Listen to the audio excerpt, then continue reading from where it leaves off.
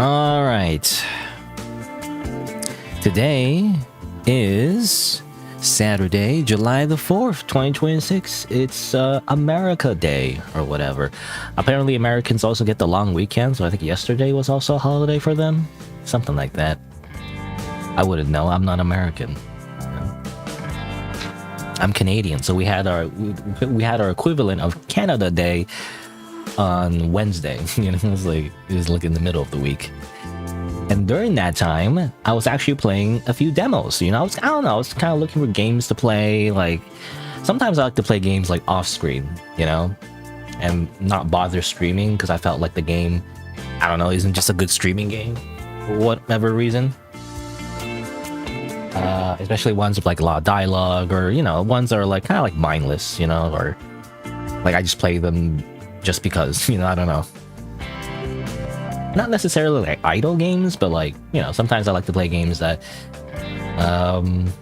just kind of kill the time, I guess. I don't know. But when I was like going through the games I was playing, especially, during the summer sale, I think it's still going on, right? The summer sale is still going on. I came across this game. And I was like, oh yeah, I remember this, because I wishlisted this game like a long time ago. I think even here it says like after 3.5 years in early access. Remember how I ranted about games and how like games in early access, I'll just never buy them, until they're finished? Well, guess what? This was done after 3.5 years, as it turns out. And apparently it came out in November 2025. So just last year, beginning of this year, almost, basically. And I didn't notice that. I didn't notice it actually was finished. And so while I was like looking for games to play, I was like, oh, you know what? Actually, let me go back to this game and see what it's like. Because I remember seeing this game a long time ago. I don't remember what drew me initially, but like I think it was because the idea of like it's like a choose your own adventure. It's like this. Apparently, it's some kind of game where your choices matter. That kind of thing. And it's like kind of like not super hardcore, but it's like a challenging RPG, right? I've since played the demo, and it's like basically like it's not just turn-based. It is kind of turn-based, but you also need to like pay attention. You do like these little QTEs, essentially, kind of like Super Mario RPG or something like Paper Mario, but it's more involved. You have to dodge or block, I guess, in order to survive fights, right? So I don't know. I don't want to overuse the word, but like it's reminiscent of like a Souls-like. It's like you have to actually pay attention to the fight. You can't just mash buttons, or you can't just like press the I win button and then you just win. You actually have to like do something that's active, I guess, in the mechanics in order to like win, right? And like in a fight or something. And I like that part, and like the art style I think is pretty good for the most part. It's furries for some reason. There's even like a big old furry anime girl, which I don't know if you call it anime. It's very anime-ish. I don't know, it's funny that this guy is drawn like, I don't know how to describe it, but like, the whole snout thing, basically. But then she's just an anime girl. Like, come on. She's just Amy Rose from like Sonic or something. I don't know, but I liked it overall. And apparently, when I see reviews, people compare it to like people say like it's poor quality or something, like the graphic style is like poor or something, or like, it's comparable to like an RPG Maker game. And I've played tons of RPG Maker games. I don't know. I feel like this is kind of different from RPG Maker games. Like, it doesn't look like an RPG Maker game to me personally, because I played so much of them. I feel like it's like in a different engine. I don't know. You start to notice like assets being reused and flipped. When you play RPG Maker games. And I felt like, at least when I played the demo anyway, it didn't feel that way. It felt like a different engine. So to me, it felt so kind of fresh. And yeah, when people say like the graphics are bad or something, like I don't understand. Like what do you want? Do you want like GTA 6 or something? Because to me, in my mind, despite GTA 5 or 6, whatever, being for some reason the most like iconic like hallmark of like video games are, like I don't find them graphically interesting because it's just based on real life. The graphics are just real life, and it's like that's boring. Just go to like Google Maps or something. It's like or like go outside, touch grass. Like, you know, that's not interesting to me. What's more interesting is like a world that doesn't look like real life, and it's like a fantasy world, you know. and kind of reminiscent of like, you know, JRPGs or whatever, you know, that kind of thing.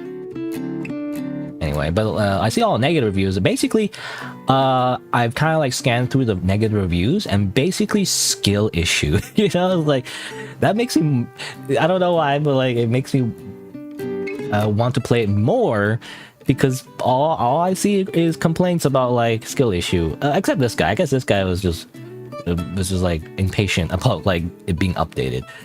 Well, that's fine, because I bought the game after it's been released rather than buying it when it's in early access, motherfucker.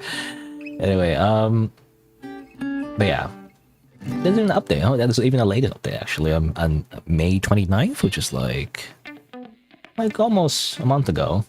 A month ago and a change, I guess.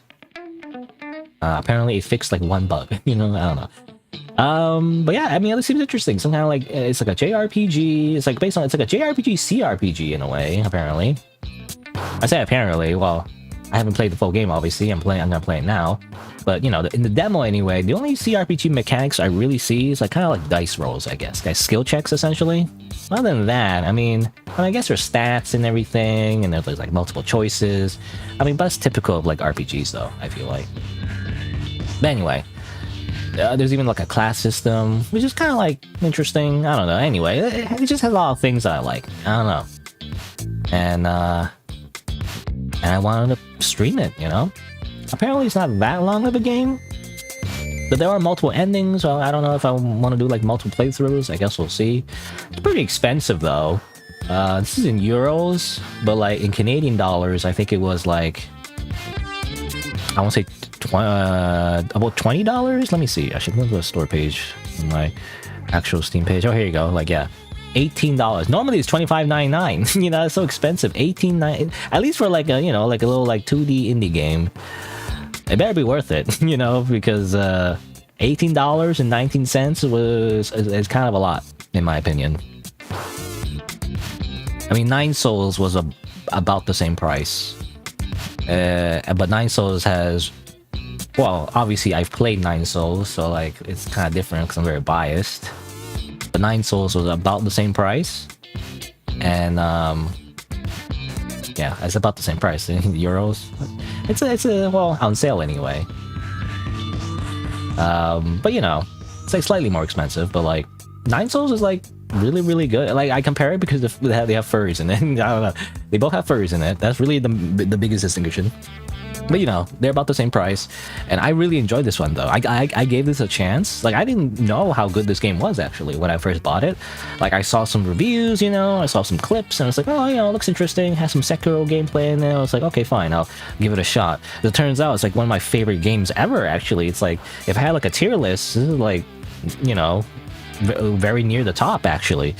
So I really like this game. But I gotta say, you know, for the price, it's like I feel like it's worth it because like the animations are amazing, the game design for the most part is very tight. Obviously the actual like game itself, you know, the core combat mechanics are very like it really appeals to me.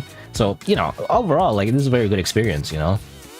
The music, you know, like just in general, the entire experience felt like very professional. And like, even though it's indie, it's tagged as indie, you know, and everything, I feel like the people who make it, you know, are, you know, experienced developers, right? And artists and musicians, you know, they're like, I would mistake this for like, I don't know what the word, I guess AAA. AAA I feel like has lost its meaning, but you know, like AA, I guess, even though that's a made up word too, but you know, it's like up there in terms of budget, basically. It's a bigger budget, is what I'm trying to say. And then, of course, yeah, they've made other games too. So this one is kind of like out of nowhere, right? Because I feel like this person, well, it kind of goes here. This is Playzones. This is more like a publisher, I think. This is just some other games made by other different people by the same publisher, really. Yeah, I played the demo for this one. I don't know. I don't know if I want to go back to it. I'm not sure. Anyway, but that's all to say that this is kind of like, again, out of nowhere. This is like one person, I'm pretty sure. Maybe like a handful. I don't know. I'm not entirely sure. I have to see the credits, I guess. But I feel like it's just a very like traditional, like it's just one guy, like Toby Fox, you know, indie developer, and it's like not the highest budget in the world, you know. So I don't know. For the price, I feel like it's a little bit overpriced in my opinion, but who knows, maybe it's the weirdest game ever. I do want to try it out, and I guess we'll see what it's like. You know, again, it's interesting. I think I've seen people, well, the very few comments I could find of like the use of life, like review or something. You know, in fact, when I search for it, it's like I get other results about like the board game. You know, life. That's not the right one. But I don't know. It's just like random comments on Reddit, really. You know, some of those people find this, oh, you know, hidden gem. This person's like the, you know, this person's like the art style for some reason. Oh yeah, and this one, I remember seeing this by Object Lesson 3 months ago. You know, this guy from Redditor since 14 years has 4 karma. 4 post karma anyway, has a bunch of comment karma. How much karma do I have? You know, does it even matter? Let me compare my karma. Well, it says here, I'm logged in actually. Oh yeah, a few comments 11 months ago. I'm not very active on Reddit anymore. I mean, I think I have, yeah, 55,000 post karma and 15,000 comment karma. I post, well, I got more karma from posting than I do commenting, I guess. I don't know what that means about me, or what that says about me, but anyway, but the Object Lesson says, terrible title, and this guy says, Fibble81080 says, looks bad too, and all roles with respect to the cheap RPG Maker visuals. Disagree. You know, like, again, I played 5 million RPG Maker games. My whole channel is like almost all about RPG Maker games, really, and visual novels. And like, this does not look like an RPG Maker game to me. It's like, do you not know what an RPG Maker game is? You know, because I played so many of them, I can tell from looking, you know. And if I can't tell from looking, that means the developer has put in a lot of like custom graphics and like custom sounds and stuff like that, that make it so like, if you can't tell it's an RPG Maker game, that's probably a good game. I don't know. They put so much effort to like hiding that, I guess, you know. Looks bad too. Again, I disagree. I don't think it looks bad at all. I don't know. Again, I'm not the biggest like furry fan, you know, but like, I don't know. I like the characters. They look fine. I like them actually. I like the general art style. I don't know. And terrible title. I kind of disagree. I would say though, I feel like this would flow better if it said like the use of a life instead of use of life. It just feels weird grammar wise. I'm sure there's a reason. I mean, I guess the Japanese would be inochi no tsukaikata. You know, I guess. You see, that's very small. Inochi no tsukaikata, I guess, is the Japanese title. In fact, let me check actually. I assume it's Japanese. It's very Japanese. It's like Romaji. So like you see here, translate Google. Tech language. It says how to use your life, you know? I feel like, yeah, the use of a life, I feel like would make more sense. Instead of saying use of life, I feel like it's just a grammar problem, really. It doesn't flow very well. It should have been like use of a life instead of use of life, you know? It's like, it feels weird. I feel like use of a life, I think, makes the most sense, right? Also, hello, Helios, by the way.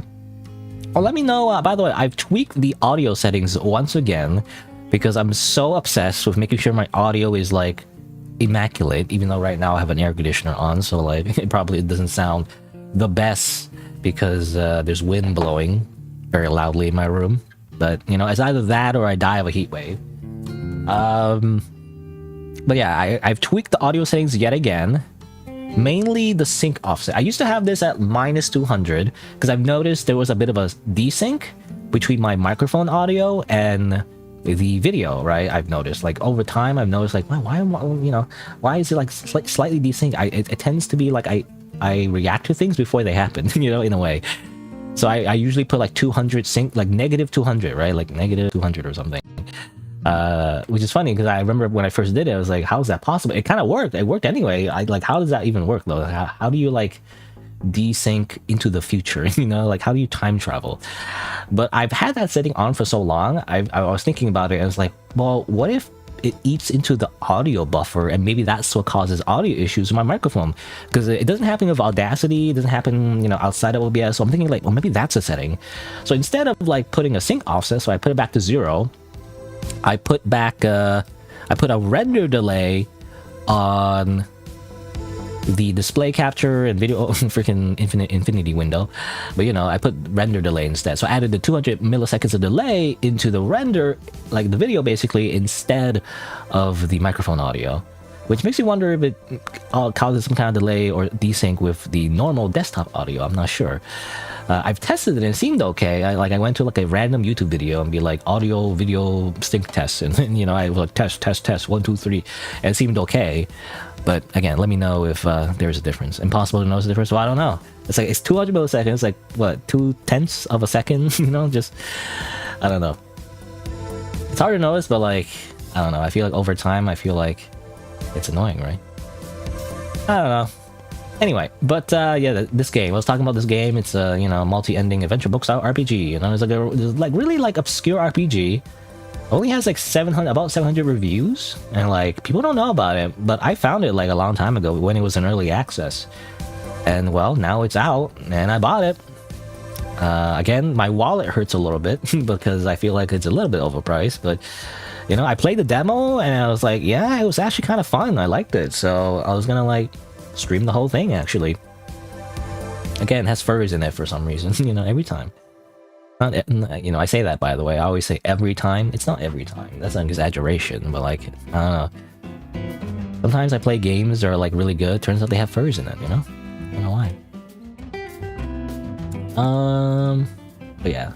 Yeah, someone says like, it's a terrible title. But I feel like, yeah, we just add an A there. It's not the worst title. I feel like the idea is there, you know? I think the point of the title means like, how do you use your life, you know, in this game, right? Like, do you use it for revenge, you know, or do you use it for getting like a minimum wage job and become a wage slave forever? You know, something like that.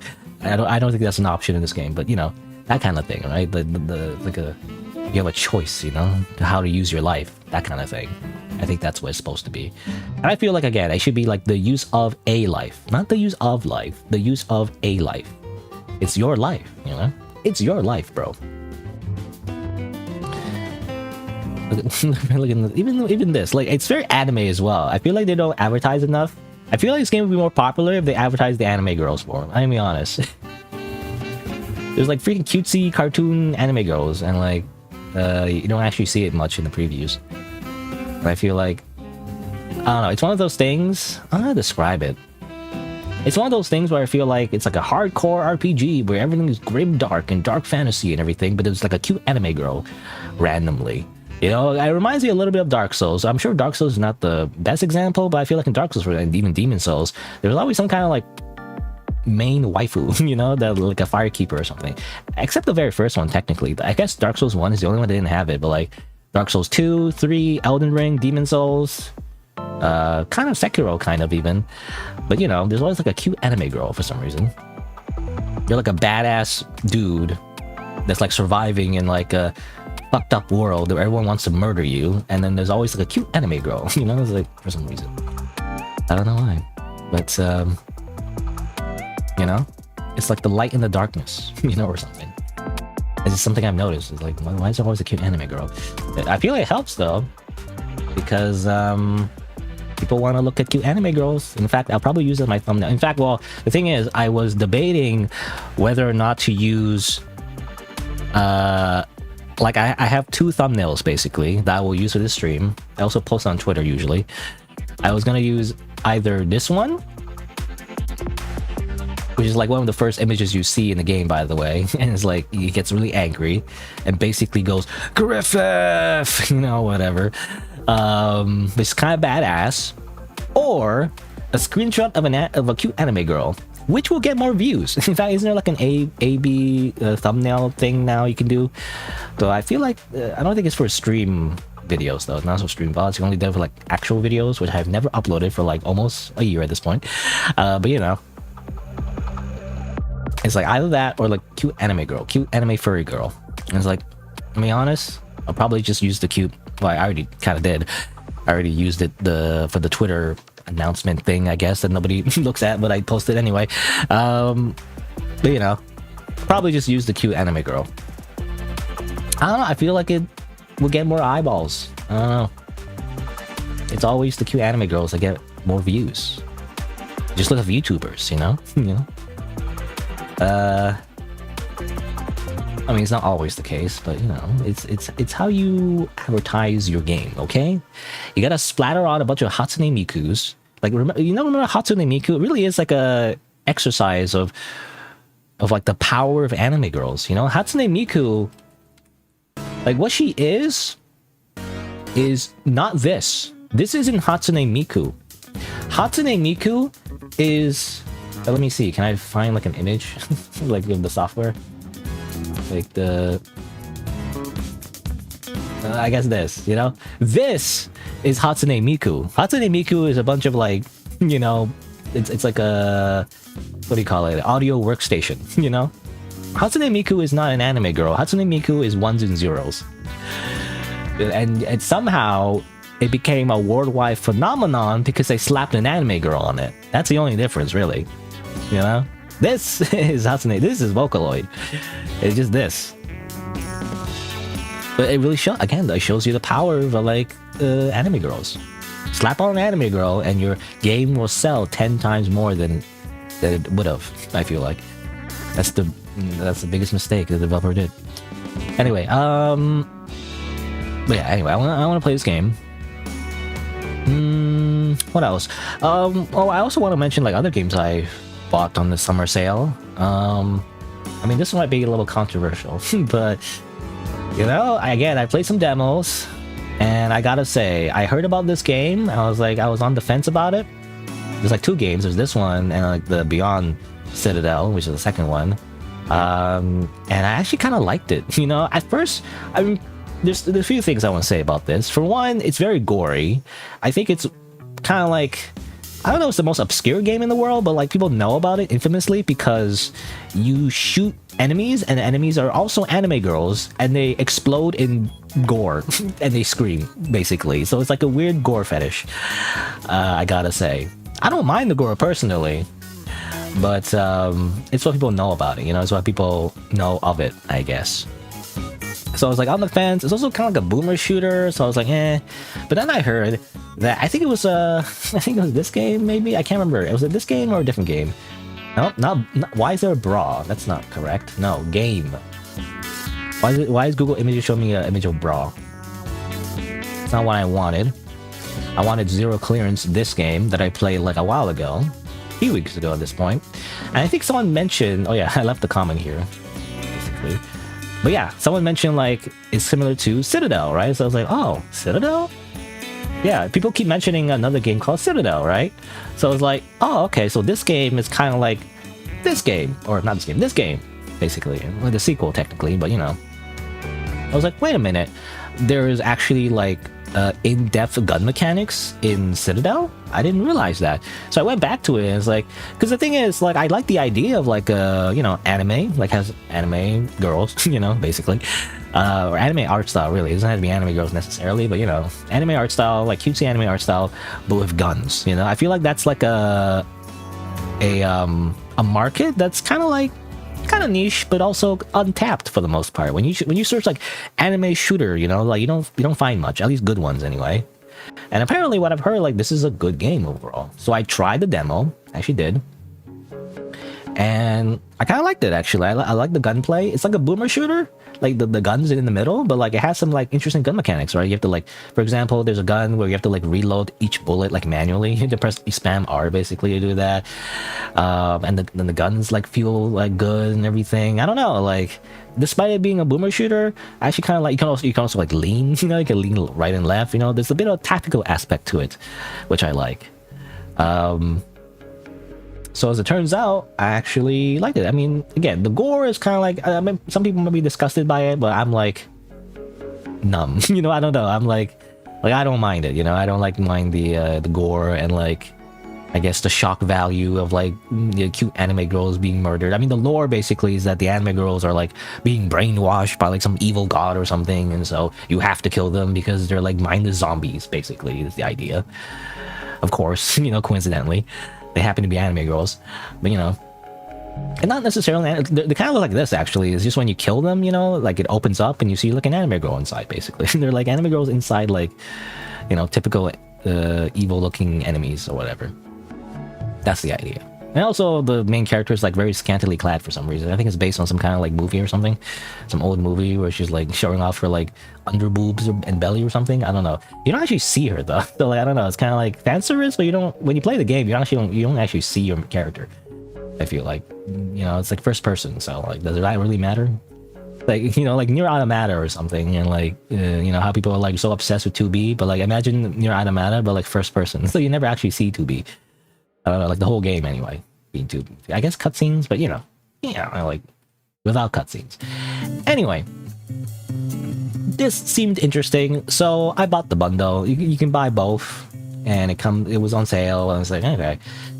Now I don't know if I'll play this right away. Maybe after this game. I'm not sure. Maybe tomorrow. I don't know. I guess we'll see. But like, depends on what mood I'm in, you know. But basically, like I might check out this game in the future because I bought it, and it seemed fun. And again, the demo. I played demo. It's like kind of fun. I liked it. I don't know. Despite the gratuitous amounts of gore, I felt like I don't know. Something about the gunplay and like the whole atmosphere felt like, I don't know, just something that appealed to me. But yeah, anyway, there's that game. What's another game I bought? I don't know.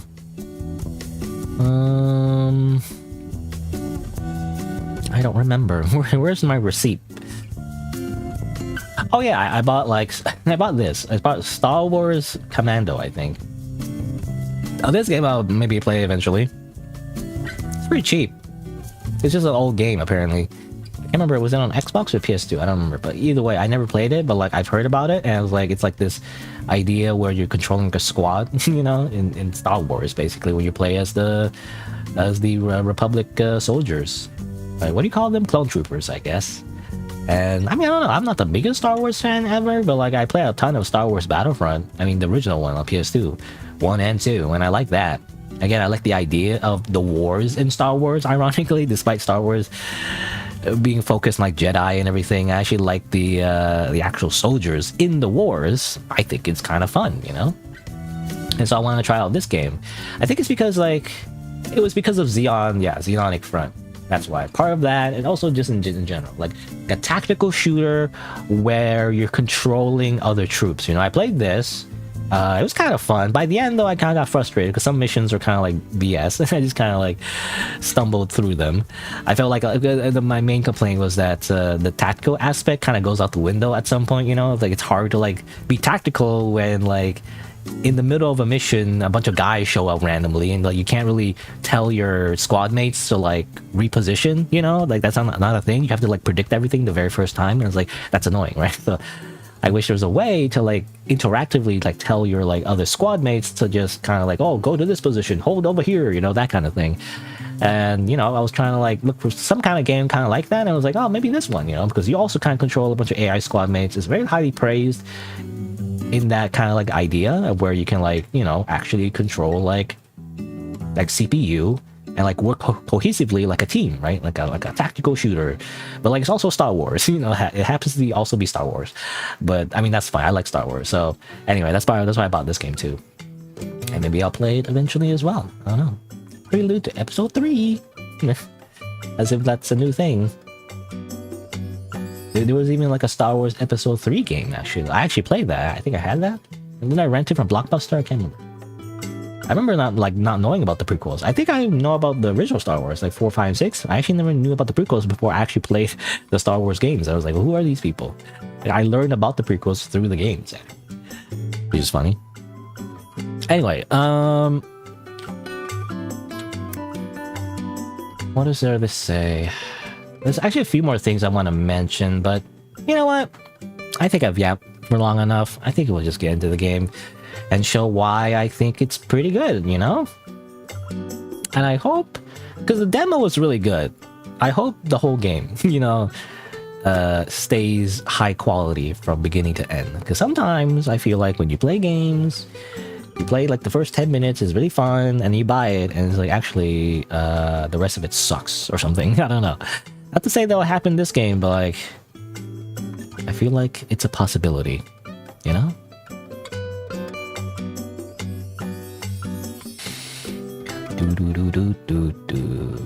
Okay, let me just pause VLC. How do I... Oop, there you go. It's being captured properly, hopefully. The use of life. Inochi no tsukaikata. Is that racist? I don't know. I was gonna say, like, is it racist to, like, read it in, like, a, like, somewhat heavily accented Japanese? Well, I don't know. It's like, what I'm trying to do, when I use my deep voice, I'm trying to, like, imitate, very poorly, by the way, I'm imitating, like, a voice actor. His name is Norio Wakamoto. You know, he's very well known to having, like, a very deep old man voice, you know? And it's like, I'm trying to, like, channel that energy, usually. When I'm trying to be, like, I don't know what the word is. Intimidating? That's not the right word, but, you know. I'm just trying to channel his energy, okay? Let's see. The game's kind of quiet, actually. Oh, I must have turned it down at some point. Testing, testing, testing, testing. Buttons, Japanese name. I guess you can use your control, too. Or controller, rather. I'm used to using my keyboard, though. Roll under or roll over? Does that matter? I'm not sure. I guess, yeah, I mean, original D&D...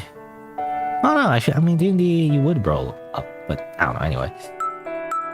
Alright, let's see here. I'm actually gonna turn down the game volume on my end a little bit. It's a good volume, hopefully. Let me change the timestamp, actually. Let's see here. Timestamp, timestamp. You know, it doesn't have a you know, often the games don't have categories on YouTube. Yeah. Especially obscure, like, indie games. Sometimes that happens on Twitch, though. I think it's Twitch. Yeah, Twitch has the category, but not YouTube. YouTube is very behind on that, I feel like. Let's see. 3430. The use... Oops, my caps lock. The use of life. There you go. My title is number... Well, the title is I Swear I'm Not a Furry, but also... It's use of life number 1, because I anticipate that I will play more of this game. Alright. The use of life. I think this seems to be shaping up to be a very interesting game after I play a demo. So I'm gonna start the game. And obviously I kind of played demo already, so it's kind of like the first part of the game. So a lot of this I've already seen, but let's see. Oh, oh yeah. You see there, I beat the game twice, actually, because it's an interesting mechanic. Well, I guess we'll see. I guess I'll explain everything right away. I guess we'll load... It's not 3? I don't know. Now it's annoying, because there's 1 and 2 are, like, there already. I don't know, maybe I'll use it in, like, a different playthrough.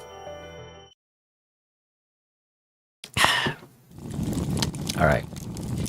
It was supposed to be a celebratory day. Is there... You were supposed to fill your father's shoes and become the chief of your village. Is there no one left? Did no one else survive? It was supposed to be your special day. Is anyone out there? Big dragon. The disaster was sudden and immediate. A giant dragon swooped down and destroyed everything in its sight. It starts from, 0 to 100, like, right away in this game. Your parents, desperate to protect their son, the new chief, died in an attempt to shield you from harm. Your younger siblings, every single one, were burnt to ashes by the dragon's fiery breath. Your friends from childhood were torn apart by sharp teeth and disappeared down the dragon's throat. The kin you were supposed to protect and lead from now on, all of them have died in despair, their screams and painful cries still ring in your ear. Shit. You're bleeding out. You collapse onto the ground from fatigue. But before you know it, a giant shadow looms above you. You know, this kind of reminds me of Dragon's Dogma. You know, Dragon's Dogma also started in a very similar way, where a freaking dragon, like, attacks the village and everything. I guess it's very, like, a common trope, I guess. Just a general, like, fantasy trope. Either a dragon... I mean, that's why it's called Dungeons and Dragons, I guess. Dragons are usually the ultimate enemy in D&D, but, you know... Some kind of, like, big bad villain that kills everyone in your village. That kind of thing. A dragon. A harbinger. Harbinger? Harbinger? Harbinger. Actually, I don't know how to pronounce Harbinger. I feel like it sounds weird when I say that. Harbinger?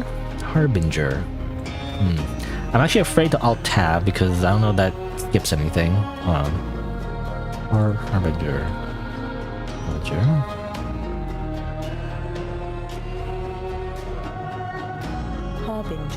Harbinger. Okay, that's how you pronounce it. Alright, let's see. A dragon, a harbinger of destruction, right before your very eyes. Why would you do this? The dragon doesn't answer. They simply look down at you and... They yawn loudly, as if bored out of their mind. You. Angered, you try to get up, but your body gives way. The most you can do is grovel and glare up at them. What a waste of time. That's all the dragon says before they take to the skies. Oh yeah, also kind of reminds me a little bit of Skyrim. You know, I guess Skyrim also starts similarly, not exactly the same, but you know, a dragon attacks everyone. And then you're like, damn, you know, I can't do anything. Dragon's too strong. Damn it. You feel your life slipping through your fingers as a wave of helplessness crashes over you. It's so cold, so dark. You've had a tough but peaceful life, but now it feels like it was all just a dream. Am I gonna die?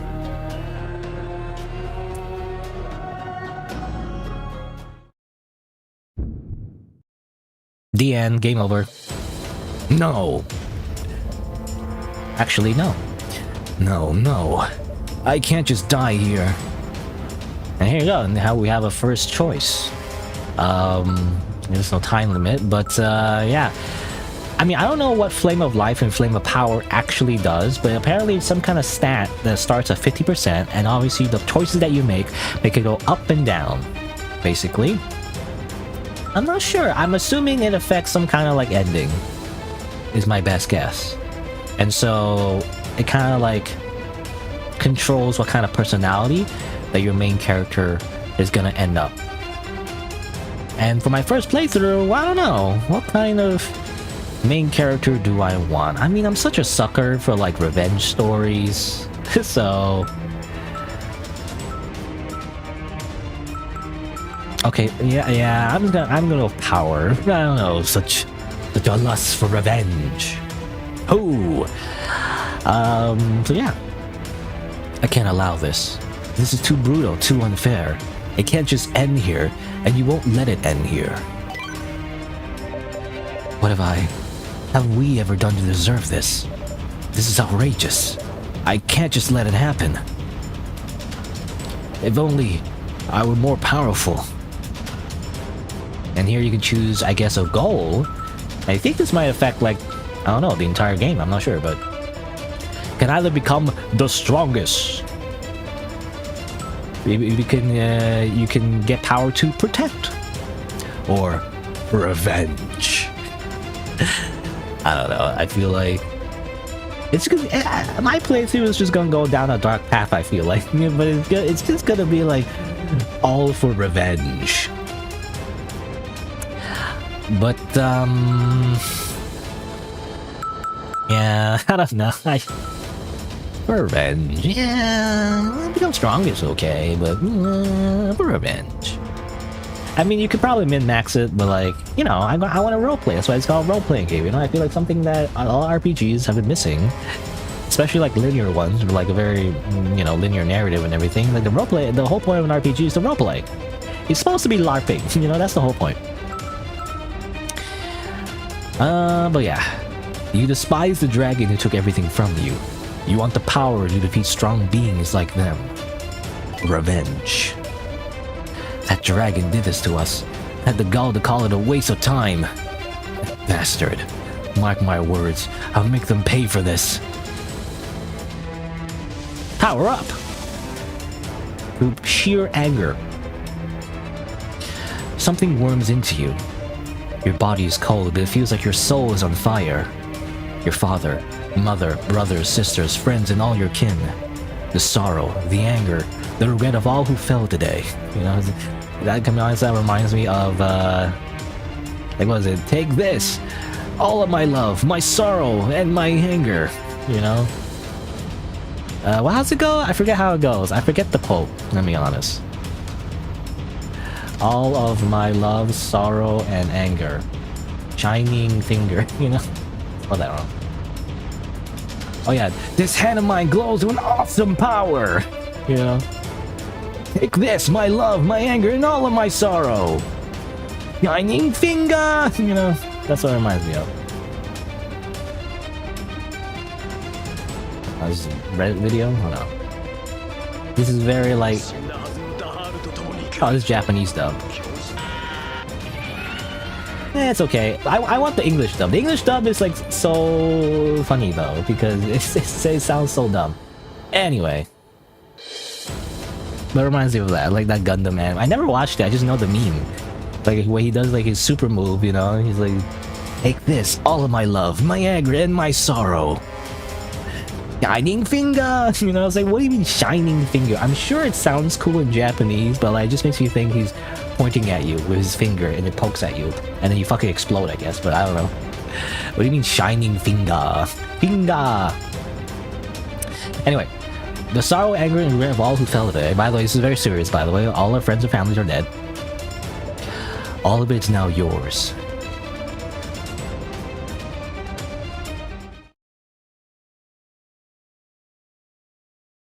Difficulty settings.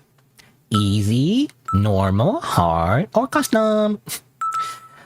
When I read the reviews, a lot of people were complaining about hard. And I'm like, well, let's stick to normal then. You know, just play normal. Or you can even customize it if you really want to.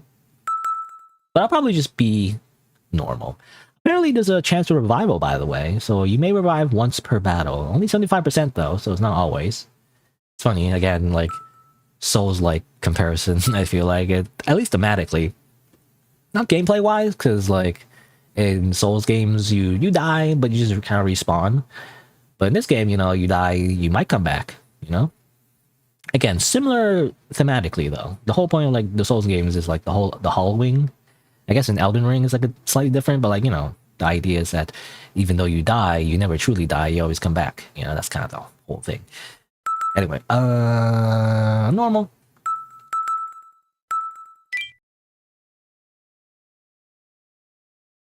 Just play normal. I feel like normal is always balanced.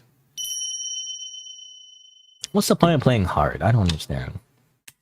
Unless it changes, like for example, if there's a boss fight and it adds like new moves, you know, like I mean specifically in some kind of action or action-oriented style game. Where the boss actually has like a third form, you know, I guess kind of like Nine Souls actually, sort of. Well, I guess it didn't really have hard mode, but you know, like it actually has like a third form or like a secret boss, you know, that kind of thing. Like it's a whole like new content. Then yeah, then I'll consider hard mode. But usually hard mode is just bumping up the numbers, so like it's unfair. You know, that's kind of the point. You know, it's like that doesn't feel like difficult. It just feels like artificial. You know, you're just making it like harder, not because like you're seeking a better challenge. You just arbitrarily, you know, making everything take longer because you bump up the health points of the boss, you know, or like, you know, that kind of thing. Or like it makes it more unfair because they just one-shot you because their attack is like, you know, over the top, you know, that kind of thing. When it's just numbers being better than you, it doesn't feel satisfying, right? It's more satisfying to overcome something through like your skill, you know, rather than just having more stats. Anyway, that's why, at least for most RPGs, you know, hard mode doesn't appeal to me. Anyway, hey you, get up already. I can tell you're alive. Past the fog of your consciousness, you hear a voice call to you from afar. Wait, you're alive, right? He's not gone yet, right? The voice is trembling. It sounds like they're panicking a little. I don't want to be alone in a place like this. Come on, wake up. You get shaken around violently. You open your eyes. Where am I? You wake up in a moldy room. It's cramped and the only exit is barred off. You seem to be in some kind of cell. Here you go, here's Amy Rose. Yeah, I don't know, she just looks like Amy Rose. I guess because she's pink, but, you know. You're finally awake, you know, you got caught crossing the border just like us and the thief over there. By the way, I always forget the Skyrim quote. What's the Skyrim quote? So you're finally awake. Skyrim quote. I always get the quote wrong.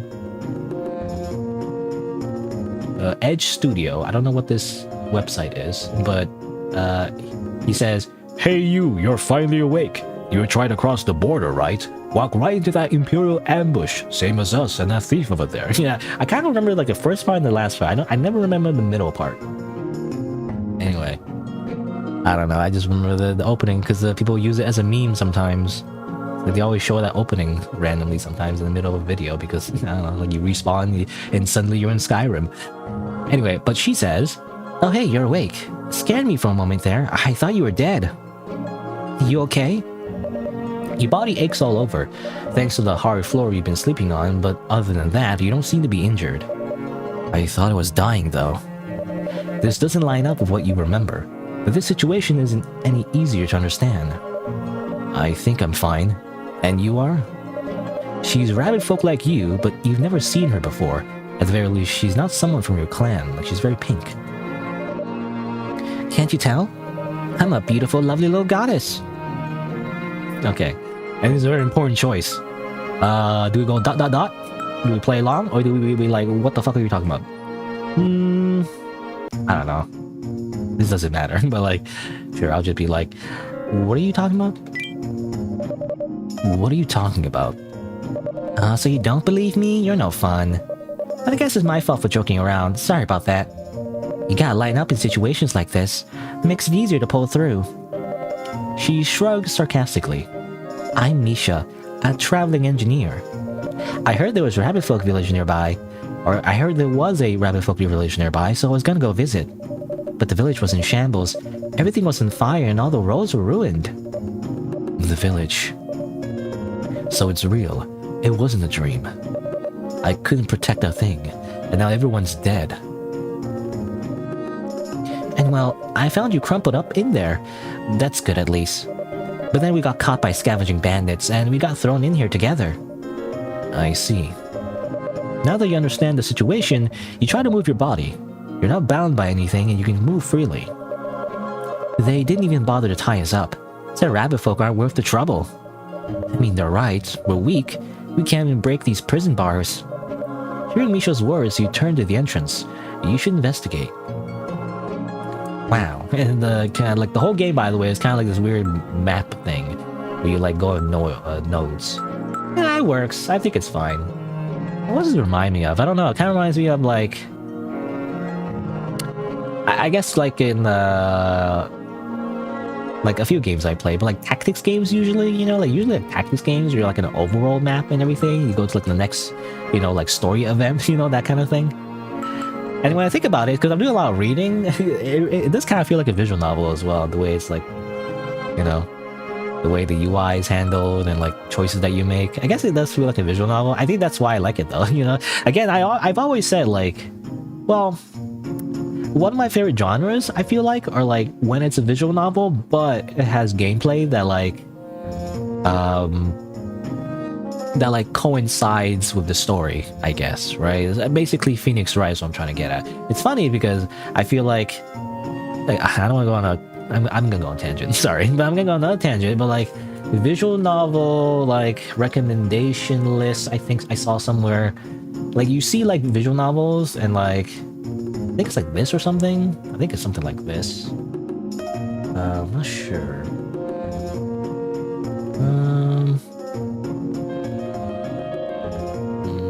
Well, it's kind of like this, but like I don't know if it's like, it's not this one.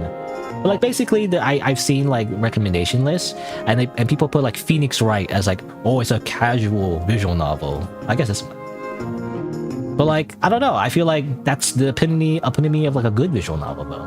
When there's actually some like mechanics in the game that makes you feel immersed in the actual visual novel, right? It's not just reading. You know, I don't know. I see it though. Oh, what? Imager is not available. Tab maybe? What? Still not available? Come on, I can't open this. I can zoom in, but obviously you can't read it. But you know, I think I saw Phoenix Wright. I saw a thumbnail right through there. Phoenix Wright Ace Attorney. It's like for some reason like, you know, one of like beginner or starter recommendations. So I guess it's changed. So this one is more like, this is different actually. This is like based on genre. So actually these are all visual novels with gameplay. That's interesting. Pigs Right, Danganronpa. I also see definitely a lot that has basically porn in it, but you know, whatever. That's kind of like the origin of visual novels. So a lot of them started off as like indie games, essentially like indie visual novels sold through like basically like doujin conventions, you know, or whatever. And often the way they would sell their games is to add fucking porn in it for some reason. I don't know. They just shoehorn in sex, but you know, sex sells. So like, I don't know. I'm kind of a like, I can take it or leave it kind of person, but like overall, I don't really want hentai in my stories. Because I don't really like sex scenes in general in stories, even TV shows and movies, you know. Isn't it just kind of awkward when the main character is just rolling around in bed with their love interest? And usually it happens in Western movies, and often it's actually not in like animes, often in like freaking like, you know, normal, like, I say normal, but you know, like American, you know, European, whatever, like Western movies. There's always some kind of like sex scene, and the main protagonist is always running around in bed with their like love interest, and they're like faking sex because they're not actually having sex, they're just actors in the movie. And so, but it's just kind of awkward though, like what does it add to the narrative? I don't know. Anyway, they always have to add it just because. The bars are worn down from many years of use, but they're still too sturdy for rabbit folk. While you investigate, someone approaches you. But yeah, that's all just to say though that you know, visual novel-esque type games with actual mechanics where, you know, you actually interact and actually, you know, you feel like you're like you have like a choice, I guess, or I don't know what the word is, but you actually participate, rather, like you feel like you're actually participating in the story and you're not just like an observer. I think it's like one of the best genres, I feel like, and I feel like it's not really done a lot or not done well, you know. I don't know. I feel like this game even is kind of, it feels like that a little bit actually, and that's probably why I like it, you know. Anyway, but here's the evil guy, evil bat guy. Is it like a bat? I don't know. It's like a bat, or does it have wings? You bunny, still alive in there? How are you feeling? Terrible, I bet. The jailer grins from ear to ear as he speaks to you. He's obviously ridiculing you.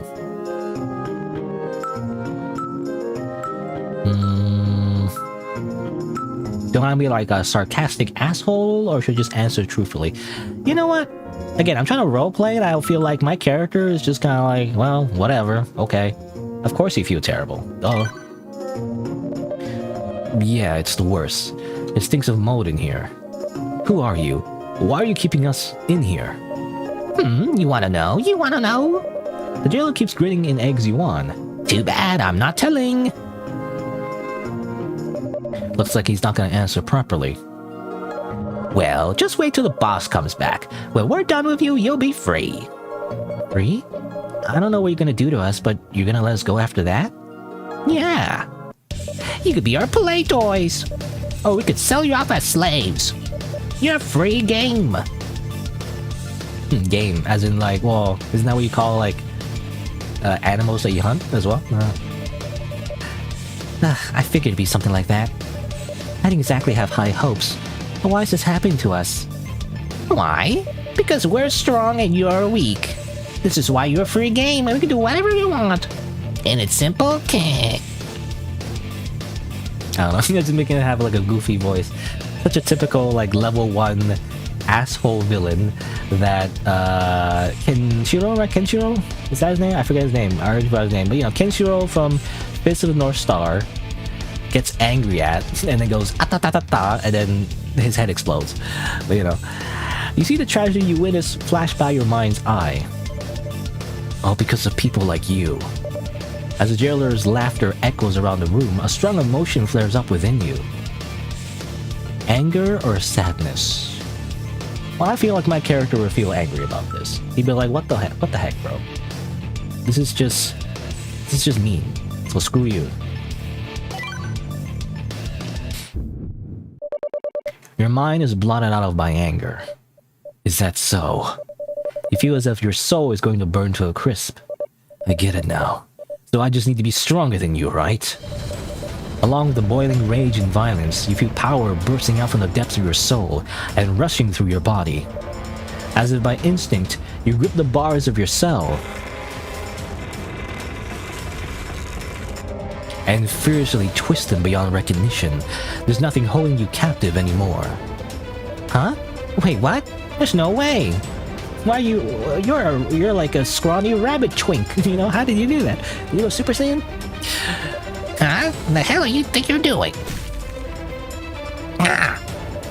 An unrabbit-like punch connects with the bandit's gut, and you snatch the sword from the groaning bandit's belt. Rabbit... Well, isn't it like a rabbit punch like a real-life punch? Is that what it's called, or is it called something else?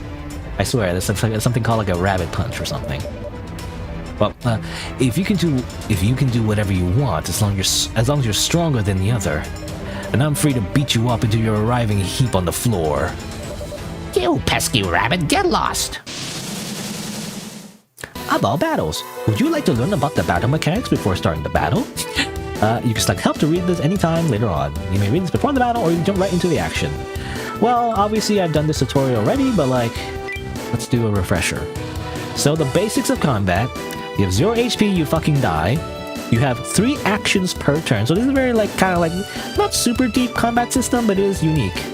So you have 3 actions, and they're shown on the bottom right. Can I show my mouse? My mouse is not showing up, but whatever. Yeah, you see there, and then there's also CP. What does CP stand for? Is there an unfortunate acronym? But anyway, sword skills require CP, magic requires MP. CP and MP recover every turn, so don't worry, recover them as initial CP, max MP, and your initial CP will increase with your level. And there's also weaknesses, of course, kind of like Pokemon, or just, you know, obviously just RPGs just in general, so that's obvious. Dodging and guarding. So this is very important. I think this is what makes the game unique. Not the most unique mechanic in the world, but like I feel like, again, I feel like a lot of games just don't implement this in a way that's interesting, you know? So basically there's dodging, you can time it, you know, I don't know, something about it, it's like, it just reminds me of like, kind of like Souls games, but it kind of reminds me of like Punch-Out. It also reminds me of a game that I made a unofficial English patch of, which people should play. No, it's not this. Why do I, when I search siblings game, it just gets top from the Vandy lately. Which I actually got a, well, maybe not today, but I was gonna mention it because there's an interesting like a blog update that came out of it, but anyway. But this game is what I'm trying to say. You know, I think it's the name. You know, maybe it's the name that what causes people to not find this game. But it's this, you know? It reminds me of this. This is also kind of like a turn-based kind of game, but you kind of parry basically, and I guess you can dodge too. I guess you parry and dodge in real time. You know, it's more like Sekiro-like turn-based game, which I found really fun, and that's why I spent so much time trying to do like an unofficial English patch, just so that maybe people, at least a few more people, can find it and play it. You know, it doesn't really need an English patch, you know, because I feel like you can play most of the game without even understanding the story necessarily, because it's not much of a story. It's like very small, very short. But you know, I feel like I still did it anyway because I liked it so much. You know. At least this guy, Hotbox 1, you know? At least that guy played it, you know? I think a lot of people have played this so far. But, you know, I feel like this is like a really good game. And that's why, because it reminds me of this, I think this mechanic, I think is interesting too, you know? It's like turn-based, you know, dodging system. I think it's good. It's more about dodging than it is about parrying, though. I think there is kind of like a parry, but I don't know, later on you get a better parry, but like, you still take damage, you know, when you guard. But anyway, but basically, yeah, you go up, down, left, depending on the attack. Sometimes there's unguardable attacks where you have to dodge. You can't guard no matter what. But you can guard other attacks by pressing right. So I guess the biggest like advantage of guarding is that you don't have to worry about like which direction, because if you miss, then you take a lot of damage. Now there's also unavoidable attacks. I actually never seen this yet in the demo, But apparently, yeah, you can't dodge this. You have to guard. But I feel like that's the same, right? You still have to press right anyway. You have to just it's a QTE, you know. You just press the right button. That's all. But I feel like the biggest difference as well is that you can actually see, you know, which direction. In Siblings, you know, the game I just showed, you actually don't see like which direction the attack is coming from. You just have to time it, you know. You just have to notice the attack pattern. I mean, just like in Sekiro. But yeah, damage reduction, you take less damage in the center. There's guarding and just guard. Guarding is much more generous, but you still take damage, even if you do a perfect guard, you know, which is annoying, but whatever. But I guess that's the point, right? It's like more risk, more reward.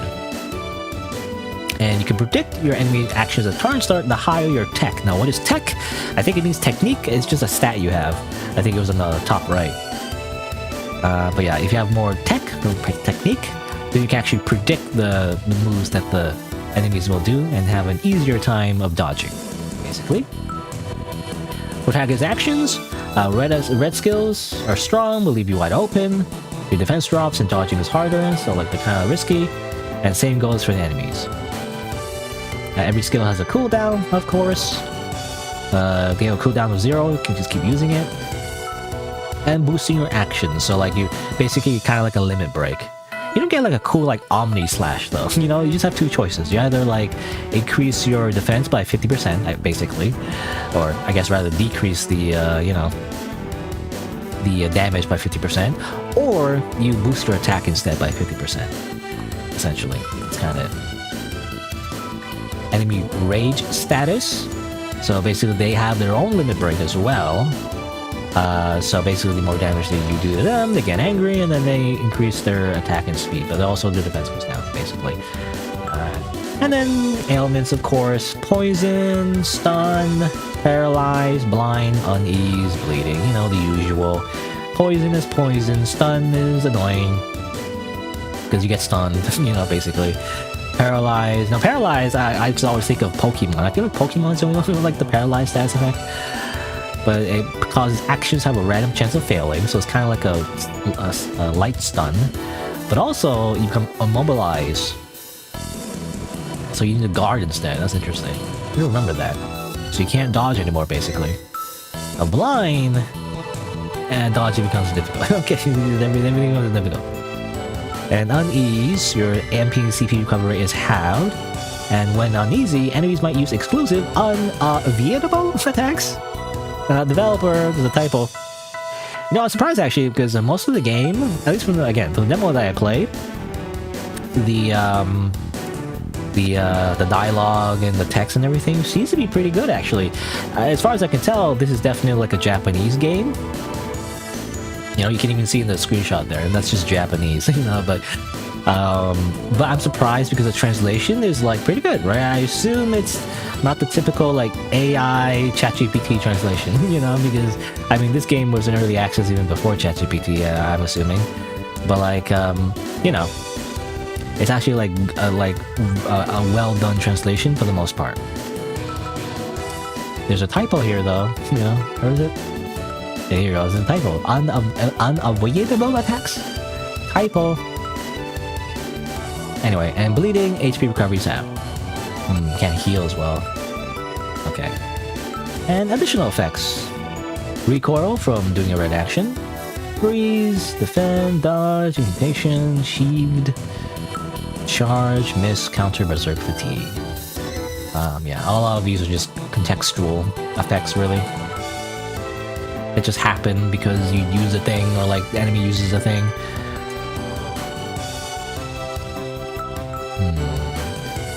Dodge. Your defend and dodge are, well, I guess we'll see. Right here. So you have, yeah, items. You can use items. You can use sword effects, or use magic, or use techniques. You change a weapon, and defend and dodge. You know, when I first played the demo, I thought these things, like when you press defend, you press dodge, I thought they would last the entire turn, but actually it only lasts one action. So they're kind of sucky, you know, they're not that good. They only use it for once. So I feel like they're not worth it unless the enemies can do like a super move, I guess. So really, I guess what all we can really do is like, I don't know, use a bit of magic. The game did mention MP does recover, right? I think it's what it said. I don't know. And then let's do double edge. And then let's slash. Sure. Oop. Okay. Graze. Okay, still got hit, but like not as much. Okay. There you go. Perfect. See? Now you don't take damage at all. I like that. I don't know. Oh, I wasn't paying attention. Damage for no reason. God damn it. But I like that, you know? I like the fact that you actually have to participate in the battle, and if you do perfectly, well, you just never take damage, right? Your skill actually plays a role in the game itself, kind of like Dark Souls. And that's the main reason why I like this game. Kind of like, again, Super Mario, but like I feel like not a lot of games take advantage of that. Except maybe one game. One of the latest games that got popular, right, was Expedition 33. People always talk about this game when they talk about, oh, a turn-based game that, you know, is good. It's like modern. But you know what? I don't want to look at this guy. This guy is just a guy. He's just a guy in the grocery store. I don't know. He's just some guy. I don't know. Like, the art style is the biggest reason why I don't want to play this game. It could be the best game ever, but like, this is just a guy. This is just a normal guy. I want my characters to be either anime or even furries, you know, rather than play this game. I don't know why, but you know, it's just not unique. It's like generic. It looks generic to me. I don't know. It looks like a Skyrim mod. That's what it looks like to me. That's my biggest issue. It's not interesting. Anyway, what's the best, you know, game of the year turn-based RPG? This game. I don't care that it has 700 reviews versus the how many reviews is this one? This has like 100,000 gazillion reviews. Wrong. This game's better. Sorry. Society will not agree with me, but like, that's why society is wrong. Anyway, we did it though. I did it. Wow. What is it? What is this power? It barely feels like your own. Well, I can worry about that later. This power is what we need to escape. But let's just get out of here. I don't want to spend another minute in this hellhole. You can now access the menu. Oh. Also, hello, Toro Wizard. I'm just playing this really obscure indie RPG that I feel like has some pretty cool mechanics. And I'm shit-talking Expedition 33, you know, for no reason. I don't know. I'm just grumpy, I guess. I shouldn't compare. It's apples to oranges. And I feel like the developer of this game would not want their game to be compared to like Expedition 33. But I feel like this game is better though. It's very similar, like, you know, turn-based kind of like idea, but like it just does it way better. That's what I'm saying. You leave the cell and start walking, but the world suddenly starts spinning, and you're hit by a wave of nausea. Ugh. The dizziness goes away quickly enough, but you stumble for a few steps. Hey, you okay? Yeah, I just lost my footing for a bit. Don't worry about it. If you say so. What? I just realized I never got your name. I can't just say, hey, you all the time. Oh yeah, now that you mention it, I never introduced myself. The name's Gosh. Gosh? I shall not pronounce it. Is the E silent? Because then his name would be Gosh. Gosh. Like oh my gosh. This game was on your wish list for the longest time. I mean, same, actually. When I first heard about it, it seemed interesting, but it was in early access, and I have a personal ethical, you know, policy to never buy an early access game or like a game that's not completed. Even if it's the best game ever made, if it's not completed, you know, it's not full content, I'll just never buy it. But it came out, so like, you know what? I only learned it recently, actually, during the summer sale. I was like looking for games to play, and I was like, oh, actually, it came out. So I played the demo, and turns out I liked it. So like, that's why I'm streaming it. Anyway, the name's Gosh. Gosh from Rabinia Village.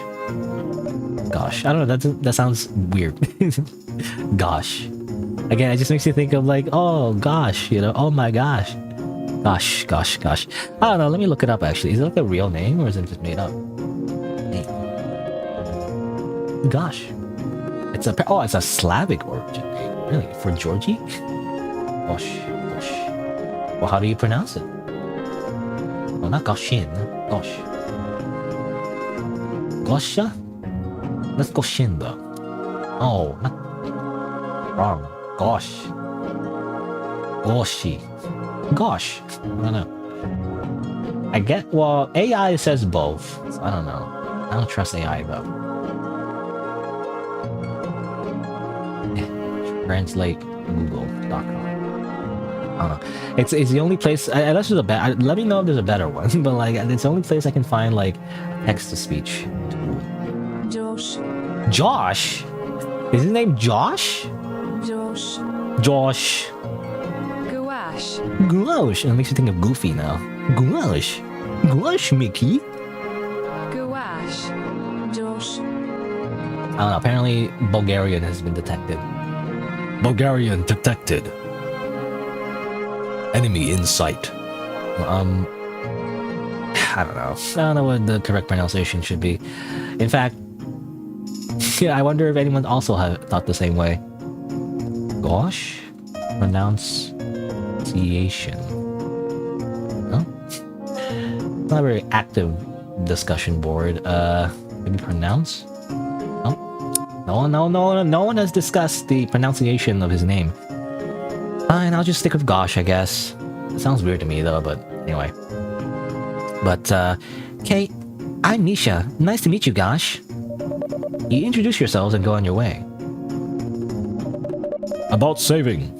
It's autosave. And refer to help menu, or help in the menu.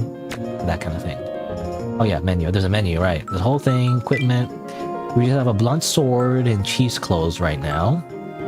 Cheap and flimsy old sword. Also kind of blunt. Chief's clothes.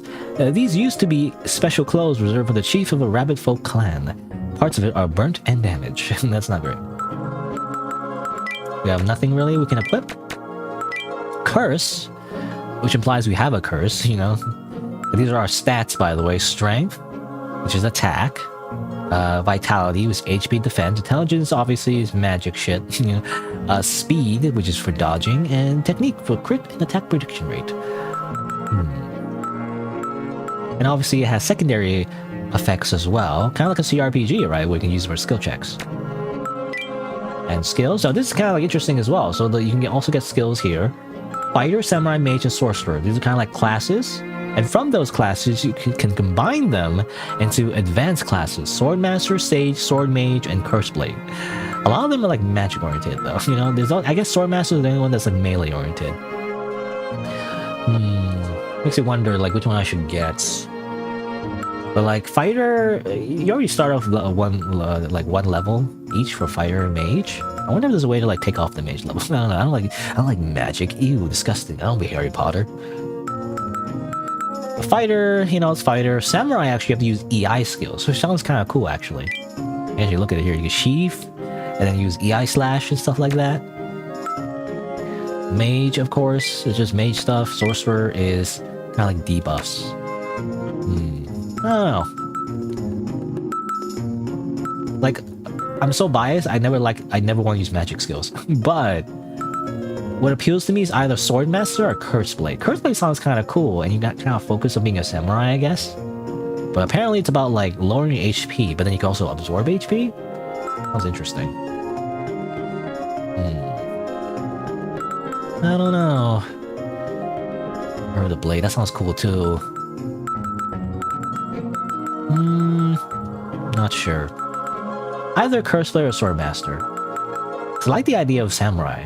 Either way, that just sounds badass. I want to be a samurai. Sword Mage? You would do Sword Mage? I mean, Sword Mage is, yeah, use special magic sword skills. So you're like a combination of fighter and mage. Which I feel like, I don't know, it's okay.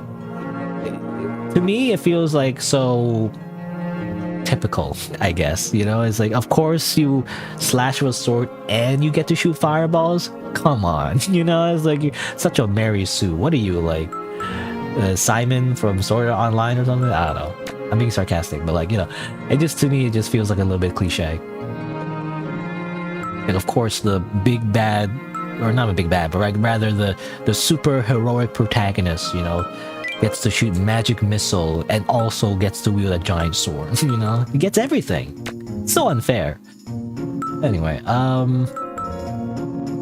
But yeah, I prefer to avoid magic stuff because, you know, I don't know. I just always hate magic. I have like a bias against magic for some reason, thematically. Even though sometimes it's like, in some RPGs, it's like, it's the most optimal route, you know? You should always use magic to like do the most damage. And I'm like, I don't want to use magic now. I don't want to like shoot fireballs, you know, and summon a giant meteor from a distance. I want to get right into the enemy's face and stab him in the eye, okay? I want to feel it's their life force leave them as they die, you know? I want to see the whites in their eyes, okay? Anyway, anyways, levels and skills. So when you gain XP and level up, you attain SP and use SP to enhance skills. You get curse XP to increase your stats, basically. And stats are like these things, yada yada yada. CP, I guess CP, I guess, is concentration points. You get more CP the more you level up. Of course, yeah, strength. Yeah, we saw these stats before. Equipment, weapons, armor, accessories, of course.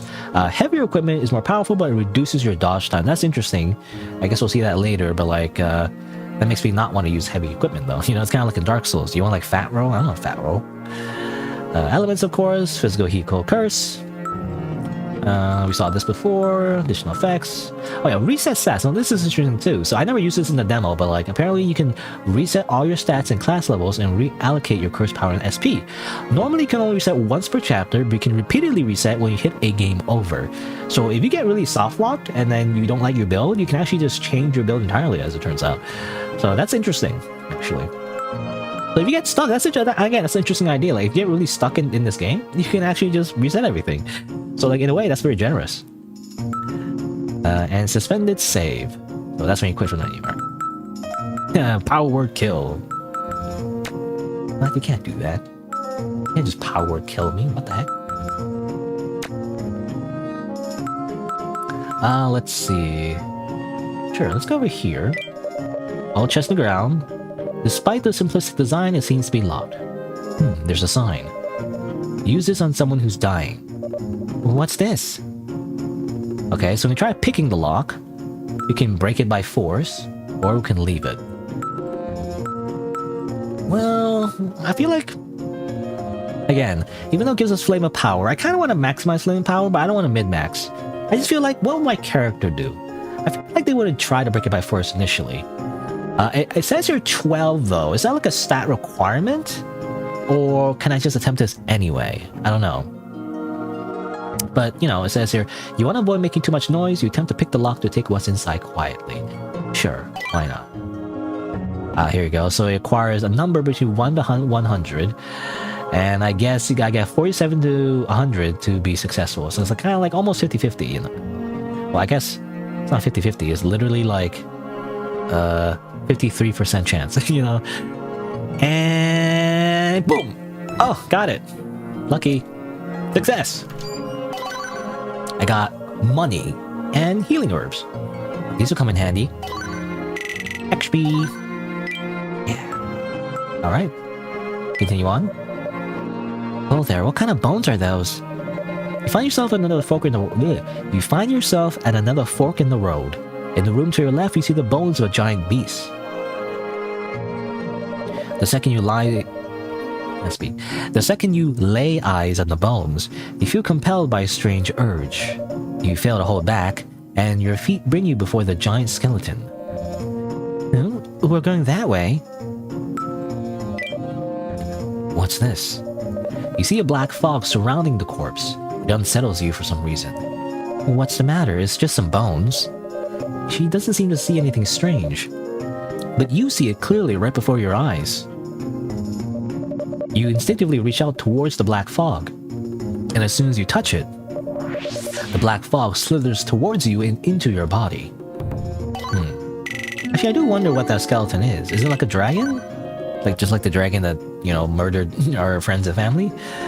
Or is it some other lesser creature? The thoughts and laments of a soul long gone ravage your brain and course throughout your body. You feel a burst of exhilaration and realize you've grown stronger. I guess we vape the black smoke. That's how you get stronger. Hey, did something happen? I'm not sure either, but when I touched the skeleton, I could feel myself grow stronger. Maybe it was the beast's lingering remorse. It felt like I was absorbing something. I'm not gonna pretend to be surprised. I mean, you broke those bars with your bare hands. But are you really okay? I have a bad feeling about that weird power of yours. I don't care. It's creepy. Well, you can't survive if you're strong, as long as it makes you, or rather, you can't survive if you're weak, rather. As long as it makes you strong, you don't care what side effects it brings. Yeah, give me power. You could be right. But as long as it makes me stronger, I don't care. It's not like I could do anything without it.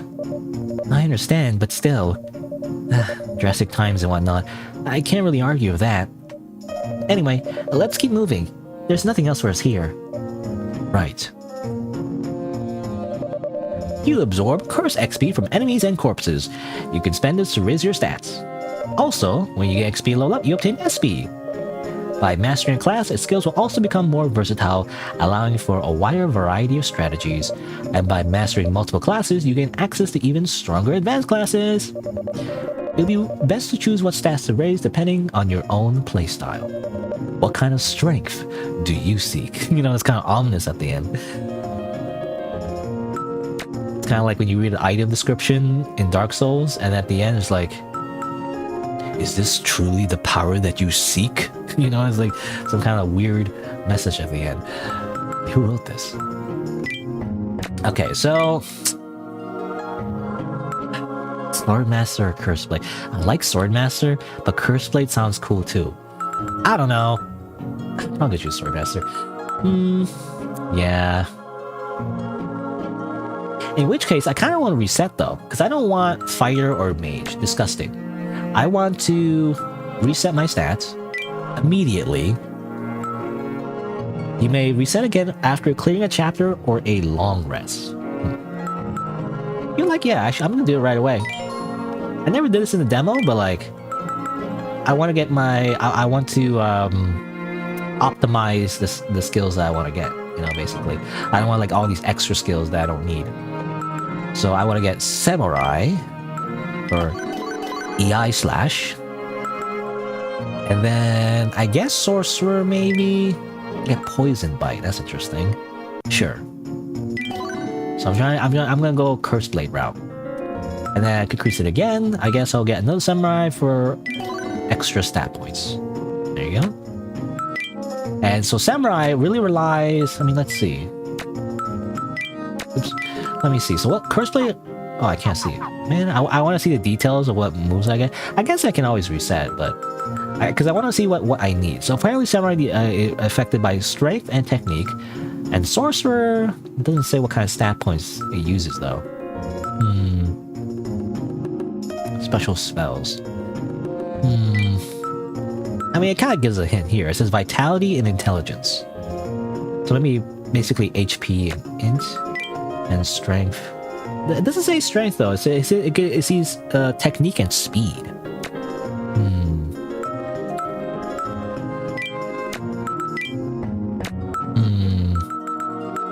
I wish I could see the details of the Curse Blade, because I want to see what kind of stats involve the Curse Blade. But I assume it's like, because I don't want to spread myself too thin, so I probably want Technique, and I probably want Intelligence and Vitality, because I don't want like Strength, Technique, and Intelligence. I feel that spreads my stats way too thin. So most likely I'll just get Technique. It says affected by Strength and Technique though. I don't know. Whatever. Probably for now, I want to get Technique. I probably want to get a little bit of Speed. And I probably want to get Intelligence. And Vitality. I'm already spreading my stats so thin. But basically, yeah, I want to focus on Technique, Intelligence, Vitality, and a little bit of Speed, I feel like. And I probably don't want Strength that much, if at all. Because again, I feel like if I spread my stats so thin, it's like every stat, you know, it's like that's yeah, I feel like I'm not building a very optimal build. Hey, can I have a moment? There's something I need to ask. What? Before we escape, can we look for my tools? They're important to me and they'll come in handy in the future. And I want to get other stuff before we leave, like a map, some money, food, of course. And that's a lot. We gotta think of what to do after this, right? Even if we manage to get out of here, we just die anyway. We don't plan ahead. Besides, that guy said their boss isn't around. I think this is our chance to look around. You've got a point. Prioritize exploration or prioritize escape? I mean, the gamer that I am, you know, I want to explore every little thing anyway to get the most XP, so yeah, let's prioritize exploration. You could just defeat whoever gets in the way. Easy. Yeah, I don't want to run away just to die. Let's prioritize exploration. Really? Thanks. I'll leave it to you, but if it gets hairy, we should still prioritize escaping. We'll figure something out. Just stay alive. Got it.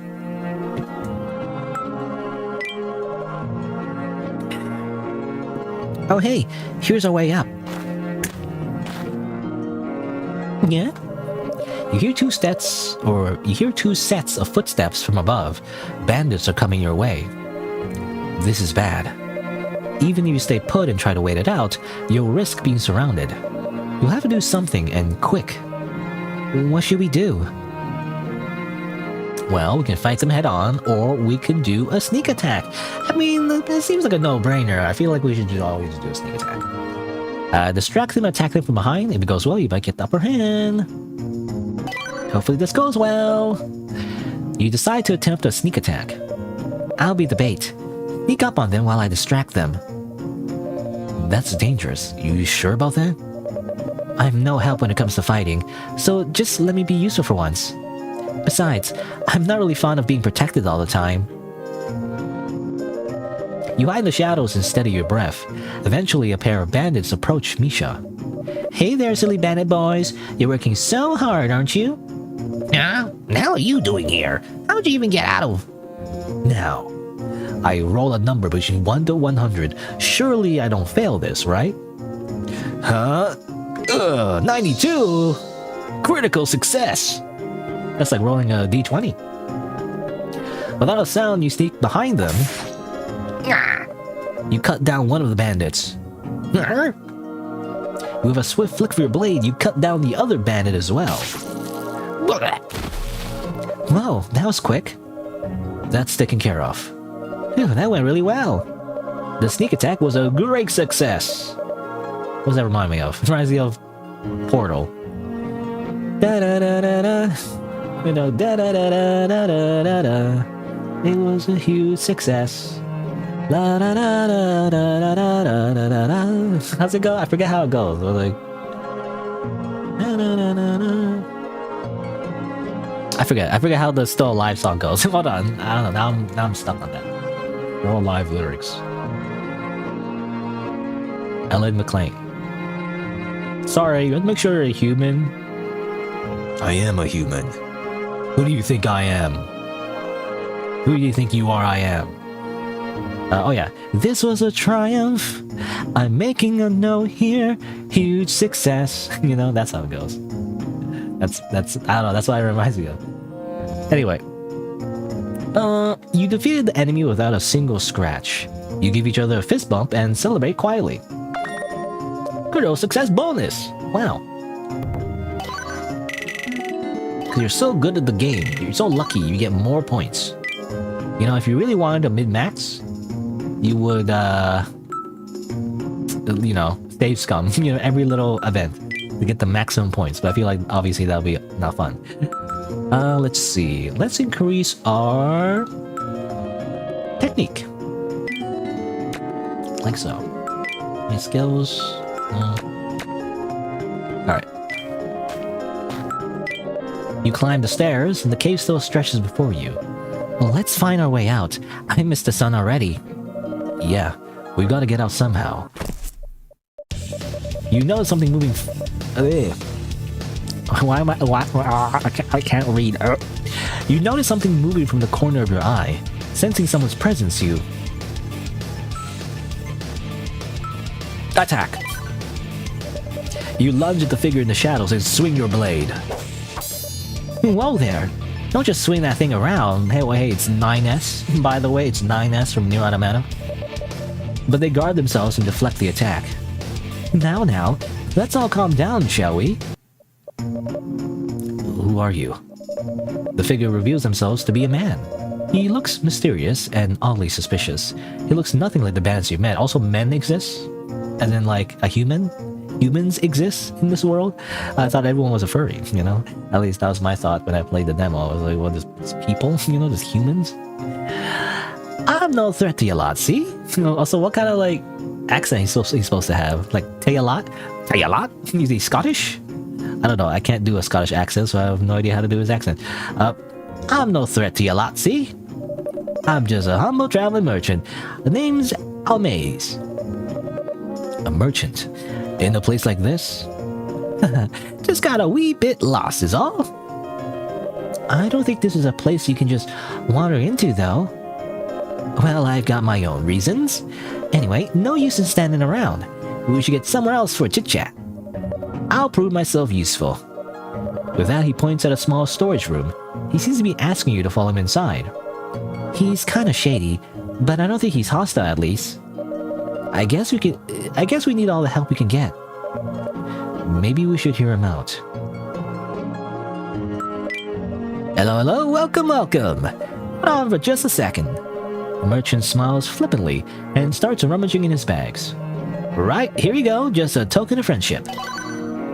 Stuff, wow, we received several items. We can have all these? Aye, all yours. Think of it as an investment. If you're still alive next time we meet, spend a good coin on my wares. Thank you. We'll take these then. Well, I gotta feed myself, so I'll be asking for money here on out. As long as you got the coin, I got all kinds of good to sell. Again, I don't know what kind of accent he's supposed to have. The way he's written, you know. How was that localized? I wonder what kind of accent he has in the Japanese version. Like, probably some kind of, like, you know, different accent. I don't know. Some kind of regional dialect. It's a regional dialect. Steamed hams? Anyway. The merchant seems friendly. He'll provide you with items as long as you provide him with money. This room also doesn't seem to be used much. It should make for a good hiding spot. You could even take a short rest here if you want. What will you do? You know, in the demo I made a mistake of resting right away, but actually it might be better to like wait before you rest. You know? But you can buy some stuff, maybe. Though I kind of want to save money, right? Because you see this like special items you get, like Flame Rondo, Hydro Robe. I mean, I played the demo, so I know like there's an item we need. You know, I guess I get this. This might be good. There's no guarantee that we'll get better armor, so yeah, I'll probably just get this right away. It'll sell stuff too. Let's talk. Why don't you escape with us? Hey, why don't you run away with us? It's better than staying in here. Yeah, if you keep hiding here, they're gonna find you eventually. How do I put this? I can get out here just fine by myself, as long as I get the timing right. It's not that I don't want to, but I've got all these big bags with me. It'd be bad if I ran along and broke something, so I'm staying put down here. I don't really get it, but that means you have a way out. Aye, that's right. But I'll tell you about another time. Gotta keep up the mystery so you're itching to stay alive and meet me again, You know, well, it's kind of like annoying because you're not telling us how to escape. You know, you're not telling us the way to escape, you know? We're stuck here, though. Anyway, why are you helping us? Hey, why'd you talk to us back there? We could have been bandits for all you know. Would it have been safer for you to stay hidden? Well, I never thought you were bandits, not for a second. Right before I went up to you, you were talking about how to escape. Besides, I saw a familiar face. The merchant turns to look at Misha. Huh? Me? Aye, lassie. Lassie. Again, I don't know. What accent is that? Who says lassie? Yeah, lassie. You're the rabbit folk engineer, Misha. I've seen you around the marketplace. I've heard that you make great tools. I sort of feel them in my shop myself. Oh yeah, that's me. It's kind of embarrassing. So I thought I'd say hello, but then you came right at me with a sword. Gave me a real fright.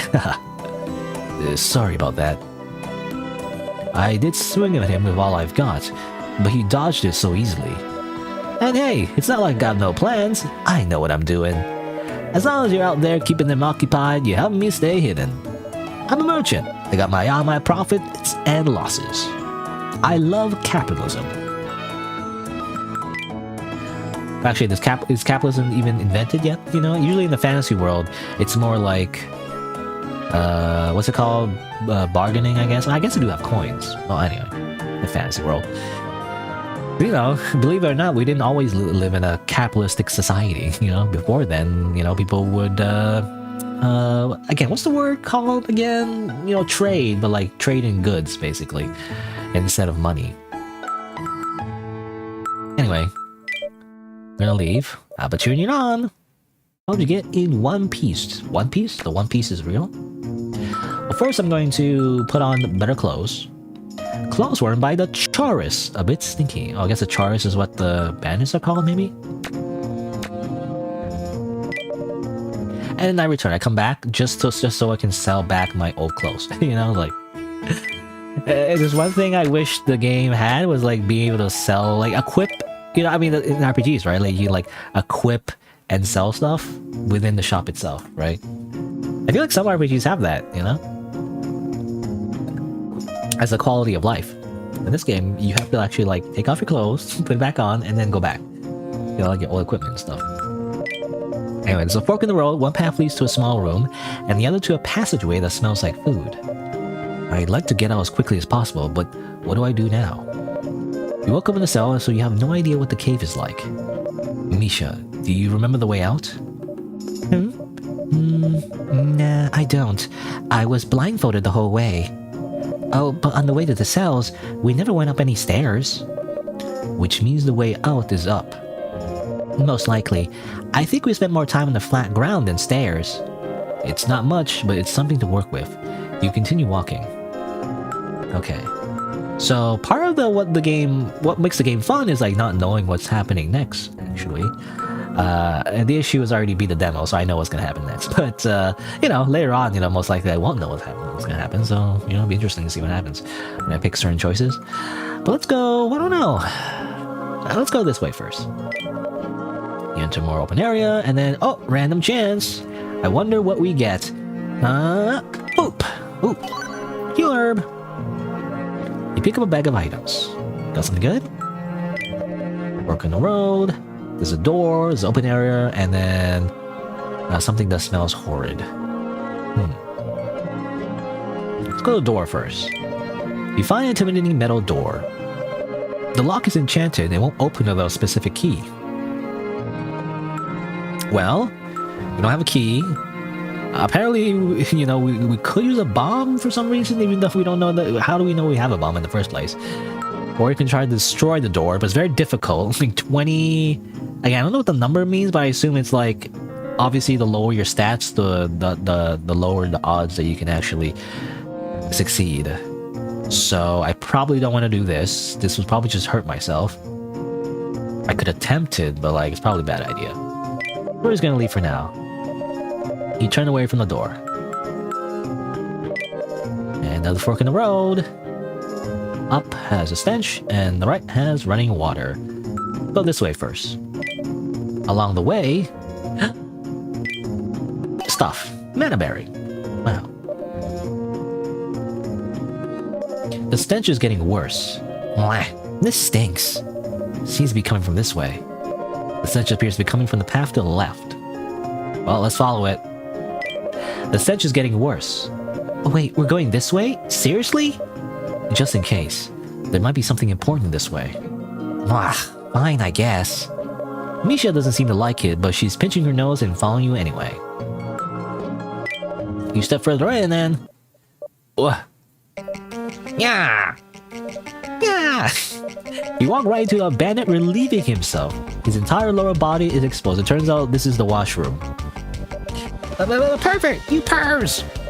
Even though he's confused and panicking, the bandit manages to grab his sword and attack you. Okay.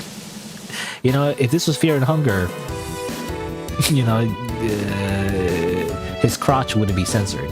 Unless you have the censor mod, which I used actually when I played Fear and Hunger when I streamed it. Alright, so let's, I don't know, let's try using our cool, like, samurai move, so you can sheathe your sword and get to EI stance. Also, you get better dodge time as well. However, when you do that, you can't do anything.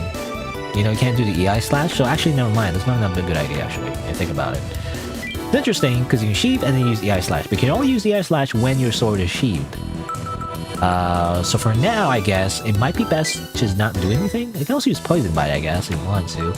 Let's just, yeah, because we see our CP, like, you know, our CP recovers next turn. So for now, we're gonna save it.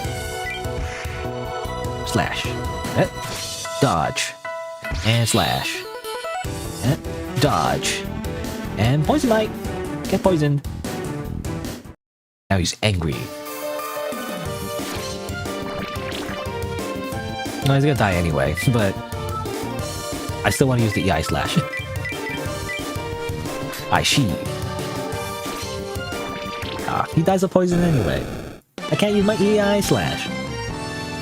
If you sheathe too early, I feel like, yeah, you're stuck. You can't do anything. You can't use a normal attack when you sheathe. So you have to, like, save your CP. Haha. This is awkward. Anyway, there's a large deep hole in the middle of the room. It seems to be filled with all kinds of waste, from food scraps to feces to dead bodies. Hey, let's get out of here already. All kinds of trash is piled up around the hole. You want to leave as quickly as possible, but you know something shiny among the junk. Of course I put my hand in the poop to grab it, okay? You give in to your curiosity and approach the shiny thing, treading over the foul-smelling trash. You're gonna get a lot of MP damage. Obviously, it's very unpleasant. You feel like you're about to throw up.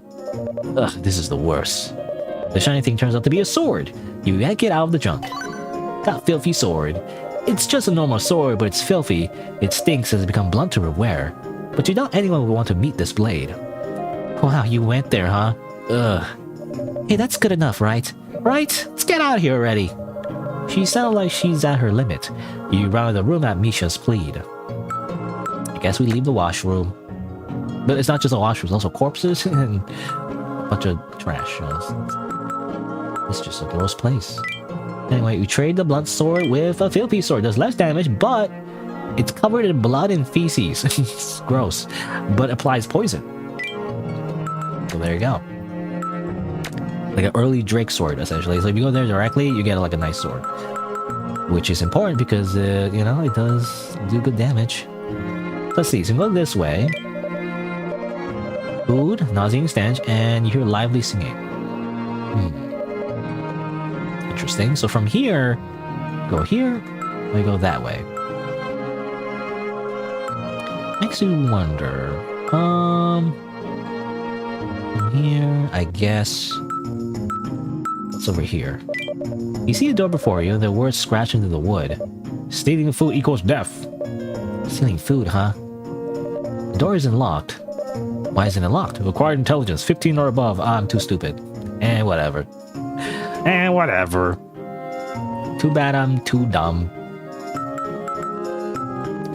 We can also go this way. Just looks back. Delicious smell wafts from the building ahead. Appears to be a dining hall. And boop. Heal herb. Pick up bag of items. So go here. Smells so good, man. I'm hungry. By the way, Gosh, what's your favorite food? Food? Let me think. He pondered for a moment before answering. Dandelions. Do rabbits eat dandelions? The flowers are best deep fried, and the leaves make a good salad. Dandelion tea is pretty good too. Dandelions? Aren't they really bitter though? I tried some before, but I didn't like it.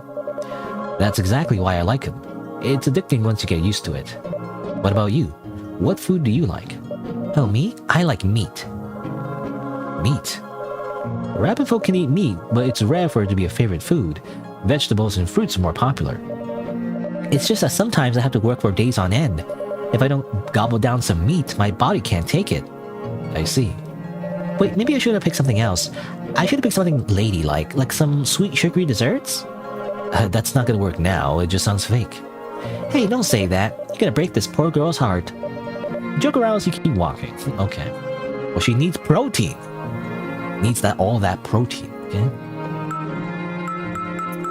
Let me see here. Well, sure, let's go in here. Let's get some food.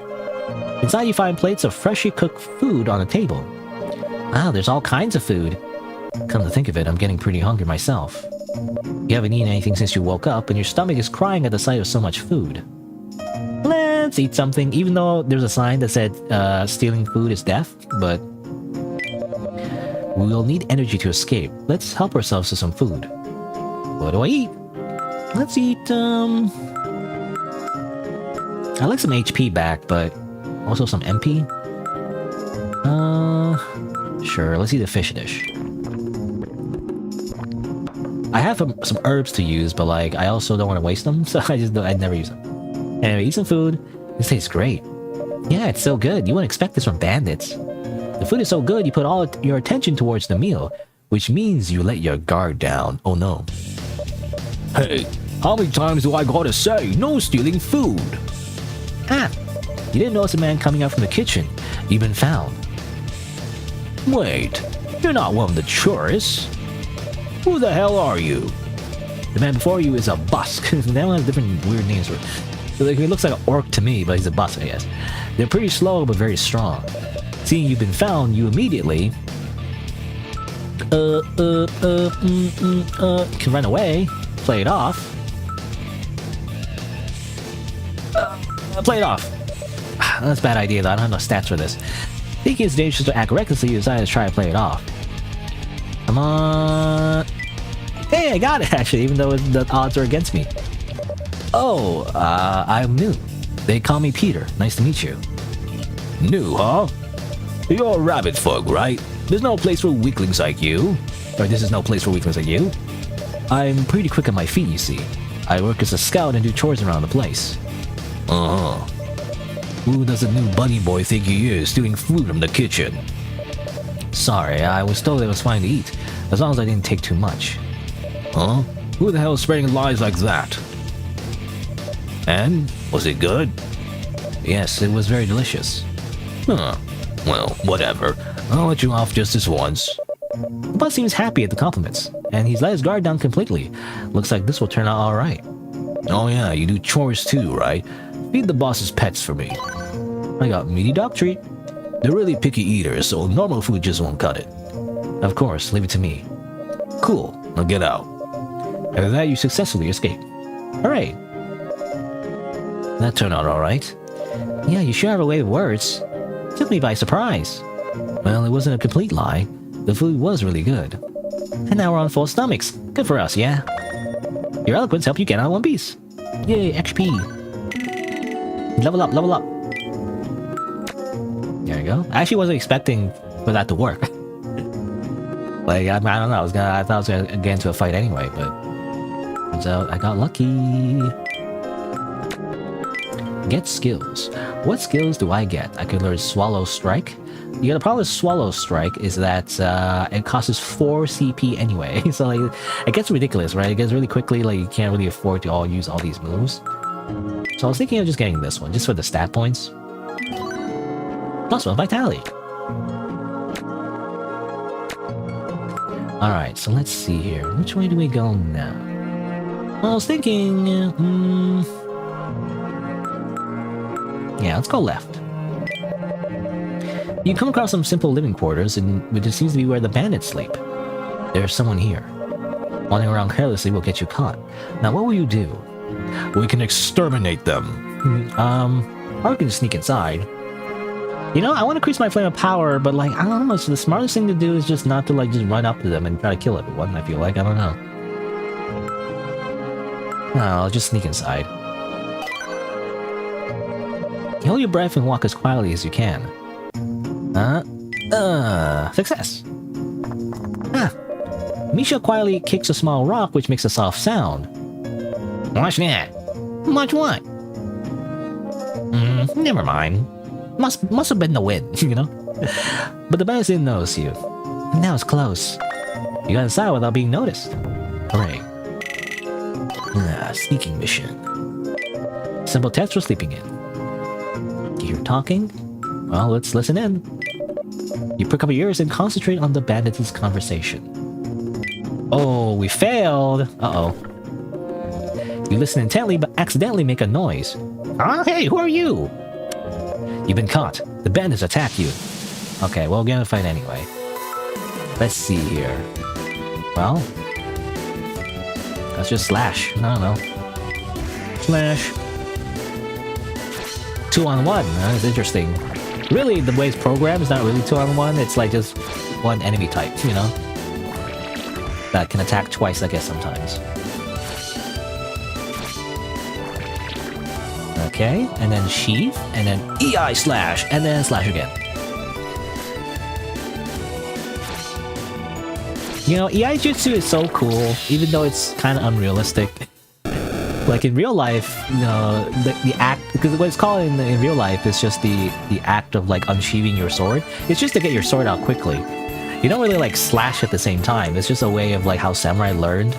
Like when they're like sitting down, you know, drinking some tea, and they're like, oh no, they're being attacked. You know, it's just a way of like learning how to draw your sword quickly so that you're ready to fight. You don't just like draw your sword and somehow you're attacking at the same time and somehow that's more powerful than like normally slashing. That makes no sense, but it's so cool. I like it. Also, my voice acting's pretty good. Well, thanks. I try. It's been 8 years of this, by the way. 8 years on my YouTube channel. Playing games where I tend to like read things aloud, which I like to do. I don't know, I've always liked the idea of being like a narrator, you know, basically. So I like doing that. So, like, you know, I tend to play games where I read things. Phew. You defeat the enemy and get out in one piece. However, you couldn't get any information. Well, let's rummage around. Let's see if there's anything to take. Breastplate. You tame the items and leave the empty plate. Left. Okay. You know, the problem, because again, I played this demo already. The problem with the breastplate, it gives you more defense, but it makes you heavy, which makes it harder to dodge, which I don't like. So I'm probably not going to use that. Let's go over here. You go by some bandits' beds, or you hear them talking. Let's listen in. Hopefully, we have 14 speed, so we have a pretty good chance of succeeding, but like 30, 100. You know, that's literally like 70%. Come on. Good. Okay, barely. Success bonus. Yeah. Hey, who's on key duty today? The guy in the tent next to us. What about it? Nothing. I just threw away my old battered sword. Bought a new one to replace it. I don't know. I think he's taking a dump or something. Well, we murdered him, so He's not home. Guess we'll ask him later. We're talking about some kind of key, and it leads to where weapons are kept. The key should be the next 10 over. Having gathered enough info, you leave. Rummage around. What we can choose. You can get money or more healing. We can get money. Money, money, money, money, money. There's supposed to be a key here. Let's look for the key. Hopefully we get the key. Come on. Okay, good. Critical success. Ooh.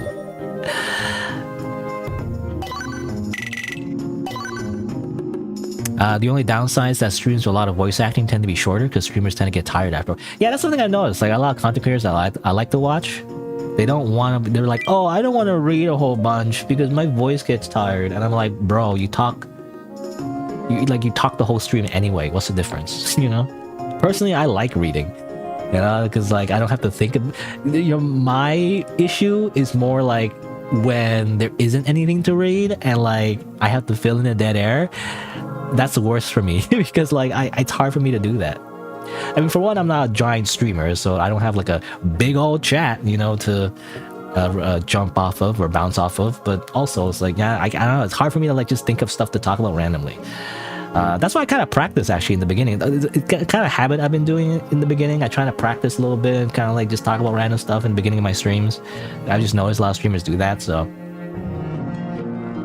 Some streamers just do that the entire stream. I don't know how they do that, but yeah, I actually like it when there's stuff to read. I don't know, it's like I'm gonna say, you know. Anyway, is this it? I got the iron key. The patterns are engraved lightly on it. I found something too. Not a key, but this could come in handy. Ooh, I need just more stuff. Okay, that's I guess the critical success. Looks like a special kind of key. It's a type of use for safes and sort. According to the bandits, this should lead to where the weapons are kept. Hope we can find a use for this thing.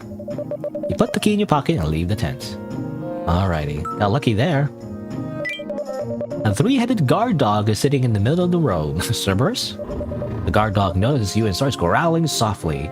Hey, what will you do? Well, we do have food, right?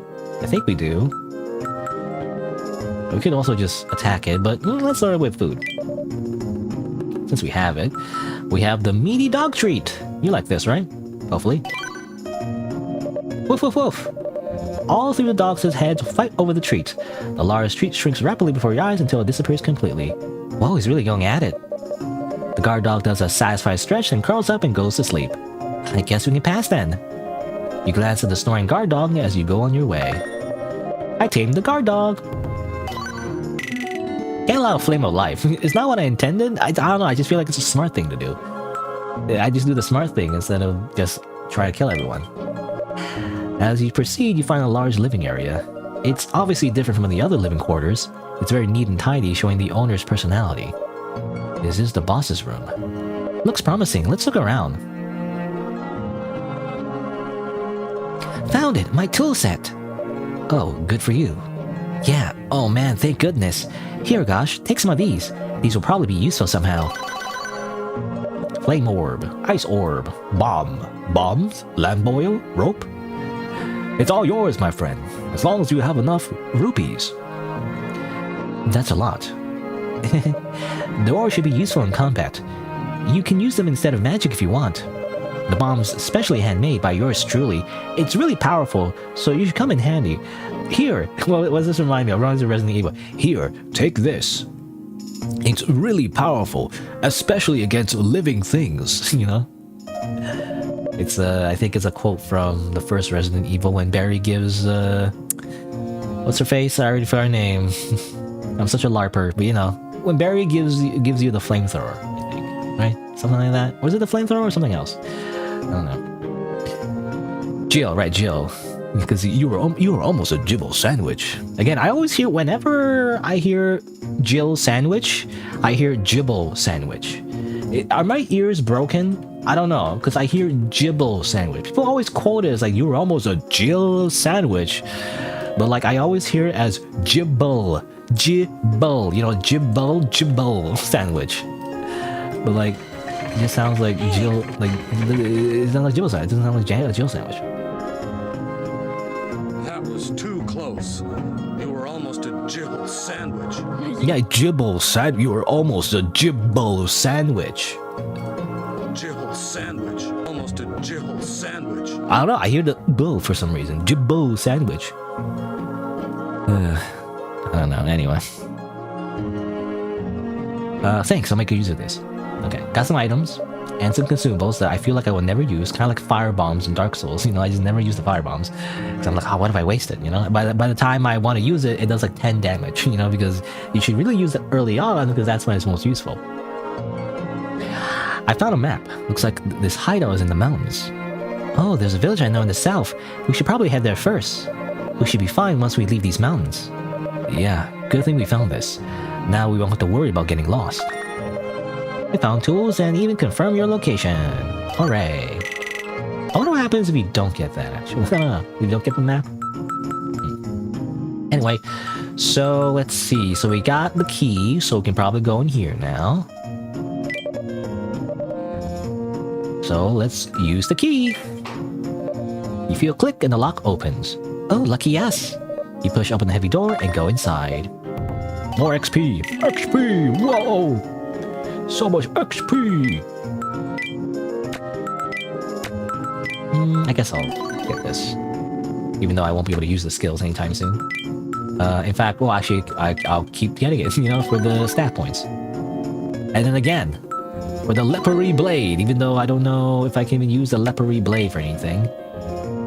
Because it's like 8 CP, you know, how am I gonna, I guess I could just like keep using normal slash forever until I get enough CP to use that.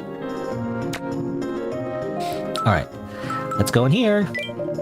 Behind the door is a room filled with weapons, armors, and accessories. It seems to be where the bandits keep their valuables. Might as well take some souvenirs home while we're right here. You should be able to get everything valuable after searching 3 times. That's interesting. So I think in the demo, if you search for like one thing over and over again, I think, I don't know if it's random chance or not, but I tend to get like a rare item. Like you don't want to like split it, you actually want to choose one thing over. It also gives you Flame of Power though.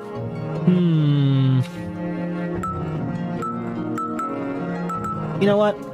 Yeah. I'm gonna choose Weapon.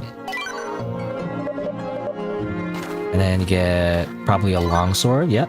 Again, I played this before, so I know. But then if you search it again, I think you still get something better, hopefully. You get... Oh, another longsword. Never mind. Okay. Come on, give me something good. I did all this for nothing. Okay, fine. I get something. I get Nameless. Interesting. There doesn't seem to be anything left that's worth our time. Let's go then. You leave the treasure room. Nameless. What does that remind me of? Isn't that like a Dark Souls reference, or am I misremembering?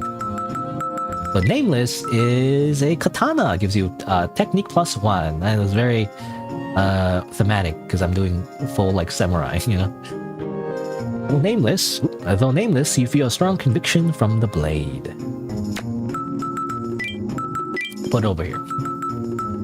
It's my Uchi katana. They're both rare. This is for like straight damage, but the poison is also pretty powerful too, so I don't know. Well, again, I do know. Because I know there's a fight coming up that I can do that will require some poison, so... Well, let's see. Let's go back here, actually. Let's sell some of the long swords that we got. Even the blunt sword, we don't need that. Even the breastplate, we don't need the breastplate. Let's see. I think that's it for now.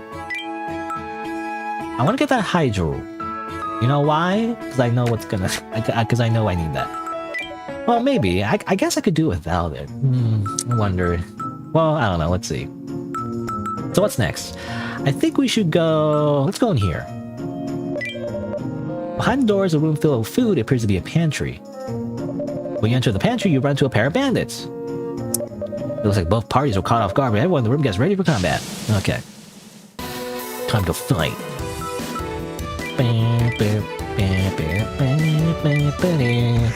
I wonder if this music is public domain. You know, I don't know.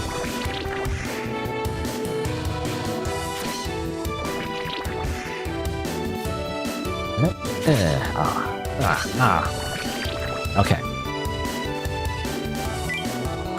Time for a sheath. And I can't do Swallow Strike. I'll just do EI Slash. I'll just do typical EI Slash. I need more CP, you know, before I can like do the cool moves.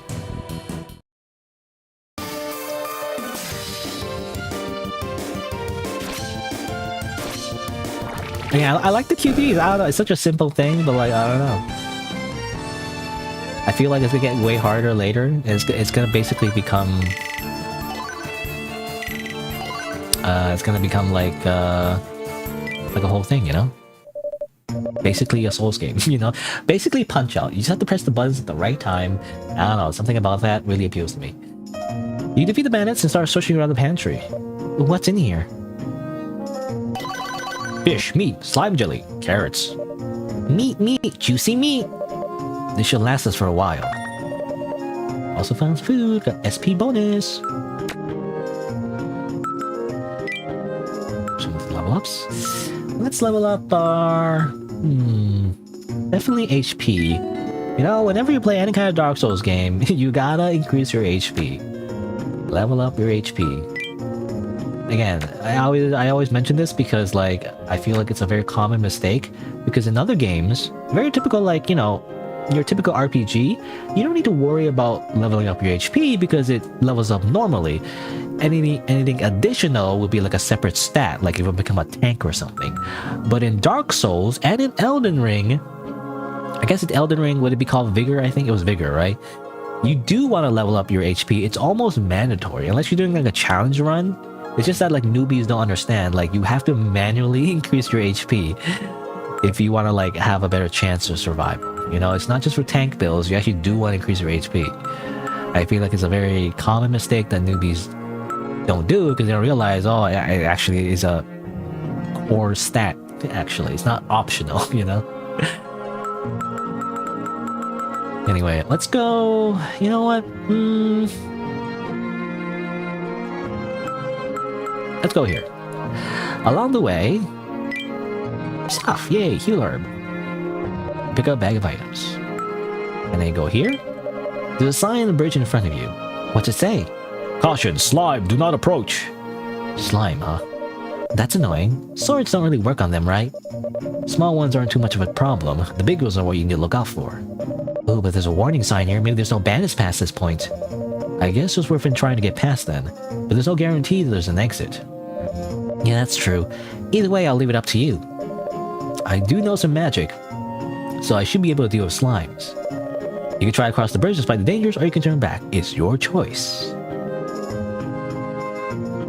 It's your choice. You can do whatever you want.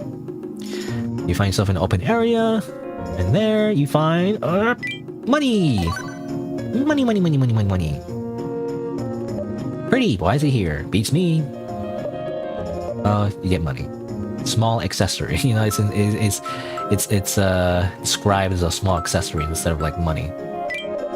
You see a three-headed guard dog and a large man in the middle of the road ahead. They'll notice as we get any closer. There doesn't seem to be anywhere to hide. If you want to get past, a battle is unavoidable. What will you do? Well, for now, I guess we'll look for another path. We don't have to fight them now. So we'll just do that. Let's go... Again, I played this, so I know what happens. Fine, let's go here. Let's go all the way around. Let's go over here.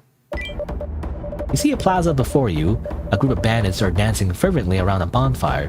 What seems to be spoils are piled on an altar behind them. Hoo-ha! Hoo-ha! Hoo-hee! Could this fervent dance be some kind of ritual? There's a lot of them. There's at least 10. It would be stupid to try to break through by force. Or you do. Break through by force. I could join in on the dance, I guess. Could blow them up. Yeah, I mean, I don't know if there's a reason to keep this bomb. I wonder if there is a reason. Toro Wizard, can I actually save this game? I think it's autosave. I think the way the game is intended to play is that you don't want to save scum. Although you can probably. It's probably a way. I think the way it works is that your checkpoint is either the last time you rested, so that's why I haven't rested yet, or like beginning of a chapter, I think, something like that. But yeah, it's like it's autosave otherwise. And I think the point, right, is to have all these events, kind of like a CRPG, right? Kind of like a tabletop role-playing game, sort of. But like, you know, your choices matter, right? You can't just like see every single choice after or before every event by making a save, you know. At least that's not intended anyway. Now you want to save scum, you know. The thing is, if you save scum and like see every single choice before what happens, you end up like min-maxing, and then it becomes kind of boring, right? It doesn't become like, oh, your choices actually matter anymore. But anyway, but I'm gonna blow them up. That probably won't look pretty, but it's for our own safety after all. We don't exactly get to complain. I'm gonna fucking blow them all up. You sell the bomb and hide. Okay, here I go. Brace for impact. Misha chucks the bomb into the bonfire from your hiding spot. Grenade! Huh? What? Everyone fucking dies. A huge explosion blows the circle of bandits into pieces. You stumble a bit at the knockback. It's even stronger than you expected. Whoa, that's strong. Gross. The plaza was blown up by the explosion, and chunks of dead bandit are scattered all over the place. You okay? Yeah, I'm fine. I was prepared for this. I'm fine. I guess she doesn't like gore. You blow up the bandits and cut open the path. Hooray.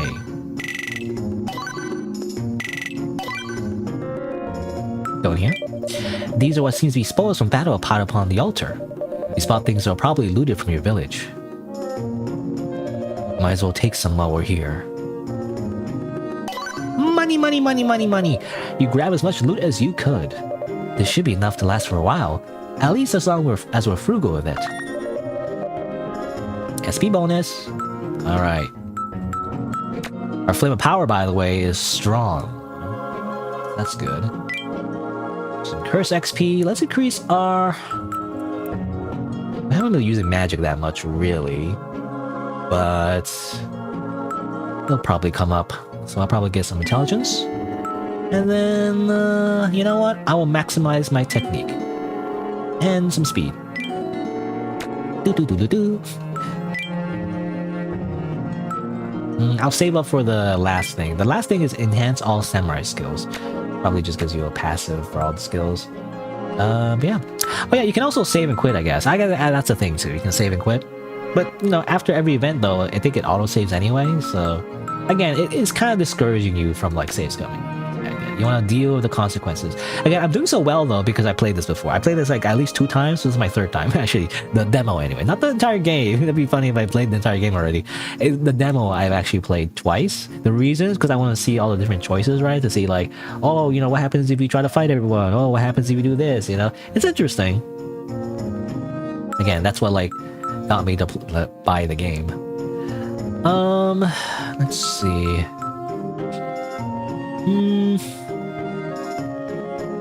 You know, the most optimal choice is actually not to leave yet. You know, actually, like you want to like go over here and like kill this guy and then rest and then go to the right. Well, okay, let's see. Let's go over here first. Yeah, the moment you try to cross the bridge, the river seems to jiggle and there's a slime. Spoilers, because the sign that says, you know, beware of slime. So how do you kill the slime? Well, first, let's try Poison Bite, and then just slash it, maybe. Because yeah, melee attacks don't do anything, but Poison will. So I feel like you get soft lock, you know, because I get soft lock if I like reset all my skills and then don't put any into magic, or I didn't get the sword or whatever. I feel like it gets soft lock, but you can use Poison. Ta-da!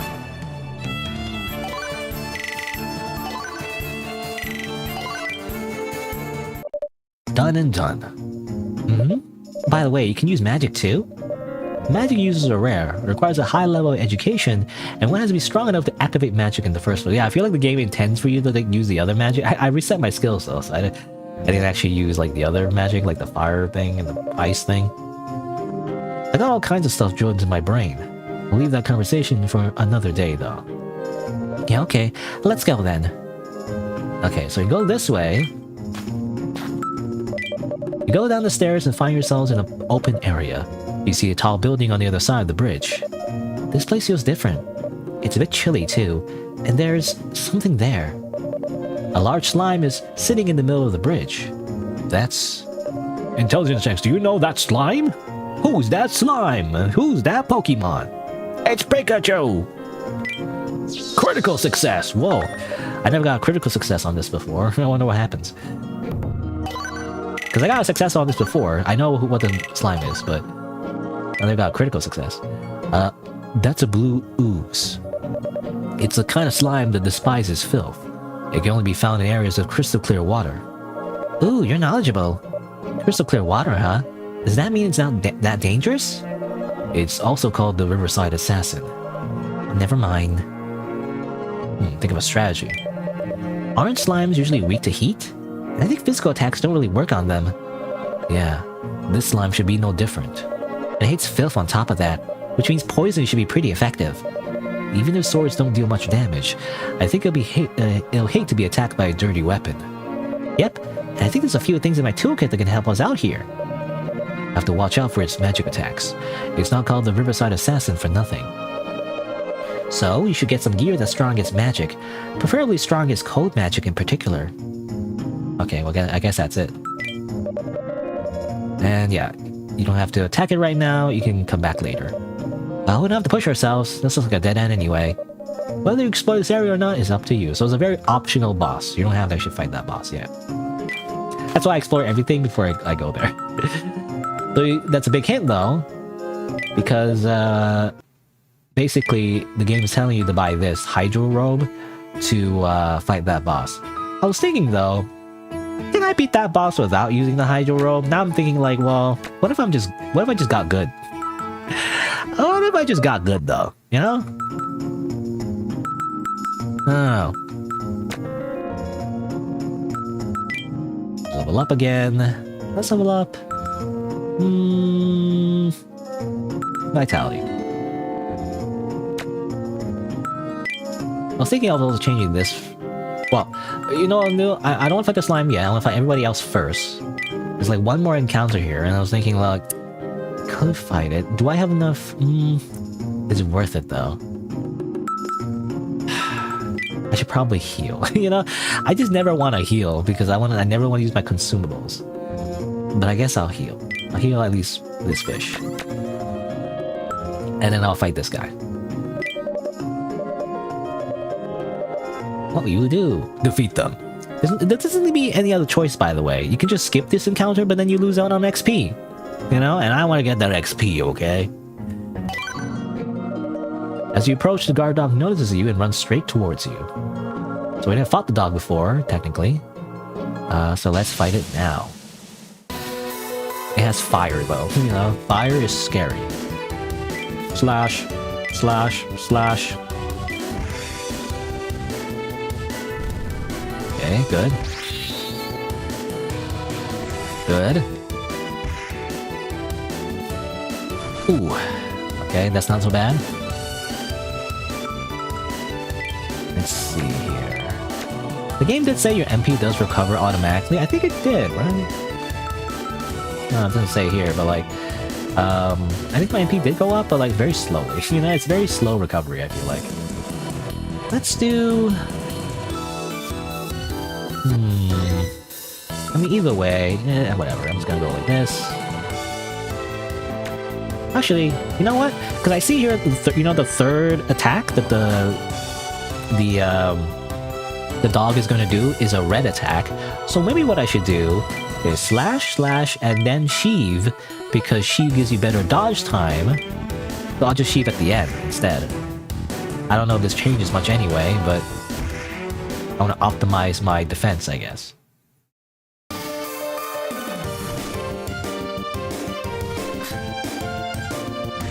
Perfect. Perfect!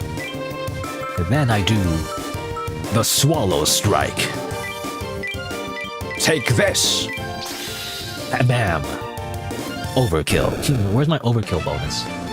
Some games do that, you know? You get like extra XP if you overkill an enemy. Because otherwise it feels wasted, you know? Wasted damage. You deal the dog and turn towards the man. Dude, who the hell are you? You killed my dog! What the heck, Mel? I was just hanging out here, playing with my dog. We're playing fetch, and then you murder it. What the fuck? Slash, slash, and slash. Okay, this guy hits hard though, I think. But they're pretty slow, so as long as I don't miss... Because even though a graze, I think, it does pretty high damage. So you just have to be perfect, I guess. Okay, let's see. You know what? Slash, slash, and same thing I did last time, sheave.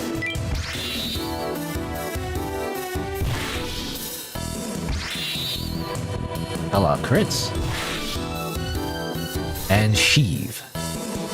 You know, sometimes because when you sheave, or when you're like in a state where like you dodge more, it makes the meter go slower, but sometimes it messes up your timing though.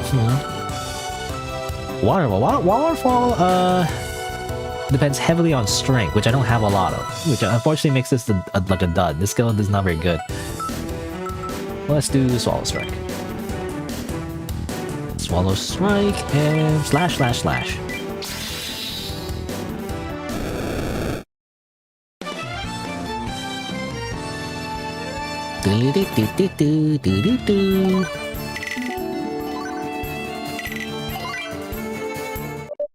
Alright, we can pass through now. We've come a long way, so we should be getting close to the exit. But you know what? I'm going all the way back, because I know I've done almost all I can in this area. It's time to rest. It says here, recovers retry chances and 50% of HP and MP. So there are retry chances, so like... I think you get 7 or something? I don't know. I feel like you start at 7, but you get 10 later or something? I don't know why, but... when you die and get like a game over, you can actually retry the fight. It's kind of like lives, you know, like Mario lives. But you do get a limited amount of them though, and then eventually, if you can't get past, you reset the whole chapter. So there is a consequence for like dying too much. Plus rest. We can't stay here for long, but we can rest for a while. Pushing yourself too hard just gets you killed. Rest well, laddie! I don't know, what kind of accent am I using? There? Not even an accent. You rest your weary bodies and you treat your wounds. Great. Time to go. Alright. So to get ready for this battle, first let's level up a little bit. I don't know.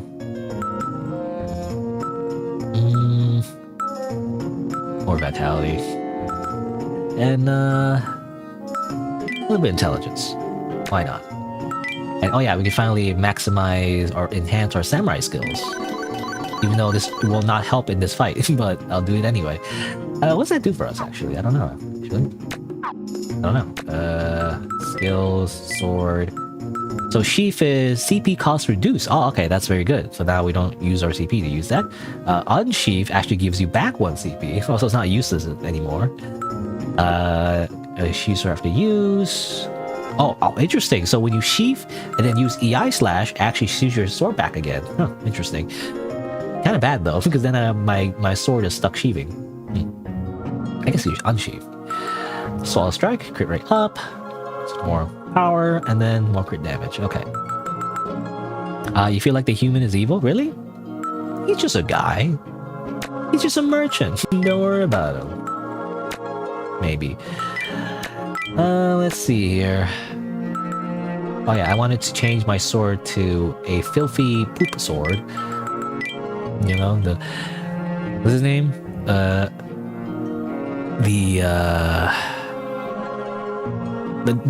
dung eater. What's his name? What's his title again?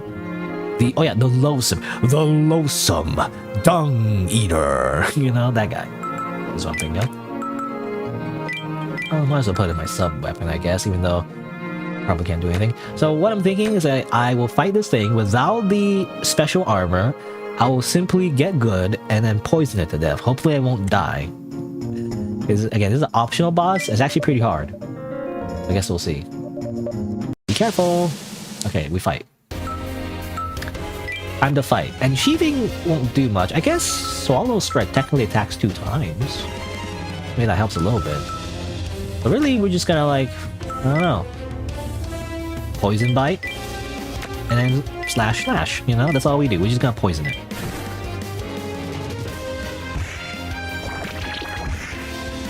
Poison. We're just gonna rely on filling it with poop. And it gets so grossed out that it dies. Basically.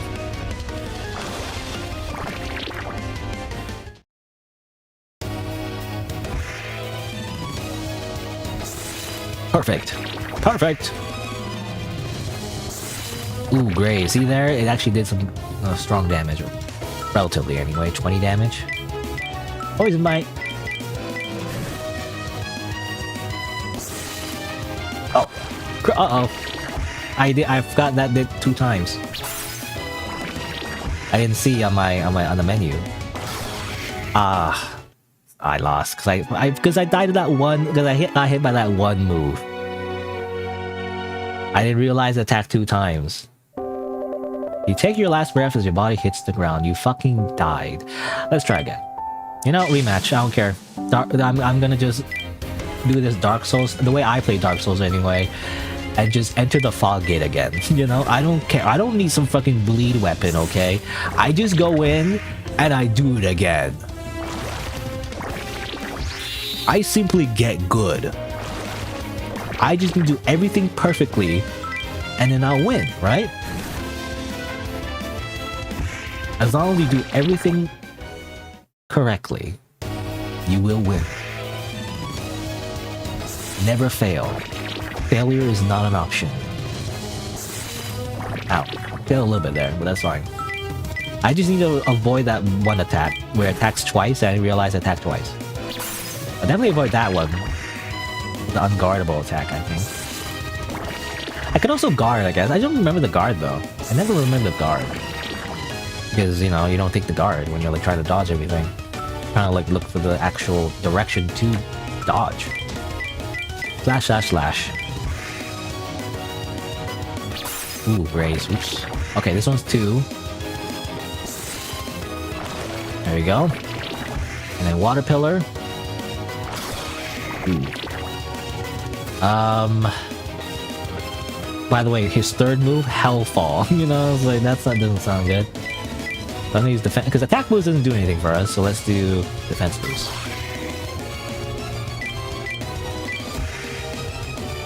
Yeah, that's only for one action though. So if I save it for Hellfall. Ooh, Graze. That does so much damage. Hellfall. Ugh, okay, good thing I got the defense. I got achievement. But now it's calm. For how long? I don't know. Let's just go for it. I can heal, but like... Let's just go for it. Hope for the... Ah, damn it. Ah, okay, got back. Haha, I get free revive.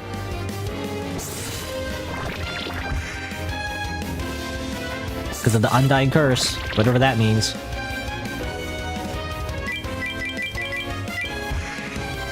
Come on, just die already.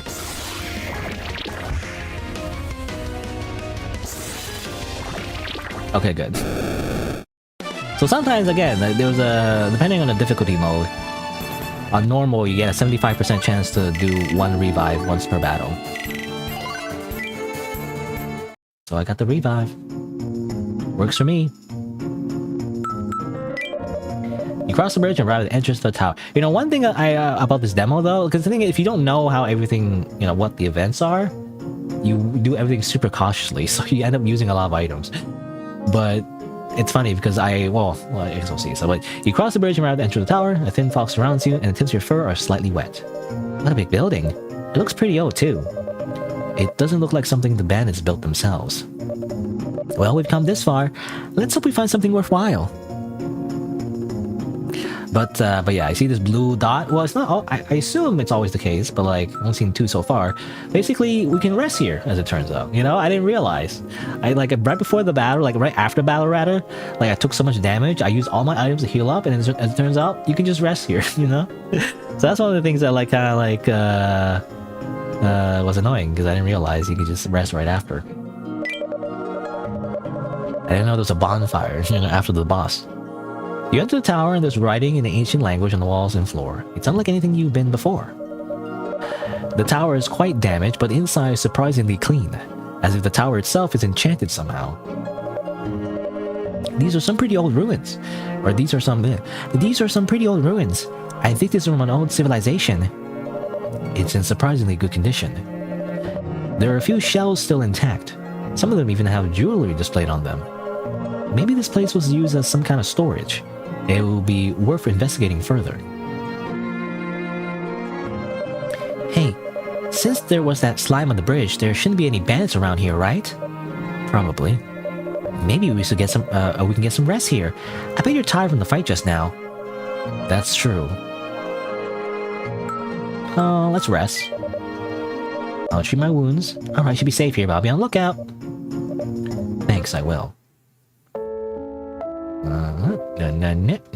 Rest. Only 50% though. You're gonna get all your HP back. You okay now? Yeah. Investigate. You decide to split up and investigate the tower. This should be about it. Get a bunch of stuff. And you found some rings. One of the rings is very powerful. You gotta get the wizard's ring or the warrior's ring. Who am I, Harry Potter? I'm getting the warrior's ring. Even though I am spending some... I'm investing some stats into intelligence, but only because of the sorcerer class, okay? So that I can get the curse blade class. Now, you can't help but smile as you look at the useful items you found. Hey gosh, you come here. Can you come here for a second? I found a basement. Misha uncovered a hidden staircase. You go down the staircase with her and find a set of equipment. They're glowing faintly. These have power.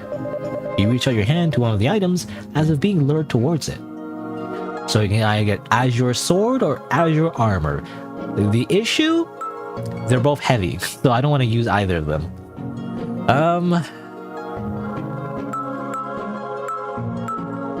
I mean, I guess I'll get the sword.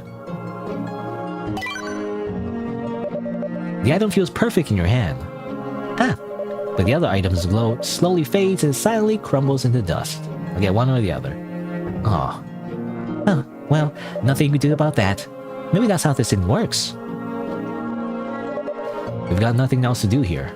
Let's go then. Alright, we leave. Okay, so we have a bunch of gold. And I feel like I should heal a little bit, maybe? Let's probably do that.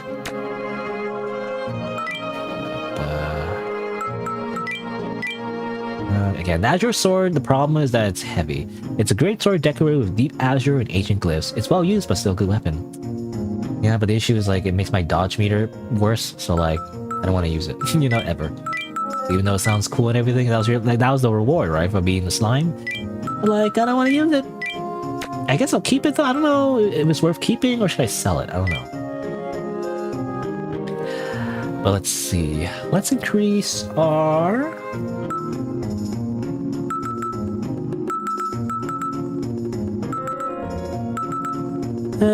technique. And then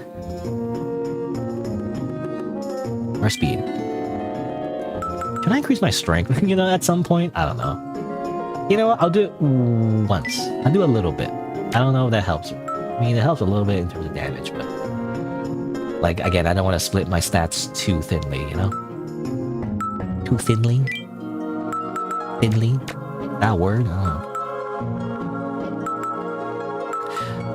Also, hello, Tablet and Dio-sama. And Dio-sama says, am I only your only YouTube viewer? Well, I don't know. It seems to be like another guy there. So you tell me. Dio-sama? Would Dio say this? Dio wouldn't say that. He would say, muda muda muda muda and saworodo, you know? That's what he would say. Let's see. Actually, I don't want to buy anything. I was thinking of like healing, right? So, is it better to use because the healer is can use during battle, right? So this stuff you have to use outside of battle. That's why I want to save it. I'll use this.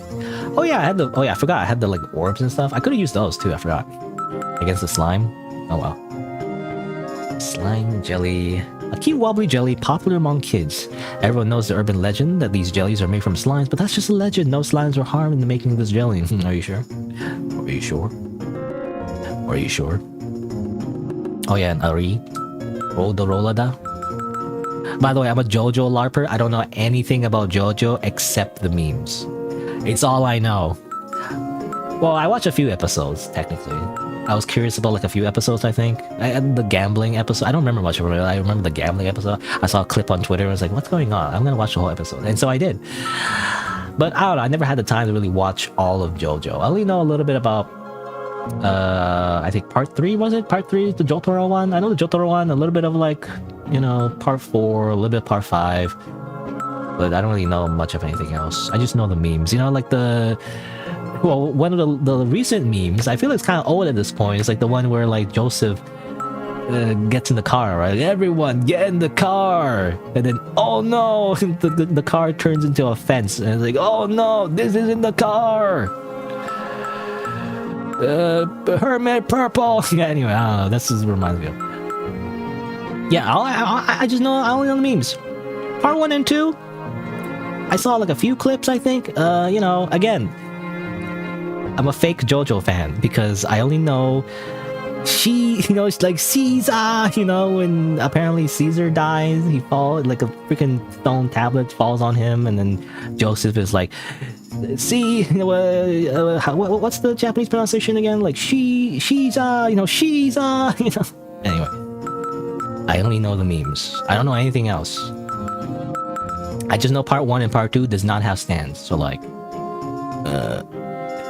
not boring, isn't it? Anyway, yeah, I'm a LARPer. I don't know. I like the memes though.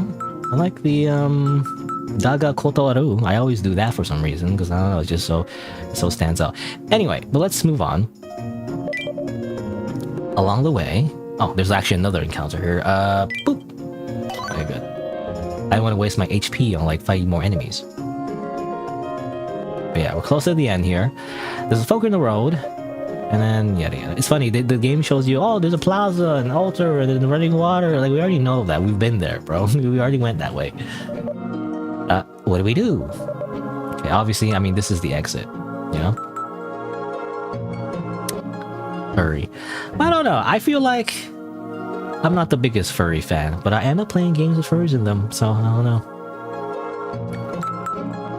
Let's see. Should I move on now? It's been about more than 2 hours, actually. I kind of want to take a break, so I probably will now.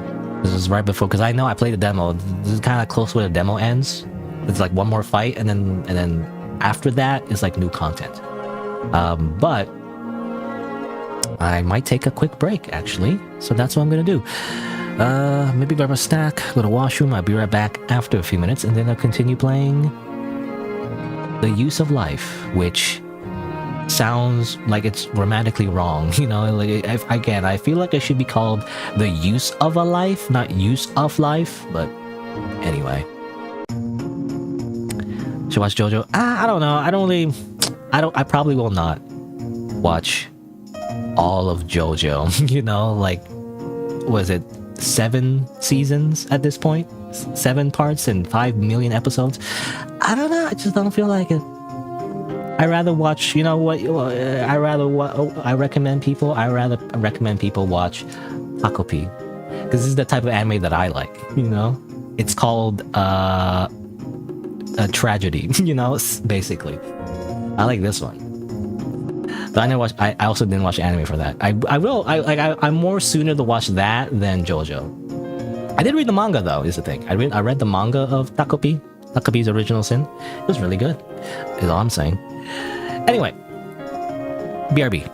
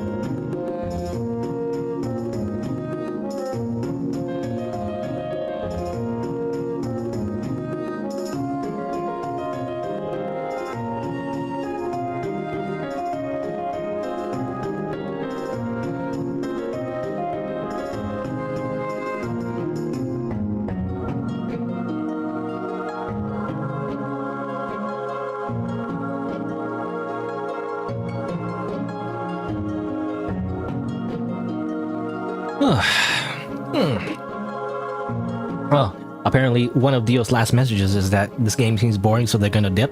What a fucking asshole. Why did they come here in the first place?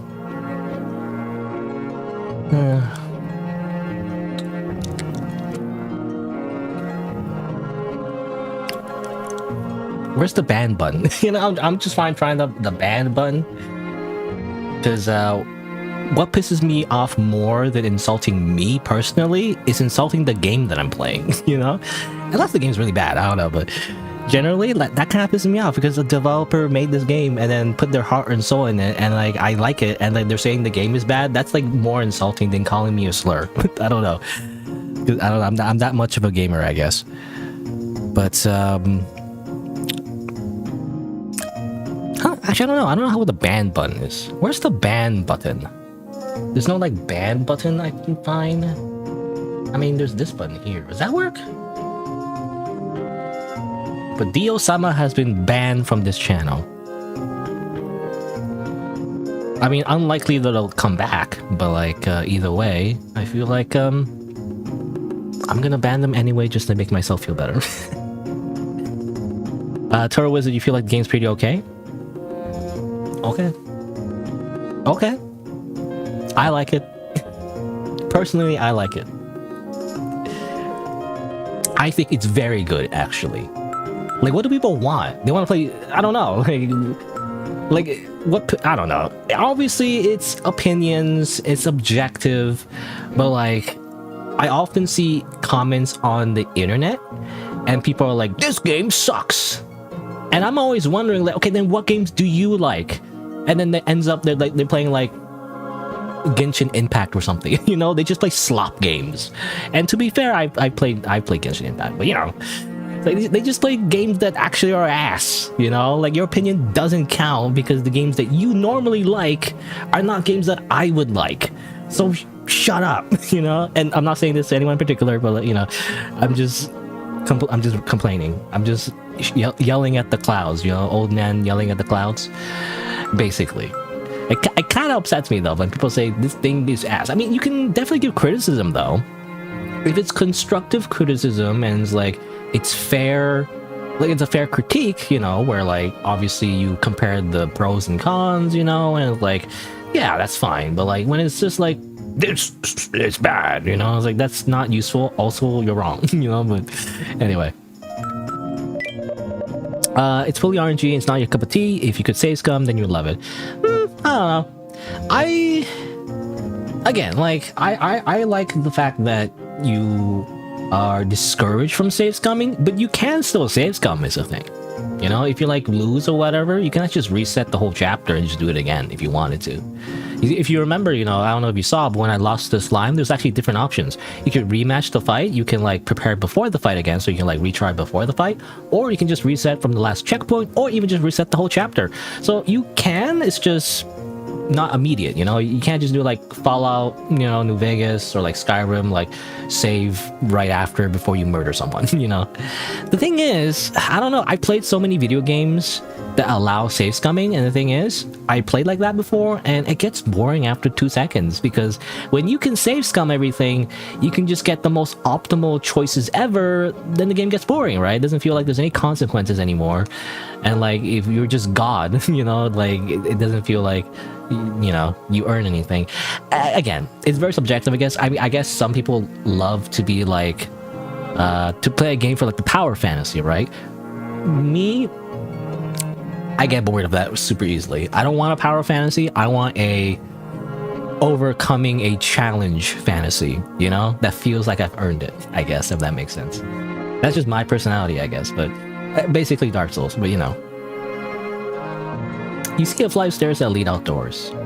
But yeah, I don't want the optimal run. I don't want the min-max. I'm not a speedrunner. What I want is a story, basically. I want like, not just a narrative, but like it feels like I'm playing a part of like a bigger story, you know? And it feels like I'm role-playing. I'm not. That's just me, though.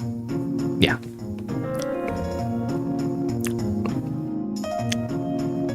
Well, that is Dark Souls. Well, I don't know. I disagree. Again, it depends on how you play Dark Souls, I guess. It depends if you do a bleed build in Elden Ring. If you're one of those disgusting bleed builds on Elden Ring, then I don't know. That's not how I play Elden Ring or Dark Souls. The way I play Dark Souls is like, I get good, you know, like I use a melee weapon and I learn the boss fights, I learn the patterns, and I dodge enough of the attacks until I win. Also like Sekiro, kind of like Nine Souls as well is a good example. I don't know, like I feel like some people complain about Nine Souls, the final boss, because they couldn't get good. Just get good. Stop using a bleed build and just get good, okay? It's more fun that way, at least for me. Anyway, I'm complaining too much. But yeah. I don't want to like, because the thing is, I'm gonna go on. Okay, you I'm gonna go on a whole rant now.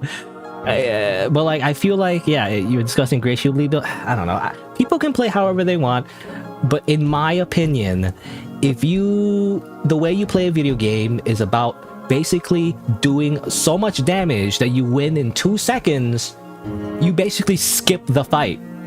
Why would you pay for, like, why would you pay a game? Why would you watch a soccer match? Why would you watch a boxing match or an MMA fight or something if the fight is over after 2 seconds? There's no, like, it's boring, isn't it? Like, yeah, oh, you dominated so quickly that you won. Okay, well, then you kind of skipped it, didn't you? Like, imagine if Goku fought Frieza and then he won after 2 seconds. Or if, I don't know, Luffy fights, I don't know the main antagonist of One Piece is. I don't know, Ichigo from Bleach, you know, fights Aizen, and it's over after 5 seconds. They're like, I'm gonna defeat you, Aizen! Boop! The end, they did it! And then the ending plays, you know? It's like, what? No! There needs to be some back and forth. It needs to feel like the boss feels intimidating, and then it needs to feel like you earned it, you know? It needs to feel like you've learned from the fight, and as you die and you come back, you come back stronger, because not because you have better stats, but because you as a person has grown and matured. You know, I don't know, something like that. And then you beat the villain. And it feel not just like, it's not just about the challenge, it's about like the feeling of like a hero overcoming the villain because of the things they've learned in their journey. I don't know, something like that. Anyway, but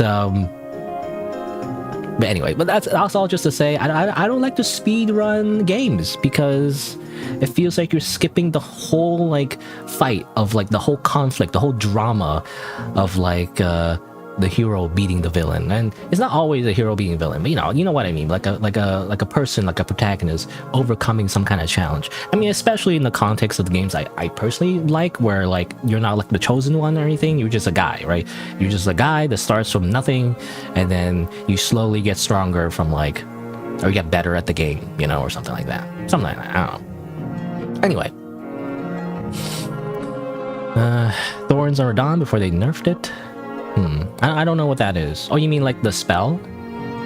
Thorns, like isn't there like a miracle spell? Is that a miracle spell or touch spell? I don't remember, but some kind of spell thing, I'm assuming, that you spam. It was a bleed spell, right? I remember, well, the thing is, I beat Radon. I don't know. I beat Radon. Like, I'm assuming you mean the DLC. Spoilers, by the way. But I assume you mean the DLC. I beat him pre-nerf with my hands. With my literal hands. I punched him to death. You know? It's more fun that way. Okay? That's the difference between people who use a bleed build or use spells versus me. I just use the DLC martial arts and just beat his ass. Okay? And that's how I play games. I feel like that's more impressive than simply pressing a few buttons. That's just me, though. I don't know. I guess people are just different. I don't know. I don't like skipping fights. I don't like, you know, again, like, I always go back to the analogy, you know, imagine like an anime protagonist, you know, just like beats the big bad guy after 2 seconds, and then the entire anime is over. You know, it's like, wow, the shortest anime ever. Like, that wasn't worth it, you know?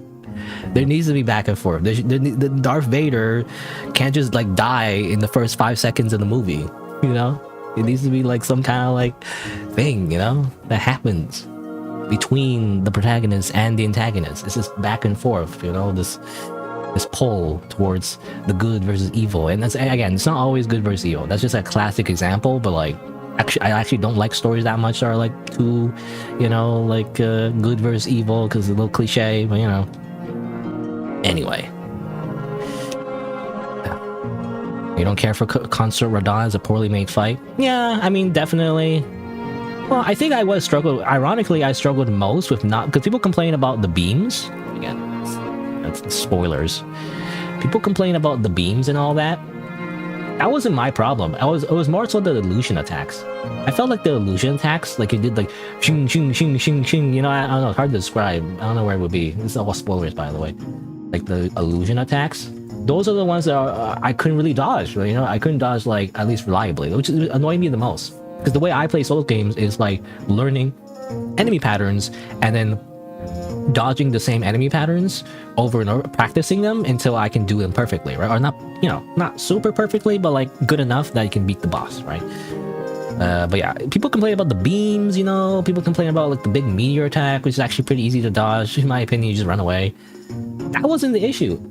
It was the issue for me was when he does the freaking shadow clone jutsu and then go boom, boom, boom, boom, boom, boom, boom. You know, like how do you dodge? Because when you dodge, you dodge like this: roll, roll, roll. You know, that's the timing of like a roll of your iframes. But then he does this: boom, boom, boom, boom, boom, boom, boom. Like how do you dodge that? You can't dodge all that. So it's weird. You gotta do these weird things where you back off, you slightly move to the diagonal, you know, and sometimes it misses you, but it's not reliable, which is annoying.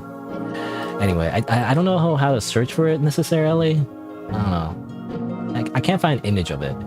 It's kind of hard to describe by it too, but like he fucking does the freaking shadow clone jutsu attack essentially. It's really annoying. I think after the nerf, I think it's not so bad anymore, right? I think after the nerf, but pre-nerf, it was so annoying. Like he did the boom, boom, boom, boom, boom, boom, boom. You know, it's like he goes in the air. He shoots the meteors first, and then he goes in the air, and then he shoots his freaking illusion clones at you, and then you get stun locked, and then you die. You know, it's annoying.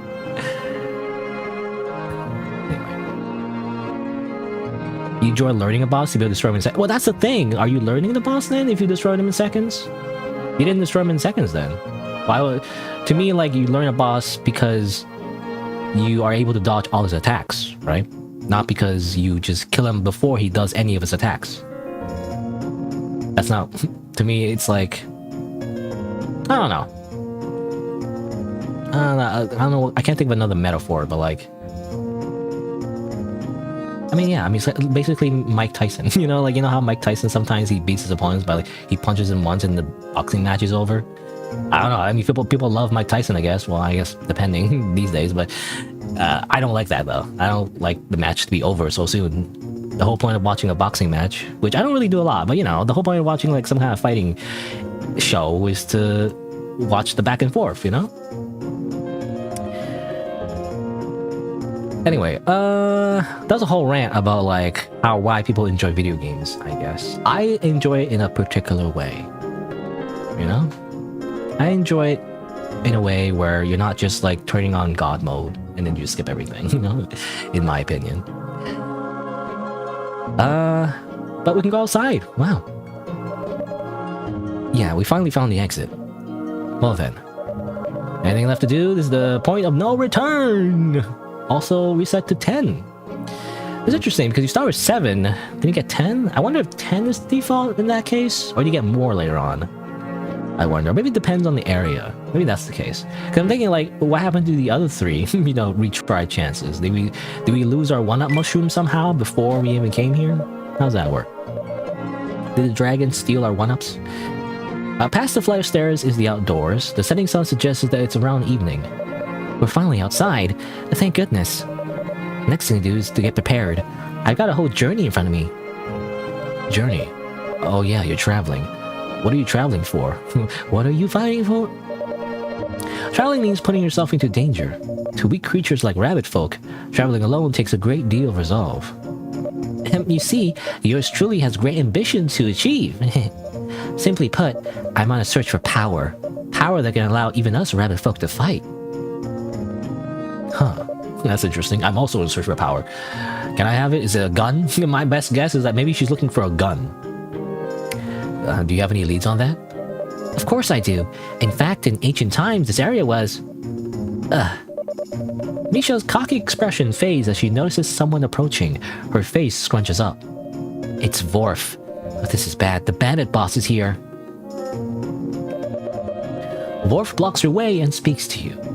It's this guy. He's a werewolf. Oh, excuse me. Drink some water. There's no right or wrong way, though. Yeah, I mean, I agree. Like, people have different play styles.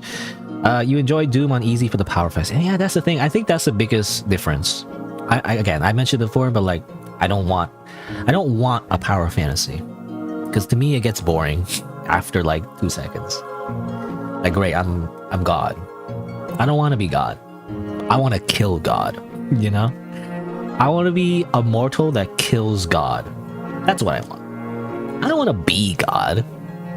I want to be the underdog, you know, that has all the advantages against him, and then I win anyway because I'm a Giga Chad. You know, I don't know, something like that. That's how I see it anyway. Also, this werewolf I don't know, it's going on the whole other tangent. I'm going on too many tangents. I'm not going to finish this first chapter. But like, this werewolf reminds me of, wasn't there like, I saw on a Twitter post, but like, Love in Deep Space, right? This is like a freaking like gacha game for women, basically. It's for a bunch of husbandos, you know, super like, I don't know, K-pop star, like anime boys. I think there's like scenes where like, they get tied up or something. It's like weird fetish stuff.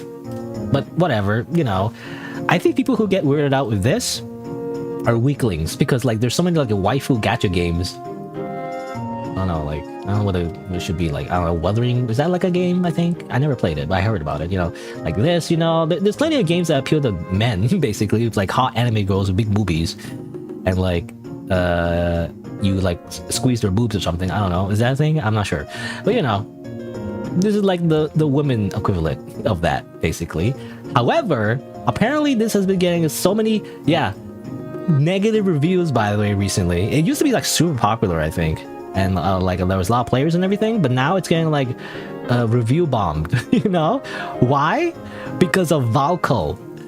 There's a whole thing. I don't know if I can explain it that well, really, but Valko was a new character in Love in Deep Space, you know, kind of like in gacha games, gonna introduce a new character, like a new love interest or whatever, like this guy, and apparently he's a werewolf guy. It's funny, he's so goofy. I never really liked the art style when it's just like a B shonen, and then you just add cat ears, essentially. It doesn't look right. I mean, honest, maybe I'm sexist, but it only looks good on girls.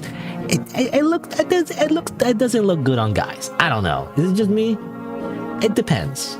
Maybe they have longer hair, I don't know, but when it's just like a dude haircut and then you just add on some like furry ears, it just doesn't look right to me. I don't know. It's not very fashionable, I gotta say. But anyway, but you know, apparently he's a werewolf, essentially, but there's a whole controversy surrounding him because they're about to release him, but then a lot of the player base hated him for some reason. They didn't like him, the way he looked or something.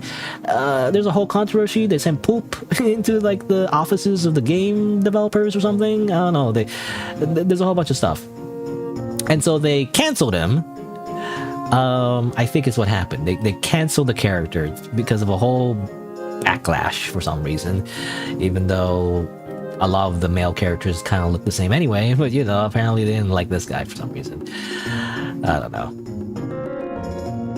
But yeah, and that's why it's having very low reviews and or low ratings or whatever. And I think for some reason, I don't know, I think the game might be being canceled in general. I'm not sure, but I don't know about that. I think that's just a rumor.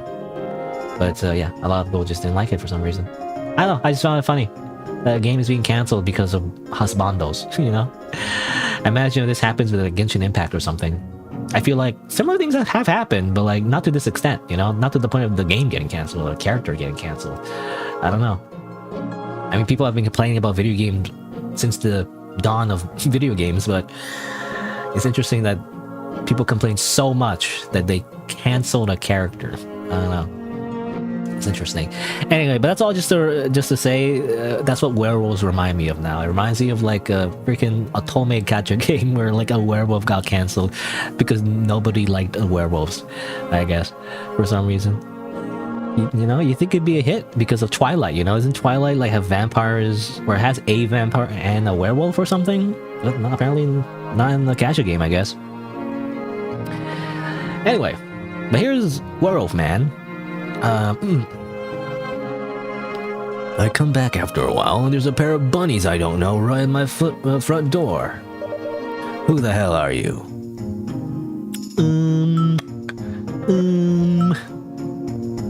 I can answer jokingly, but that just minuses my flame of life for no reason.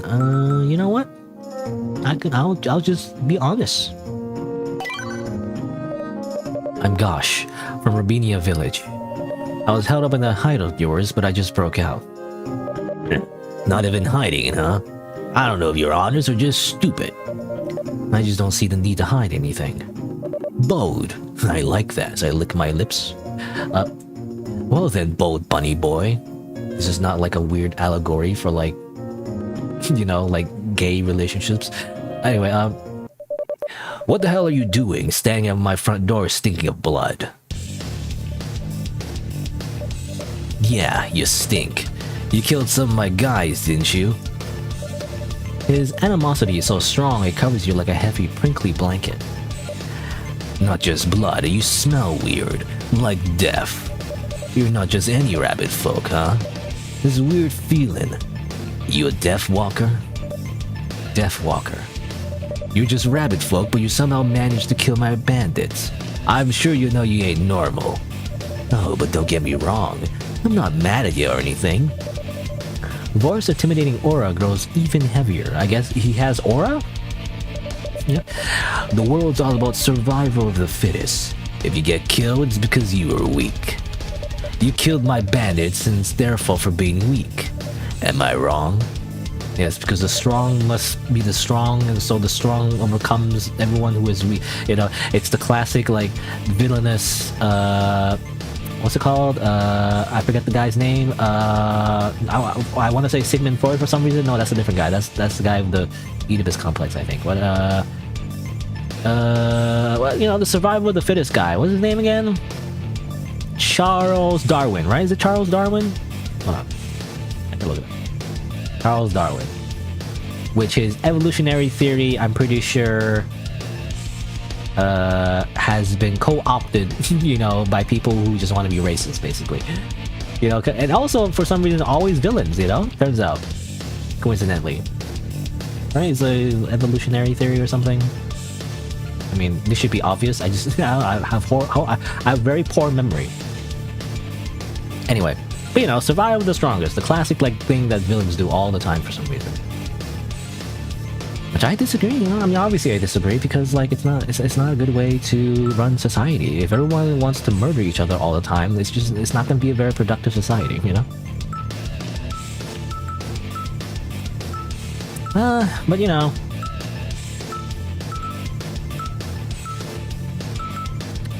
Fine, I'll just agree. Whatever. No, you're right. Yeah, I am. Which is why, when you drop dead after I'm done with you, it's your fault for being weak. Well, when you die after I fight back, that'll be your fault for being weak too. Okay. I simply reverse Uno. Huh. Worf looks taken aback for a split second. Shocked at your bold response. Yeah. Well, I mean, that's what I'm trying. I mean, I don't necessarily agree with the ideology, but I want to be like a badass and be like, actually, you're right. And that's why I'm gonna beat your ass. Not bad. I like ya. You're probably getting cocky just because you beat my minions. But I'm gonna show you real power. Get ready, you pathetic little bunny. Ow. I'm a werewolf. You know, I read some of the comments about this game in I think the Steam discussions, and people had a hard time fighting this guy, you know, for some reason. And all I'm gonna say, skill issue. I say this after I probably die, but anyway.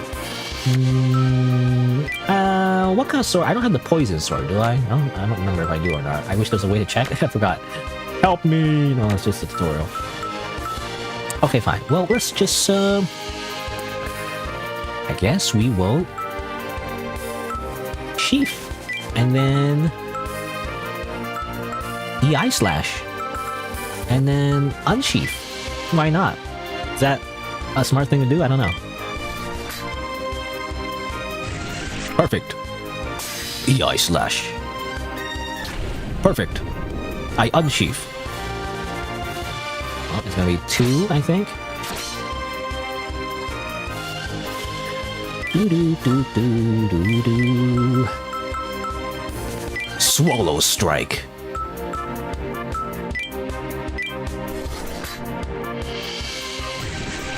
Ooh, still does pretty good damage. Even with a graze. Okay, now he's gonna roar. He's gonna go awoo. Awoo. I guess I'll do Wildfall. Even though my strength is not that high, I'm hoping it just does good damage anyway. Actually, I should... Because when I sheath, I can't do much. Well, I can do a sheath and then poison bite, because I can still use magic when I sheath, by the way. I just can't use other skills. Like, well, I can't use a normal attack, basically. Waterfall doesn't do much, because my strength is not very high. Sheath. Perfect. Perfect. Poison bite. I get poison. Ooh. Buster Sickle. What the heck is that? Let's see. Attack boost. Or should I wait for the... maybe I should wait for the Swallow Strike. What's the cooldown? Still 2 turns, so I still can't use it. I could also save for the Lepery Blade. That'd be interesting, maybe. You know what? I'll unsheath.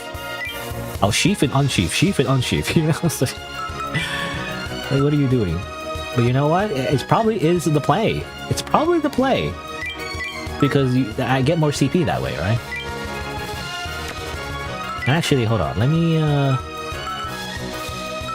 do like a defense boost, but might as well. Defense boost only uses half my meter.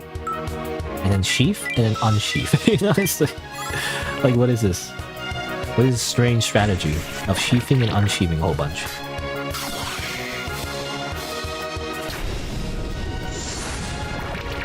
And then I unsheath again, just to taunt you, idiot. Okay.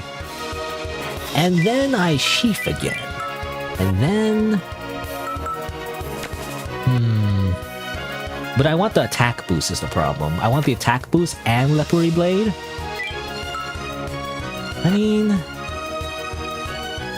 You know what? I'll sheath, EI Slash, and then unsheath.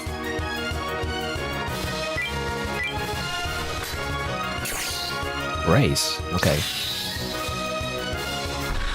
Growth Breaker. Okay, and then Buster Sickle. I'm assuming to do tons of damage. So I better dodge it. Good. Alright. It's gonna trip me. What the heck? Sheath. Attack boost. Lepery Blade. The ultimate attack to take down a foe in one strike.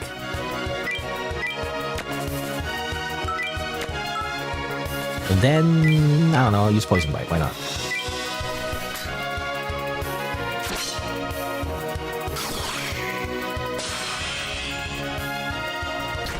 Wasn't enough. Ooh, what? Oh, damn it. I didn't see that was 2 attacks. Now I get my revive. That always gets me, by the way. Sometimes when I don't see that I was gonna do like 2 attacks. I didn't realize. Sheath? Unsheath. Sheath?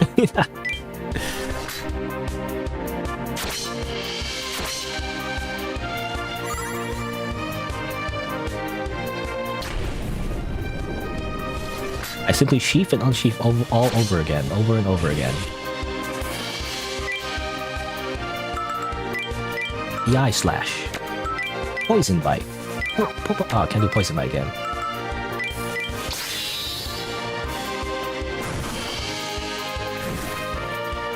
The thing about EI Slash is that you have to...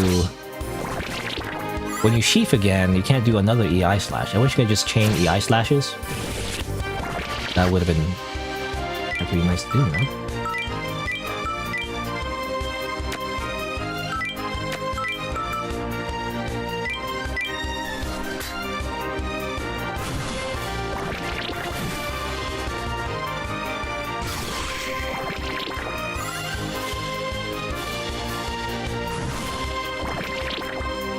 Okay. I will sheath again. I can't do EI slash. Attack boost a lepery blade. And then sheath again. Brace. What does that mean? Does it increase his defense when he does that? Maybe that's a bad time to use on a lepery blade. Is that why he didn't take so much damage last time? Okay, hammer blow. Is it 2 attacks? I don't know. I can never tell. Because sometimes there's a question mark, but it doesn't say that there's like multiple attacks actually. Which is annoying. You should tell me that.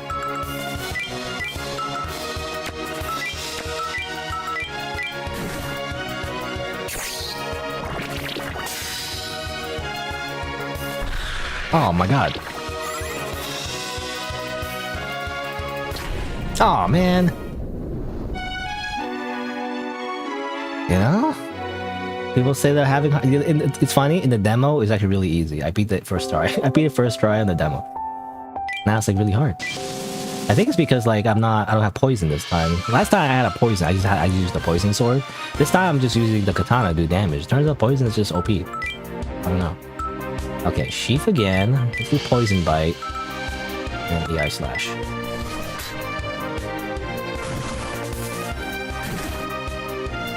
Trip. Jump over the trip.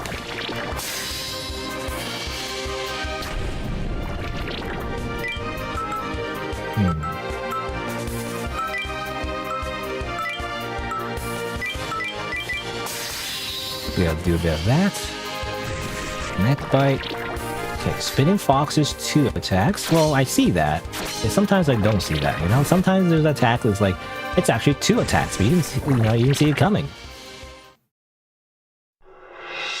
What's that song in Persona? You didn't see it coming. You see. I'm gonna unsheath and then sheath again and then poison bite. Because I want the dodge buff, basically. Okay, wolf breaker. Is this 2 attacks? No, okay, only 1 attack. Buster sickle.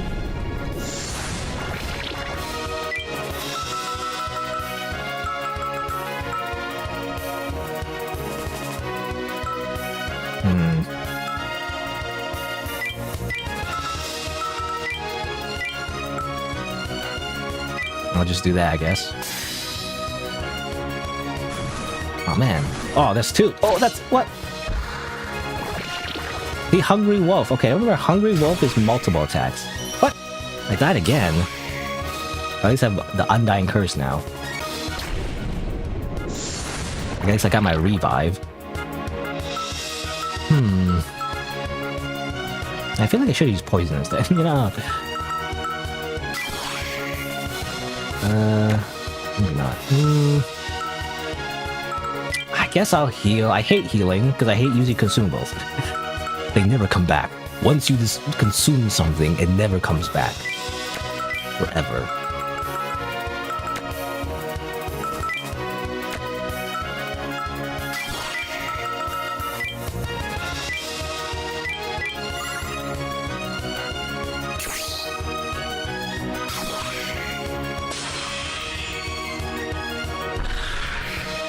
God damn it.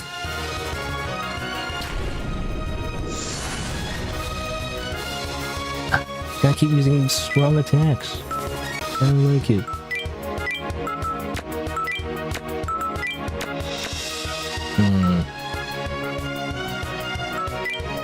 Guess I'll heal again.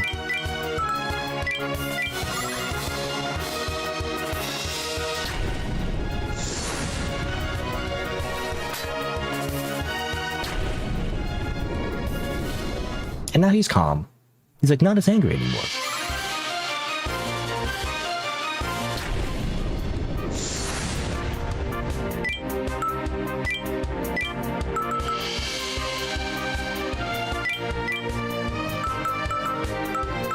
Swallow strike.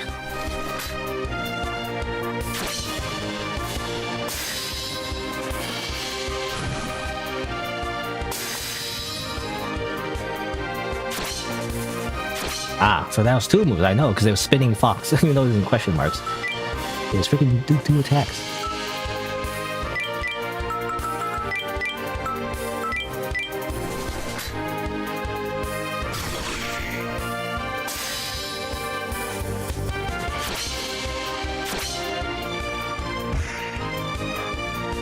Okay, what's his last move? Is it gonna freaking move that does 5 freaking attacks and just says, oh no, it's just roar.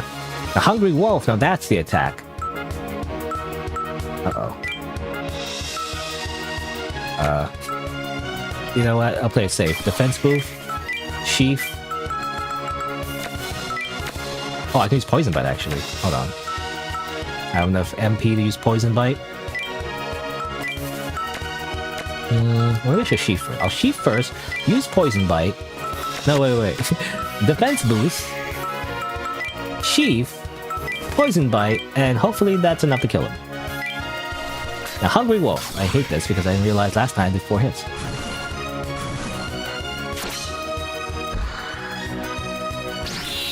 Get poison. I unsheath. I take out my sword. You know why? Because you die of COVID. I mean, what? Is that insensitive to say, by the way? No. Okay, I finally won. It only took like 3 tries. Still, the people who gave up though, still skill issue. I swear it was easier in different build though. I guess, you know, if you use a poison sword, I feel like it's actually a lot easier. I don't know. I think it's because of the samurai thing. You have to sheath and unsheath and sheath, you know, it's like, you can't attack every turn, you know? If you just use I think the fighter one, you can actually do like more hits per turn, and that just stacks on the poison, and it's just, I feel like faster to kill him, but oh well. After the battle, Worf lies defeated on the ground. I lost to a puny little rabbit. That can't be right.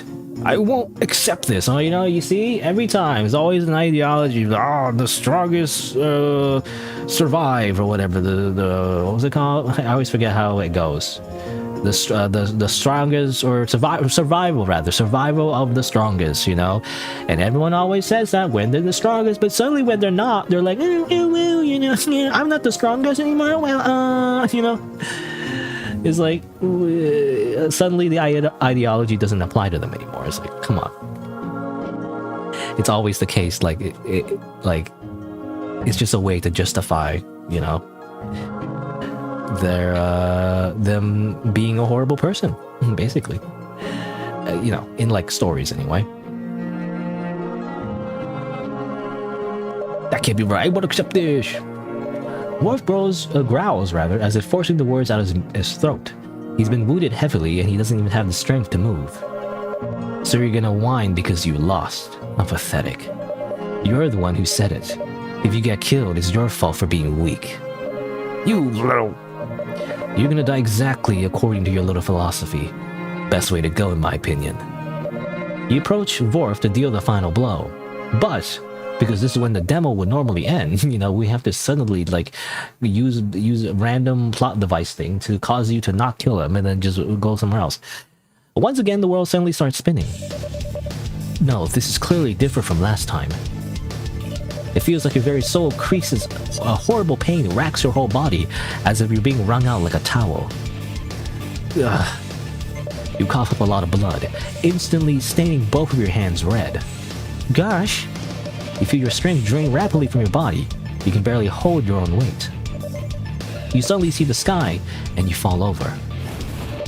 But where the ground should be, there is nothing. You hear Misha scream in the distance as you fall off the cliff.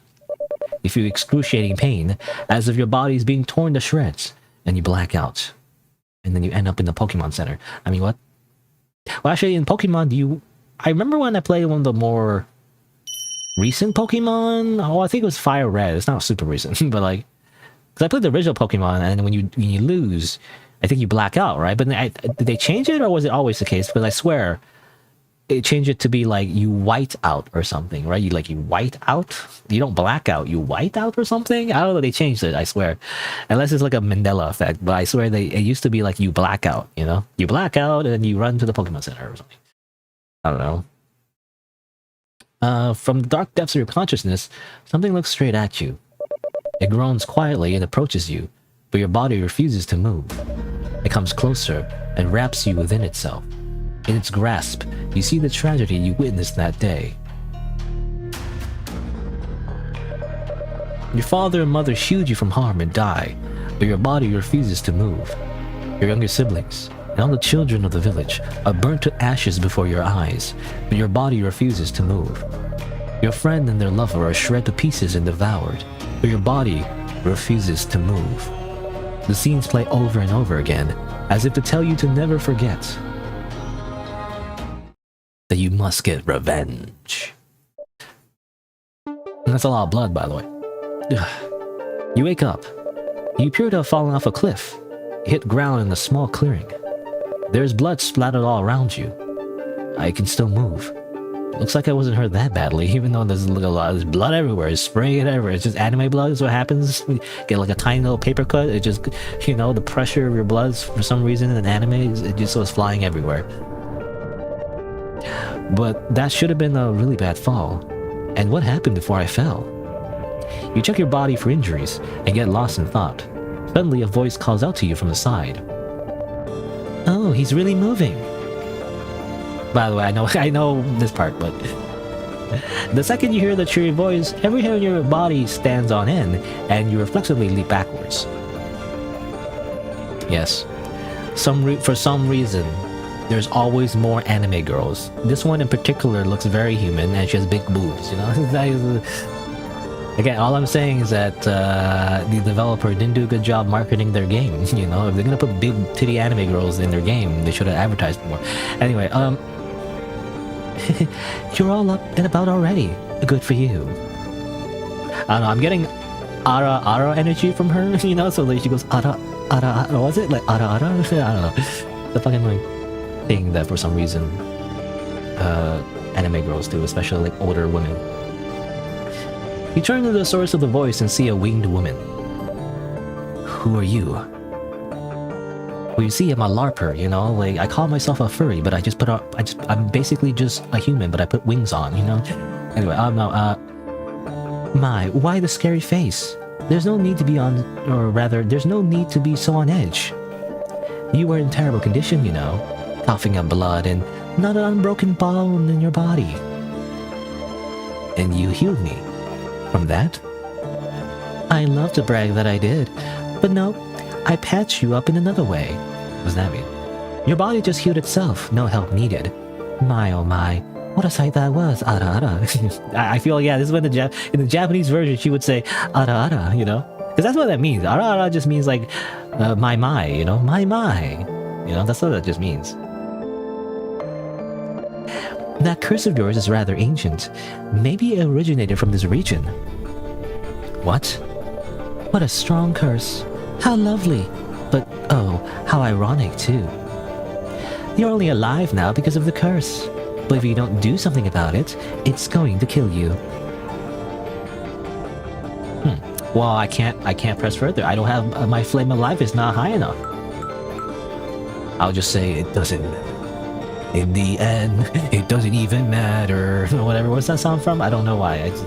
I just hear that song sometimes in some random YouTube AMV, and now it's stuck in my head. Is it like Linkin Park or something? I don't know. I don't remember.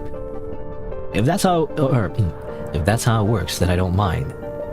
If there comes a day when I die by this power, it's not like I can do anything about it. Is that so? But I don't think you have to give up and let it kill you just yet. What if there's a way that you could avoid that? Shouldn't you try your best to survive? A brief silence. You suddenly notice something off about the woman's body. Hey, is it just me, or are you fading away or something? The woman's body is becoming more and more translucent. It looks like she might disappear any second. Oh, this won't do. I'm out of time. I'll have to recharge. I have to recharge my iPhone or something, you know, they plug it in the wall. The woman shrugs, and after a brief pause, she speaks to you again. You know, it's like a magic iPhone, you know, in the fantasy world. It's kind of like, it's like a video call, you know, that's how that works. Anyway, if you wish to live more than anything else in the world, Then come visit me in the north, in the forest of the great tree. We can continue our little chat there. Well then, see you. And with that, the woman disappears. The forest to the north, huh? Go north, she says, but I barely know where I am right now. Whether or not you decide to visit the women, it will probably be wise to try to determine your location. You look around and find a small hill. You think it would make a good vantage point. Guess I'll head up there first. Alright. Here we go. This is after the demo. Though, I did spoil myself a little bit after what happens there. Not too much. Just a little. I saw like, playthrough. Because I wanted to see what happens after the demo. Because I finished the demo. I was like, what happens next? And apparently a freaking big titty like anime girl with wings show up. It's like, okay. For some reason, hot anime girls must show up next to you in this game. You find some useful looking herbs in the bushes. I should probably pick some of these. Or I should probably pick some of these. Weird. You put the herbs in your pocket. Okay. I got some free herbs. Okay. Looks like I can climb up from here. You find a path that leads to the hill and make your way up, but something leaps out of the bushes with a loud shriek. Uh-oh. It's a chaka. It's a chaka. A very violent species. They're small and not very bright, but their strength lies in their inability to feel fear. Okay, they're goblins. Chaka Slayer. The chaka bares their teeth at you with another shriek, pounces on you to attack. Okay. Bam bam bam bam bam bam bam bam bam bam bam bam bam bam. Bam, bam, bam, bam, bam, bam, bam, bam.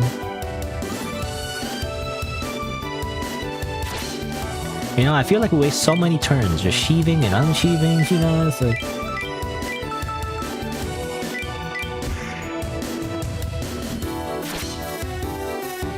That's the downside of the samurai class, I guess. I could use Poison Bite to, like, optimize my TPS, but...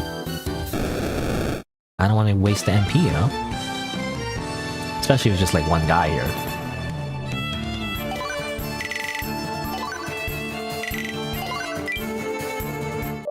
Ugh, of course it's not smooth sailing. This hill might be more dangerous than it looks. You can't let your guard down around here. Okay. Can I get more skills? Oh, get more sorcerer skills? Sword of Life. What is that? So, okay, Sword of Life. Cut the enemy with a sword created from your life force. Powerful, can be used consecutively, but uses HP. Interesting. Kinda sucks if you can't, heal your HP easily. There's also Mirage Miss. For the next 3 enemy actions, conceal yourself in an illusory mist. Raises defense and speed. Huh, it's kinda like a little buff. Interesting. Sure. Time to start getting sorcerer skills, because eventually I want the freaking Curse Blade. That sounds cool, Curse Blade. Obviously, I must go for the edgiest class, I mean, again, sword...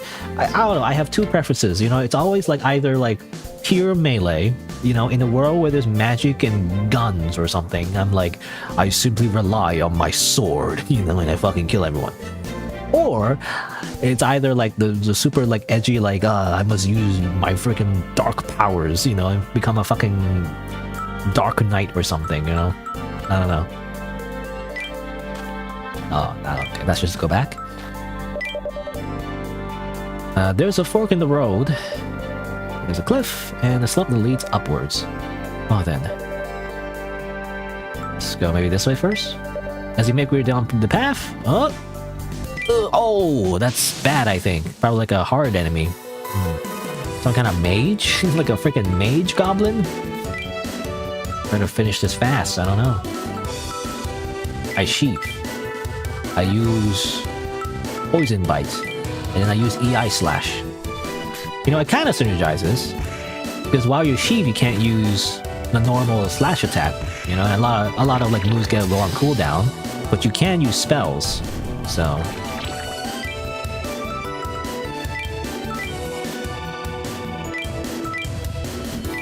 Something like that. Oh, maybe the Poison Bite is overkill. I should not use the Poison Bite. Or will I use Poison now? Oh, it's not dead. Okay. Overkill. Should have just slashed.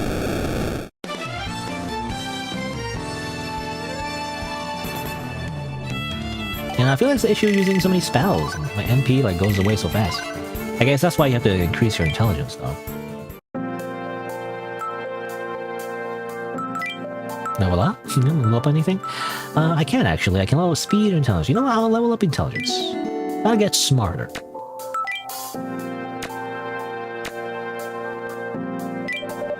You arrive at a dead end surrounded by high walls. There doesn't seem to be anything of interest. Maybe I could climb up this wall.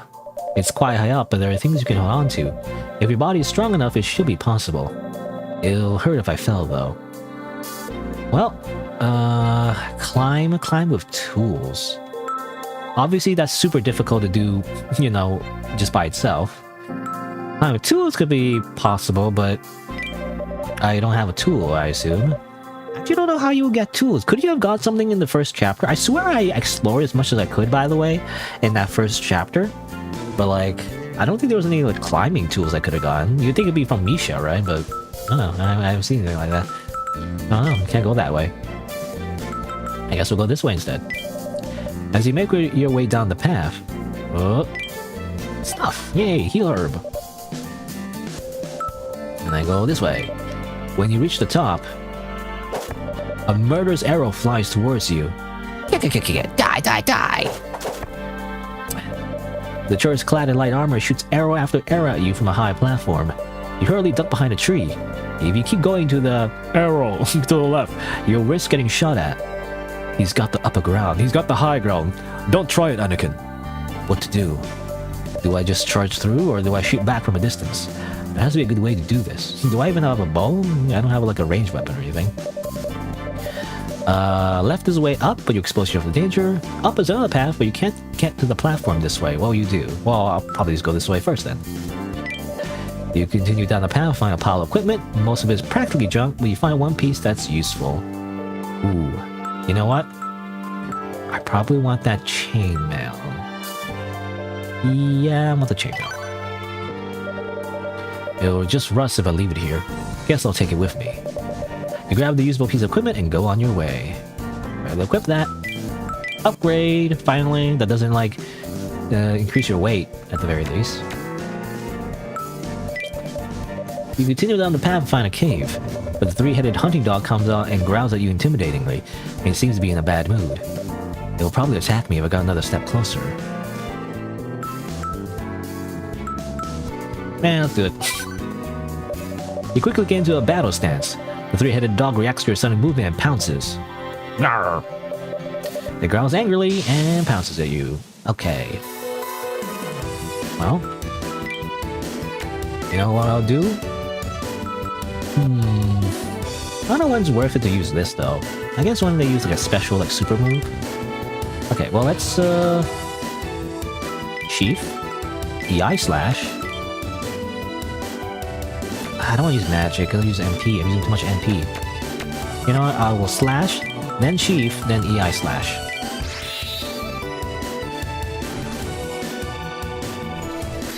Quick bite is very quick.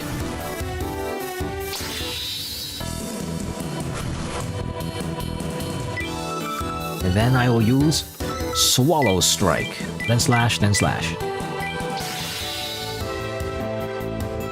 Oh, now it's angry. It's gonna breathe fire on me. Uh-oh. Oh. Oh, god, I keep missing. What? Things fire again. That's not good. You know what? I cannot use EI slash, but I'll just slash. I'll just attack normally.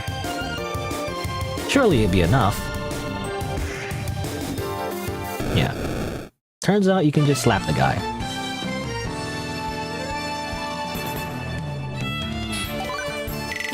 Level up! Ew. You defeat the dog and take a short break. Well then, I wonder what's in there. You enter the cave and find a small open space inside. It seems to be some sort of storage space, but it's very dusty and smells like dog. You don't say. Looks like no one's been using this place for a long time. Guess I'll look around to see if there's anything useful lying around. Items. Something's glowing in there. Ooh, a ring. You found something valuable in the cave. Let's see, is there anything else? Intelligence check. Oh man, just one stat point. Nah, oh man, doesn't look like it. This is literally one stat point off. Kidding me? Okay, what did I get? I got a vitality ring though. Oh yeah, did I forget to equip all my rings? Oh, maybe that's why. You know? Maybe that's why I wasn't doing so well for the boss fight. I forgot to equip the rings. Huh. You know what I'm saying? Okay, vitality ring, speed ring, tech ring. Which is more useful? I would say vitality. More HP would be good. And I probably need to heal. I'm gonna eat this fish. Okay. In the shadows, you think of a way to pass through the path. Alright, what to do? So you can run. Attack from a distance. Possible. Running is easier though.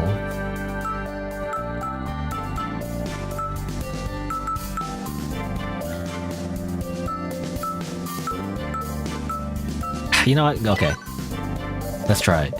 You start picking up rocks that look good for throwing and ready yourself for battle. Alright then. Here I go. You leap out before the enemy and challenge him to a battle from a distance. Huh? Don't get cocky. Oh yeah? I throw rocks at you. The tourist is uninjured. His bloodthirst is almost tangible as he knocks an arrow into his bow. Face an enemy, you... I throw a goddamn rock. Ah!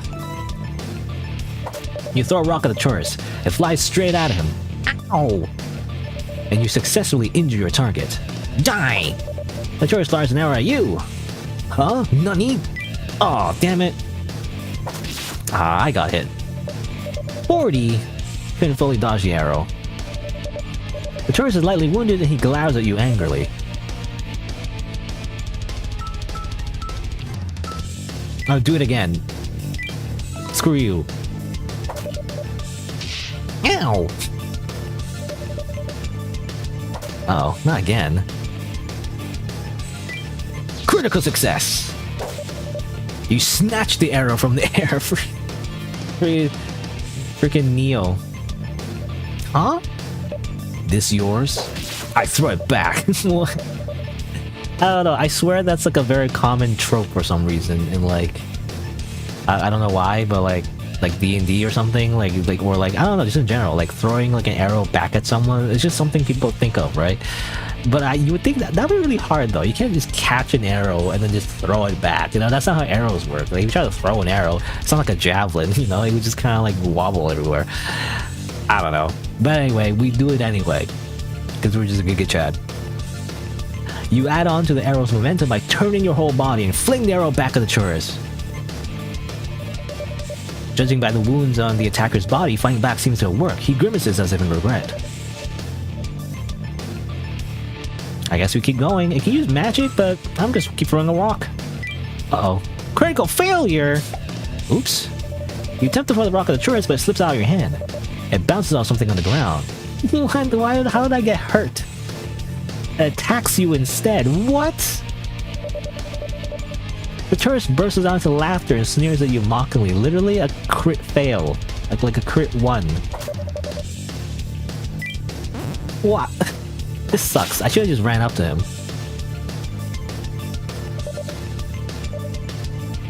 Fine, I'll use magic this time. I'll use MP though. I don't want to use magic. I don't use my MP. I'll simply just throw a rock at him again. You know, we did like a super badass move and then suddenly we just slip and hit ourselves somehow. What? Anyway, you throw a rock, hits him again. He's like, ah, damn it. He loses and topples over. Alright, that's a wrap. You won against the tourist from a distance. Honestly, I feel like it'd probably be better to just run at him, you know? Rather than throw rocks at him the whole time. Okay. Leads to different paths. Because you can probably go this way, around, and then just follow them directly. On the platform, you see the Charles you defeated lying lifelessly on the ground. You already dealt with the threat here. You arrive on the platform. Oh then. Having defeated the tourist, you look around you. Judging by the food and supplies thought up already, it looks like he was prepared for a stakeout. Guess I'll take what I can. Give me your food. That's only one fish, really. Got some money, though. That should do. Now, do I need a heal? It's the biggest conundrum. Like, do I need a heal or should I keep going? There's gonna be a checkpoint, you know? I guess I'll just keep going. I mean, if I die, I guess I can always just, you know, reload right after, right? Because the game does allow you that. It gives you, like, revival chances. How much do we have right now, actually? Is there, like, a way to tell? Because obviously when you die, it says, like, you have 9 out of 10 revival chances left, right? Whatever. Is there a way to see how much I have? I don't know, reset. Settings. I don't know, there's a way to see that. There's definitely you change difficulty, I guess. I don't know. Anyway. It's curse XP though. Let's increase. You know what? I'll do a little bit of strength. Because I've been neglecting it because I'm like, you know, I want to focus on intelligence and technique, but like, I don't know. I feel like you just need every stat, I feel like. Let's see. More technique. Again, I don't want to spread all my stats too thin. Any skills in yet? No? Oh, no, not really. But GG for being definitely not gay wolf.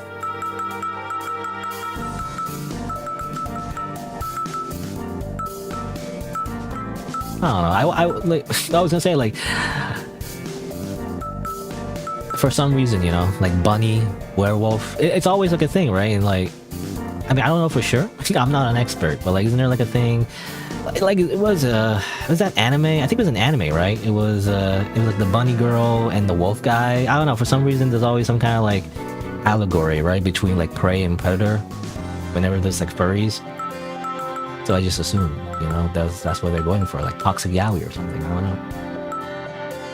It was Beastars, right? Beastars, yeah, Beastars, something like that.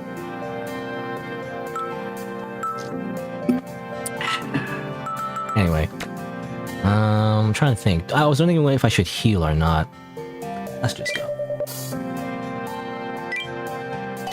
At the end of the day, we just get some berries. I'm almost at the top. Once you reach the top, you'll decide what to do next. You won't return here. The only thing left to do? Technically, the only thing left to do is to climb, you know, that one node to climb up, but like, I don't need to do that anymore, do I? I think I'll just go. Alright, time to go. You arrive at the top of the hill. From here you can see far and wide. You see a giant tree in the forest to the north. You guess that is the forest of the great tree the woman from earlier was talking about. To the south is a creek, and beyond that a village. If you want to find Misha again, I'll either remember her. It would probably be a good idea to go this way. Let's see. Now that you think about it, you haven't really had the chance to stop and think about what to do. I should probably choose between the forest to the north and the village to the south. I should think this over. What do I want to do from here? You start thinking about what's important to you.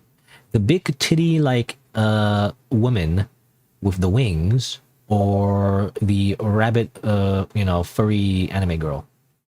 The thing I treasure most now is fire. Power.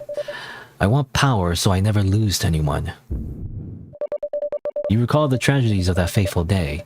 On that day, the day that started it all, the one thing you firmly wished for was revenge. You know, yeah, the game acknowledges that you chose that for.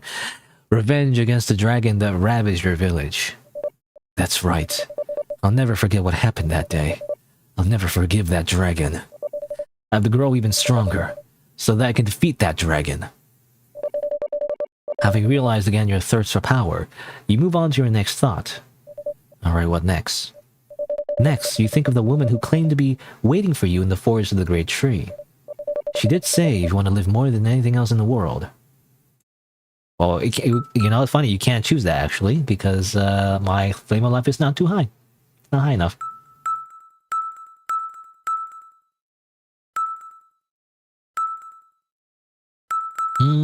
Well, either neutral or like not at all. I mean, I don't know who she is. But obviously she must be important. Because unlike everyone else who is an NPC, who's simply drawn as like a bloodthirsty monster, she is drawn like a big titty anime girl. So she must be important. I don't know. Can't say for sure. She sounds like she knows something. But can I trust her? Is there something behind those words? It's too hard to judge right now. You recall your first impressions of the woman. Alright, what's next? Next, you think about Misha. We got separated from when I left, or rather, we got separated when I fell from that cliff. You know, I gotta say, she's more... It's funny, it's like the duality of furries. On the left, definitely more furry than anime. On the right, more anime than furry. You know, is it just me? Because besides the weird... You know, besides... It's not weird, but rather, besides the fur coloring, I guess, if you just had, like, human flesh, she'd just be like an anime girl cosplaying with, like, bunny ears. You know, like... I don't know. But let's see. So we either we worry about her, or be like, whatever, she'll be fine. Who cares? Or she did mention something intriguing. Power. Such a lust for power. Now that I think about it, Misha mentioned something intriguing on our way out of that hideout. A search for power, huh? I don't really get it, but maybe it'd be useful to me too. You recall your thoughts about Misha? Alright, I'm getting my thoughts sorted out. I want power, first and foremost. I need to become even more powerful than even a dragon. I need to grind XP. I need to go I need to go to a random monster field and grind on the same monster 5 million times. I also need to do like a fetch quest. No, I don't know if I can trust her. She might be plotting something, so maybe I shouldn't go to her yet. More importantly, I need to know what Misha was talking about. Maybe it'd be useful to me too, and help me grow stronger. Okay, this is not repeat. He's repeating everything. Alright, I should head towards the village and look for Misha. You set out for the creek to the south. I need to craft 10,000 iron daggers to level up my smithing ability. And then I simply use my smithing ability to craft the best armor ever. You hear the sound of running water, and you seem to arrive at the creek. You should be able to reach the village by following the stream. You should follow my stream too. You know, on YouTube you need to subscribe, on Twitch you need to follow. Anyway, first things first. I should head to the village, while keeping an eye out for Misha. There are wild animals and bandits nearby, so it's probably dangerous for her to go alone. I hope I find her in one piece. If not, 2 pieces. You know, it's like, it's been cut in half. If I want to find her, maybe I should look for clues. Either way, I should head downstream. You walk along the creek, making sure to pay attention to your surroundings.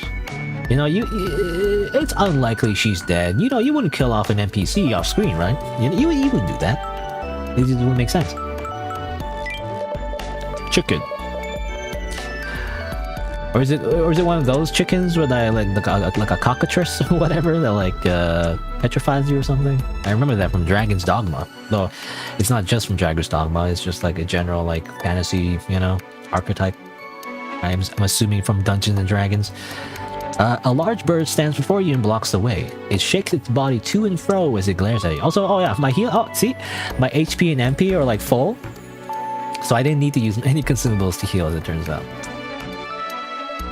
A chicken. No, it's too big. Cluck! Cluck, cluck, cluck! Cluck. Ah! The bird spreads its wings wide to intimidate you. Immediately, you...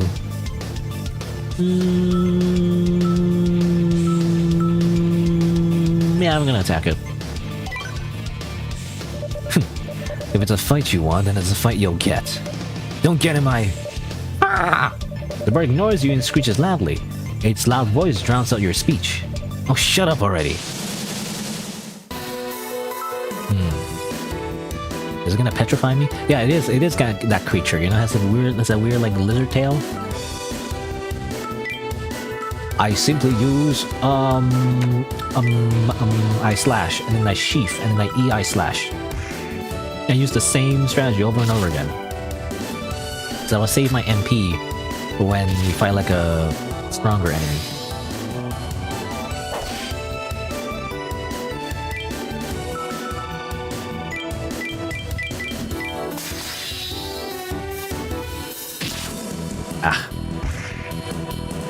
What's this one? I don't know what move this is. It's gonna be like 5 hits or something. I can't tell. Ugh. Okay, no, it's just peck again.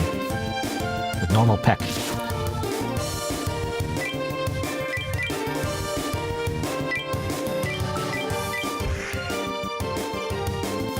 Oh, that's fast. Ah, okay, well I just got hit there because I was expecting it to be really fast, and then it wasn't. No gear. DI slash. Waterfall. Slash. Okay, it's gonna go berserk now apparently? Oh no, okay good. I don't have to deal with that. He's just dead.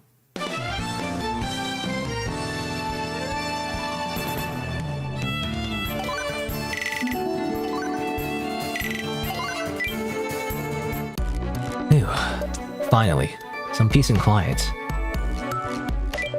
There are fish in the riverbank. You don't have any fishing tools, but you may be able to catch something if you try. Yeah, I don't have any. I don't have a fishing rod. Could you have got a fishing rod? You could use magic. You know what? I'll just use my bare hands. It'll be easy. See? It's that easy. You concentrate and observe the movements of the fish. I got fish. The other fish ran away, but one fish is better than nothing. Oh, interesting. I guess if you got like a critical success, you would've got like 2 fish. What's better than 1 fish? 2 fish. I'm gonna eat some fish. Nom. Ooh, more skills. Oh, more stat points, really. Let's get more stat points for this one. Yeah. When you cross the bridge,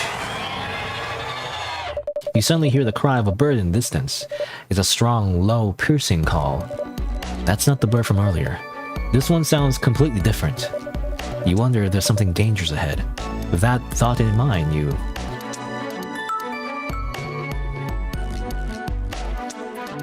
And let's be on our guard. Let's not feel too excited, you know? Let's be on guard, okay? We're not gonna run into battle like willy-nilly, you know? We don't forget our main goal here is to kill the dragon. So you don't be taken surprised by a wild animal. Be on our guard. I don't know what that is, but I better get prepared for danger. You grow warier and more alert of your surroundings. On your way, you spot bloody tracks on the ground. The soil has been dug into by something sharp. What's this? Around it, you find white feathers and familiar pink fur. I can't believe Misha's fucking dead. I can't believe she got eaten. Is this Misha's fur? Doesn't look like she's doing so well. Looking around, you notice some plants have been cut down. Maybe the victim was attacked while collecting plants. I'd better hurry. Oh no, not the first, you know, obviously like female love interests, you know, that you see in like an RPG, kind of like the childhood friend trope. Oh, I keep forgetting that just go back. The blood marks on the ground continue on the path. The victim must have been chased down and attacked multiple times. There's a fork in the road.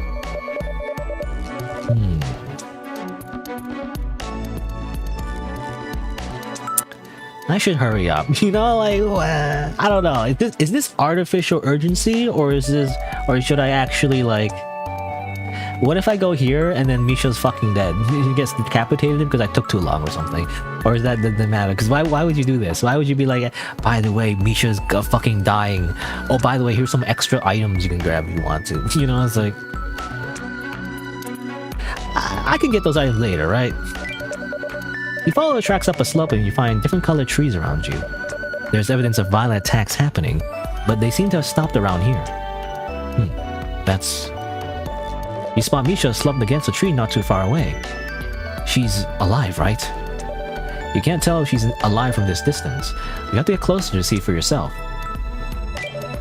When you approach Misha, she starts squirming a little. She seems to be alive. Hey, you okay? You call out to her as you walk up to her. Misha's face lights up when she notices you, but... she goes, eh! She doesn't say a word. Instead, she starts motioning frantically as if she's trying to tell you something. What's wrong? You stare at her quizzically as you keep walking up to her when you hear a strange noise. Click, click, click. Click, click, click, click. Freaking weird wasp bees. Whoa. A giant wasp emerges from behind the tree. Seeing you approach the tree, it attacks you furiously. What happened to her, by the way? I guess she got silenced, you know, literally? She got muted on Discord or something? The actual silence spell? I simply slash at the bee. I simply sheath, and I do an EI slash. Ah, poison. Oh, that sucks.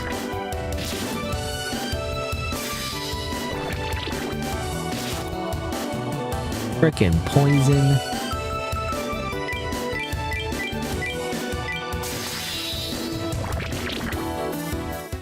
Of course the wasp is angry. Like, every enemy can get angry for some reason. What if you guys just calm down? Stop being so angry. Bite head. It's interesting. Sometimes you can tell, like, where they're attacking just by looking at the name. You know, if it's legs, you need to jump up, for example.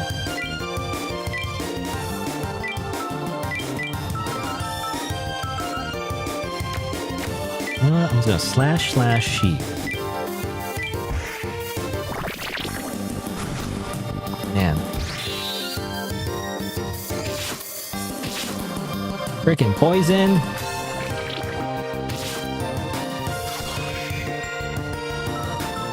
Attack Moose. Waterfall.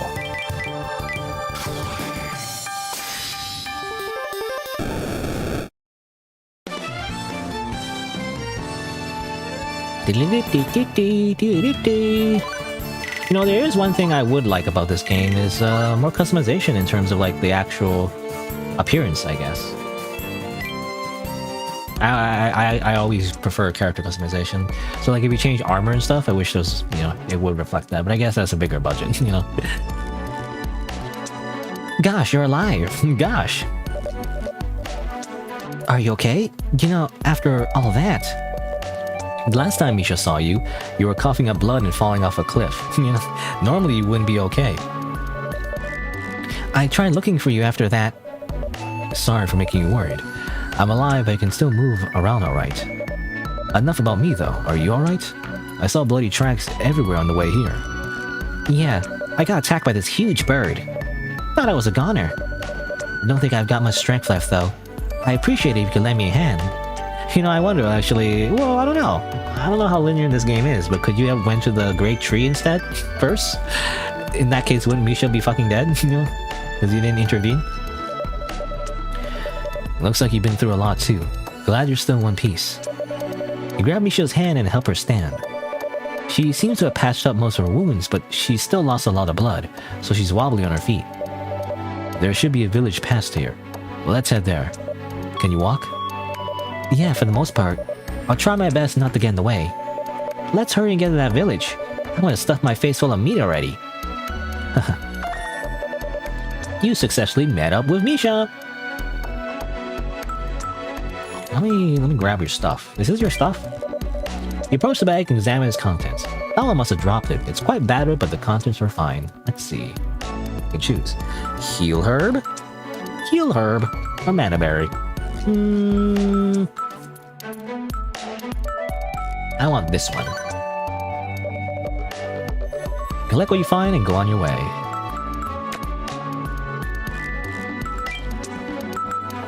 Let's see. More level ups. You know, more health. Probably be a good idea.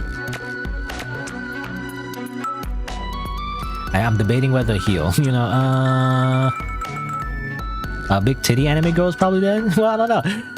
I don't know if she was in trouble. It didn't seem like she was in trouble. She was just doing a long distance call, you know, is what it seemed to me.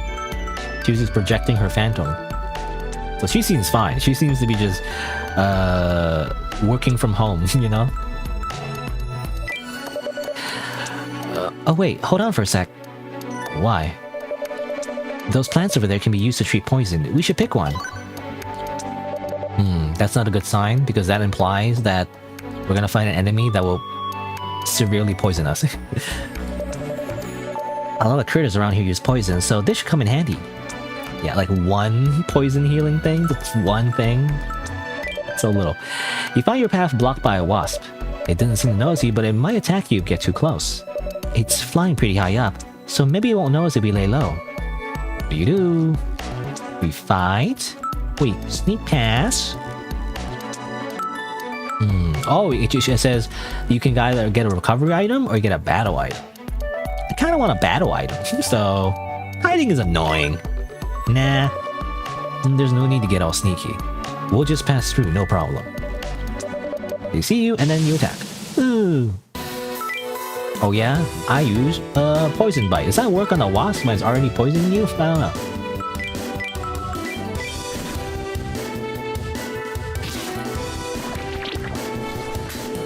Hopefully I can do this without taking poison damage. Oh, too late. I'm taking poison damage.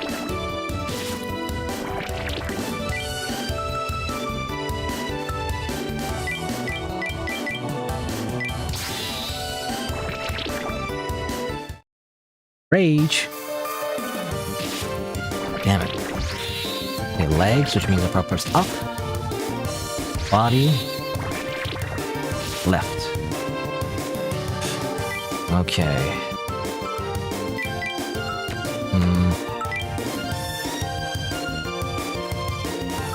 Sword of Life. This is a good idea. I have so low HP already. I should probably heal. Fine, I'll heal. I didn't want to heal. I want to save all my healing items forever. Ah, I keep getting grazed. Damn it. Swallow strike.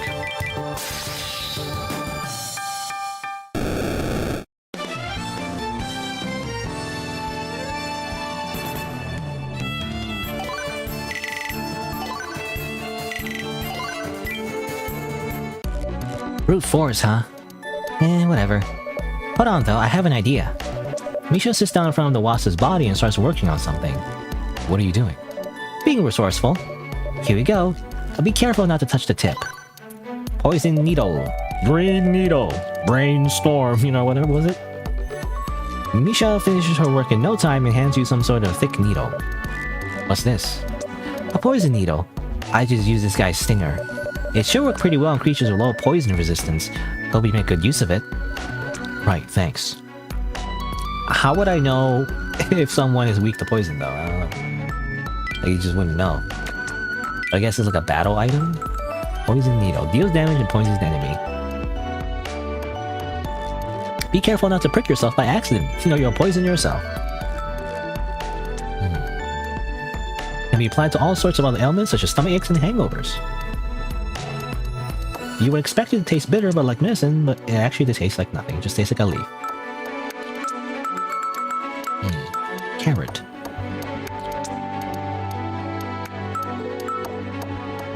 Interesting. I never thought to really use this, but it recovers 2 CP. Rabbit folk tend to eat this before important events. If you see one nibbling on a will carrot, don't disturb them. Just cheer them on from afar. Okay. Look at all this lore.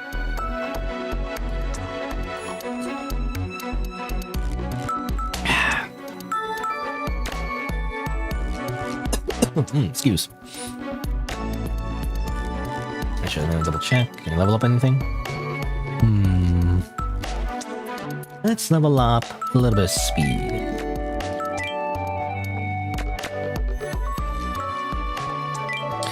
You chat on your way?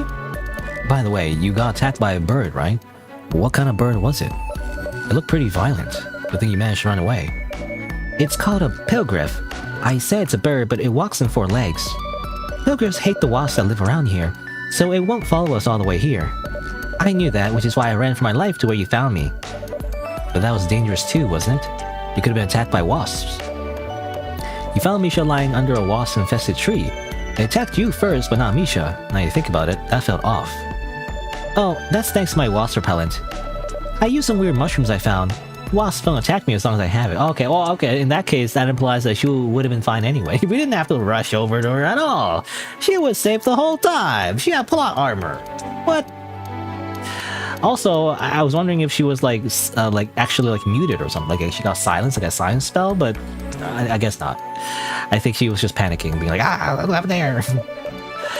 Now that she mentioned it, Misha does smell a little strange. It must be because of the incense she's talking about. That sounds handy. Do you have any left over? Sorry, but no, it's hard to come by, and even the one I use on myself is starting to wear off. I see. But you seem to know a lot about this area, huh? I've researched this place before. There's a bunch of stuff I wanted to learn about. Oh hey, there's 2 paths. As you chat while walking, you come across a fork in the road. How classic. You know, this game is like, yo, fork in the road. Thick bushes, which glows, and more forest, faint smoke. Well, faint smoke implies civilization, you know, which, well, might be a bad or a good thing, because it could also mean goblins, you know, goblins, I guess, could make fires. Which way do we go? I mean, is it one or the other? Also, Pilgriff is probably weak to poison. I guess so. That's an interesting way to like imply that, I guess. I mean, I was thinking that most likely that's where we use the poison needle, you know, on the boss or something. I guess I'll go through the thick bushes. Oh, there's a freaking sword here. Excalibur? Well, technically that's a misnomer, I think. It's not, because Excalibur wasn't the sword that, I want to say saber. You know, what's the King Arthur? Like, Excalibur wasn't the sword that King Arthur pulled out of this, you know, the stone. It was something else. I think it was Caliburn or something like that. I could be wrong. I swear, it's because I remember reading like a post somewhere, and like people often make that mistake, and like it was like Fate Stay Night trivia or something, you know, like it's to show that if you're a LARPer or something. I don't know. I could be wrong. I probably got that part wrong too. I don't know. I don't remember exactly. But I feel like that is a common mistake to make, though. Like, what do you mean the sword that the guy or King Arthur uses isn't the main sword that he pulls out of the stone, you know? Like, I thought that's what he's known for. As you keep walking, you reach an area with thick bushes, and you spot a strange glowing sword beyond the thicket. The bushes are very thick and it's hard to see, but you should be able to cut a way through. I wonder what that sword's deal is. You can tell it's a dead end, and it won't lead to the village. You're the one to decide whether to venture in or not.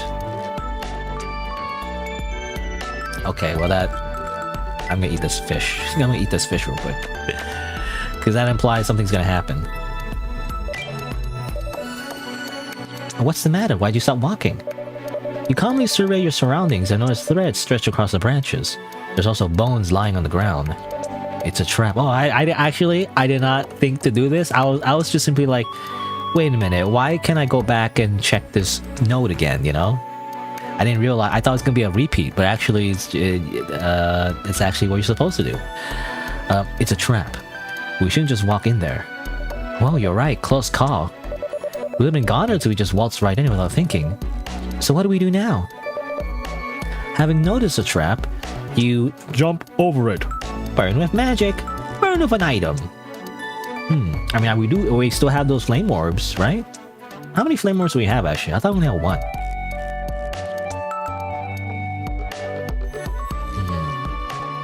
This one, I don't know how.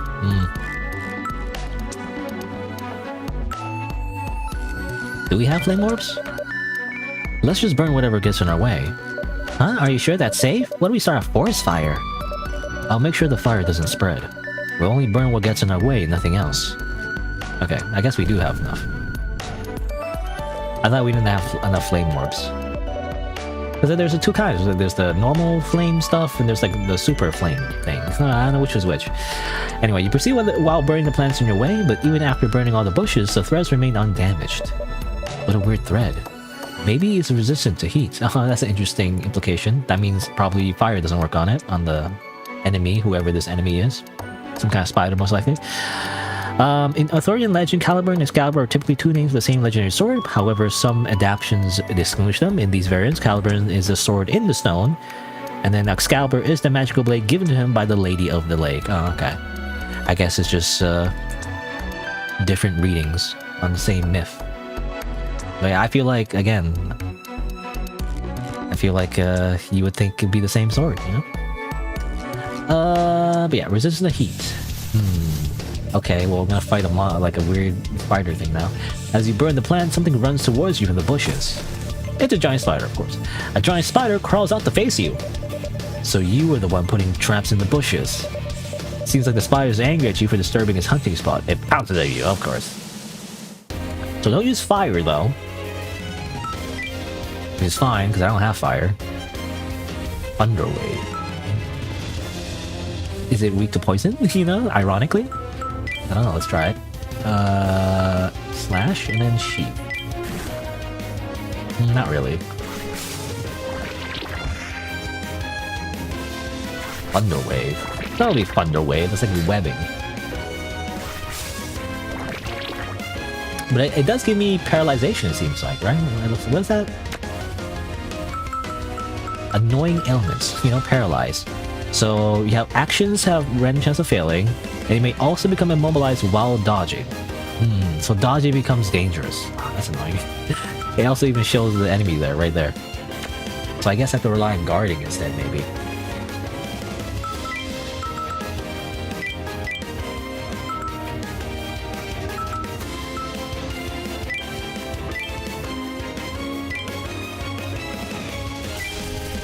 Ah, immobilized.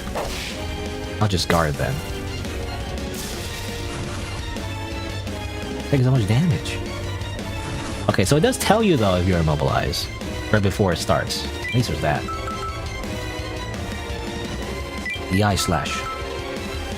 Waterfall. Slash. This is a tough fight. They have a lot of HP.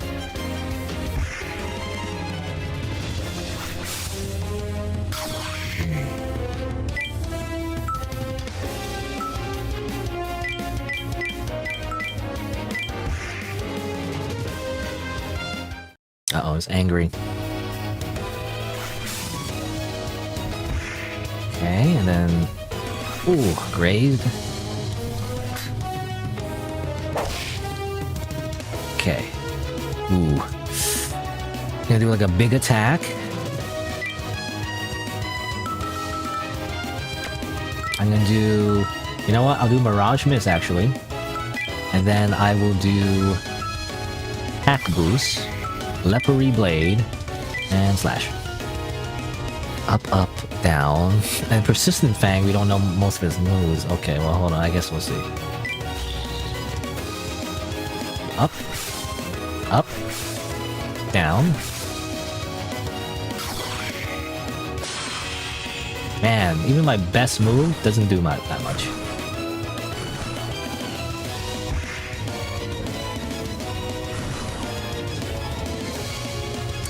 Silk Barrier.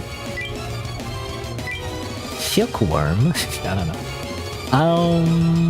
Guess I'll just slash. And then probably heal. Actually, look at my items. Right, I had like Flame Orbs and Blaze Orbs. That's what I was wondering. Am I using Blaze Orbs or Flame Orb? I guess that's the difference. Again, it's resistant to heat though. Is it resistant to ice, I wonder? I kind of want to save it though, because it was a good idea to save him actually.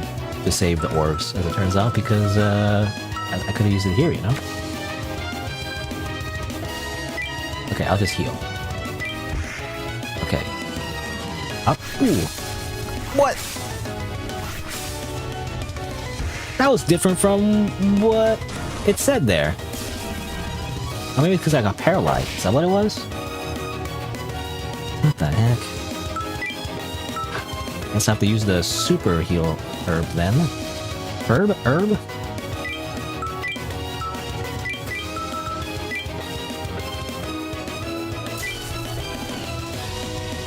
What? I got immobilized. Oh, okay, that was like a very scary looking move. Ah! I had the guard because I was immobilized by the paralyzation. God damn it. I have to heal as well, but I can't because if I... Healing, by the way, there's a red thing, so like it actually makes you more vulnerable if you heal. Which sucks, you know? I don't know, let me use Mirage Miss again. And then try to heal if possible.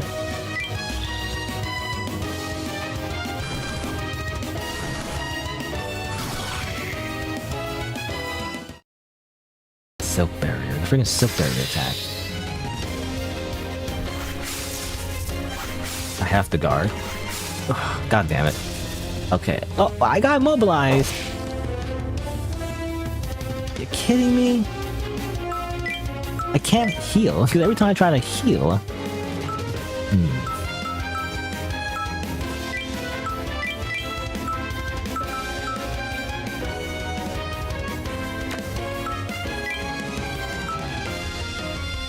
You know what? I'll use Sword of... Oh, well, that'd be a bad idea. I was thinking like, oh, I should use Sword of Life because by that point I'll be full health, right? Assuming I don't get paralyzed though. That's the problem. Whatever. I'll use Defend. Okay, there. I did get the healing. I got paralyzed there though.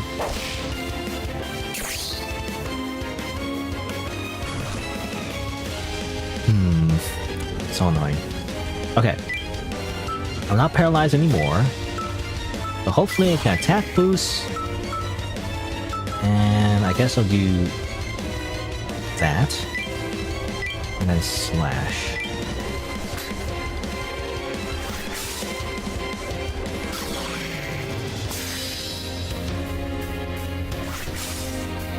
Man, this feels like a mini boss, really. I mean, obviously it is.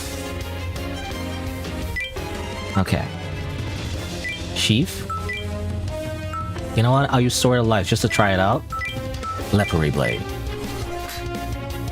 Time for my ultimate ability. Boom. Okay, then didn't do that much, to be honest.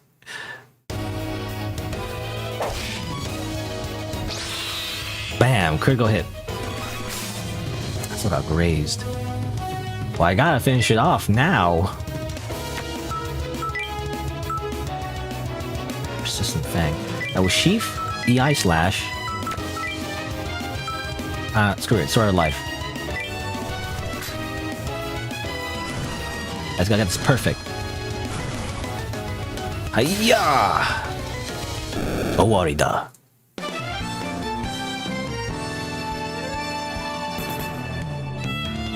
Does it count if I get a revive though? Now I'm like, oh, is it considered cheesing? You know, if I get a revive, does it really count? Anyway, whatever. I beat it. I'm a spider. You know what do spiders sound like? I don't know. They go gee apparently. You deal the finishing blow, and the giant spider topples over one last weak screech. Makes me shudder to imagine what would happen if it caught us. You know, it would have been like a game over. Yeah, good thing we noticed. You defeat the giant spider and cut out a path. Hooray! Now do I get this shiny sword? On the other side of the bushes, you find a strangely glowing sword in the ground. When you pull the sword from the ground, it feels perfect in your hands, like it was yours all along. And then you could like raise it up and yell Excalibur, you know, and you shoot out a giant energy wave. Once fully out, the glow fades from the sword. Kabaki. That sword was glowing just a moment ago, but now it looks like just a normal sword. Maybe, but I can still feel its power. Even though it's lost its glow, you can still feel the magic pulsing through the sword. If anything, I'm relieved it's not glowing anymore. How am I supposed to use a glowing sword? I don't know, like a Jedi. I guess. Alright then, is there anything else around here? Stuff. Wow. Fish. $1,000. Black jelly. Hee. Hee. I don't know. Anytime I have to read dialogue where the character goes, eh, you know, it's like, I don't know. That doesn't feel natural. You don't go hee hee. I can't just read that. It's just, I don't know. It doesn't feel like a normal laugh. Anyway, what was the sword? You got the Kabaki. A special sword that paralyzes whatever it slices. Feels tingly. Seems powerful. And not heavy, so... Oh, gotta put down my katana. Do I bother keeping the filthy sword? It's the poop sword. Why keep the poop sword? I don't know.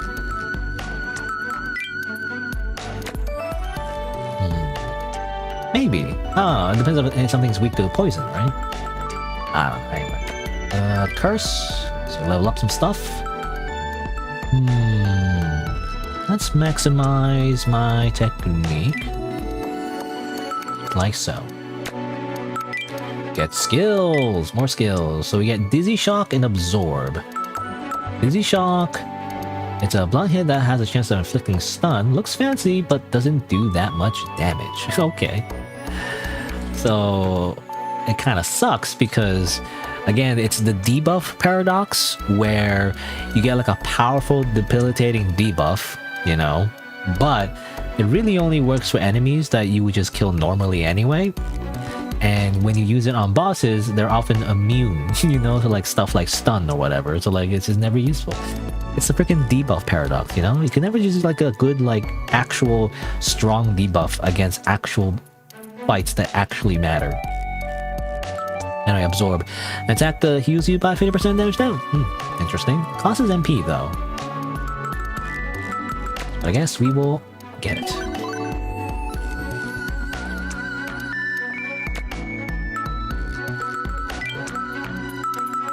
Black jelly.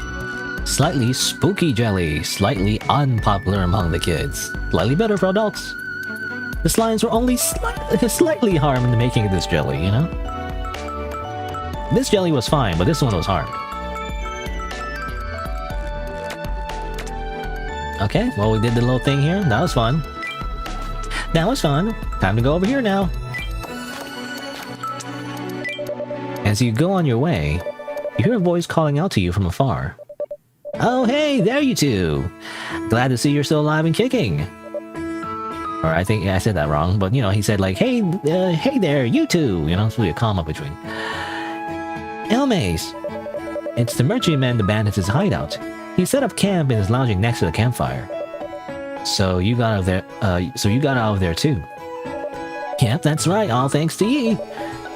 All thanks to ye. The ye? Yeah, ye. Fancy us meeting here again. Must be destiny. Why don't you buy something to commemorate it? I can also lend you a camp to sleep in if you want. The merchant lines up his wares as he speaks. You don't recognize some of the items and assume they're newly acquired. You can visit the shop to you can place the shop, rest, and of course you can also choose to ignore it. What if I ignore it?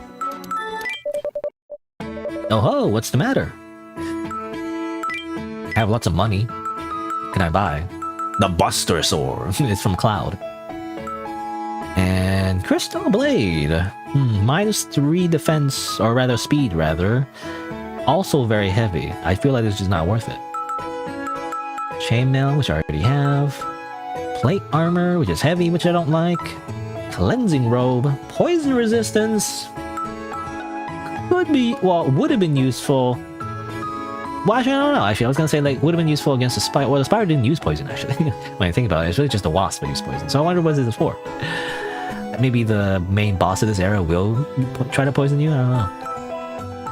Okay, fire amulet. Scorpion charm, of course. A lot of poison resistance. I mean, I guess that's just useful against the wasps. No dragon ever had a human form, says Onyxia 2010. I don't know who that is. I don't know who Onyxia is. Who the heck is Onyxia? Onyxia. Did I spell that right? Oh, it's World of Warcraft. I never played World of Warcraft. I know it's hyper popular as an MMO, but like the problem is that you gotta pay for it. So you know what I played? I played Maple Story, you know, because it was a free-to-play MMO. That's what I played around, you know, the MMO RPG boom. And other free-to-play games, I guess. But, you know, Maple Story was probably one of my first MMOs. Tingle Shroom. Would have been useful against the Spider Boss. Well, I'm so stingy, I never want to use my money, so I can sell maybe. What can I sell? You know what? This is a rare sword though, right? I don't want to sell rare items. I'm tempted to, but I feel like I shouldn't. I don't know. I think I want to sell, really. Okay, well that's it I guess. Let's talk. What are you doing here? So, what business do you have around here? What, little old me? I guess you could say I'm here to stop or restock some wares. The herbs around here are top quality, see? They're good for treating poison. They heal all kinds of poison. People from all around want to buy these. But it's dangerous here. Are you sure it's safe? It being dangerous means I can sell them for more. That's what my shop's good for after all. Sounds like you're putting your life on the line. Well, me risking my life can sometimes save someone else's, especially when it comes to herbs like these. Doesn't make it a noble cause or anything, but I think it's worth risking my measly little life for. You're more selfless than I expected. Oh, you're gonna make me blush.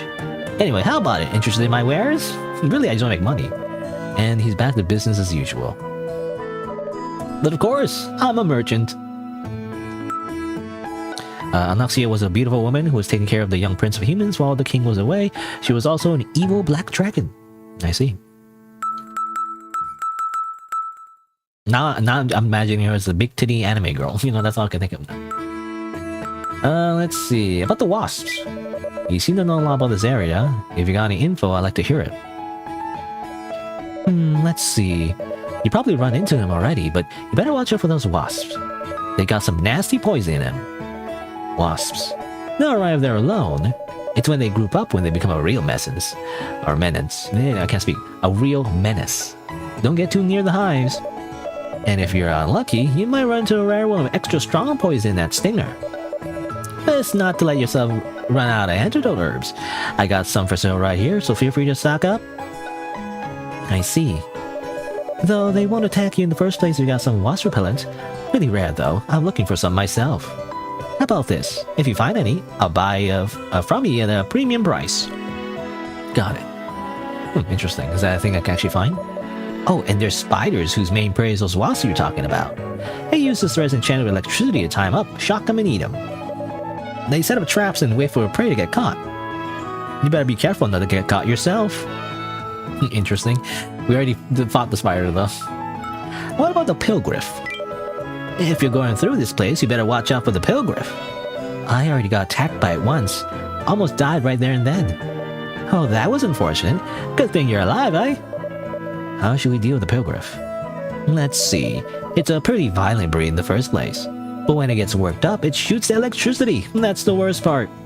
Electricity. You're lucky if it just burns you. It's when you get paralyzed when it gets hairy. Can't move when you want to. Can't dodge when you need to. That sounds annoying. If you can't dodge something, best you can do is guard. And what do we have here? That's right, tingle shrooms. Use these when you get all tingly. Now at a low price of $300. This guy doesn't miss a beat when he's advertising, huh? Can't do anything if you're dead. When you think about it that way, these items are dirt cheap, huh? Again, he's supposed to have some kind of accent, but I'm not sure what kind of accent. So, I'm just doing whatever. I just do a goofy voice. I don't know, like, I always feel like antidote, or, like, you know, I kind of like hearing items. I always feel like they're not that useful, because by the time you need them, the status goes away anyway, you know? I don't know. But I guess I'll buy a few. I'll buy at least... so expensive. You know, I don't want to spend money. I hate spending money. I'll buy a few. I'm so cheap.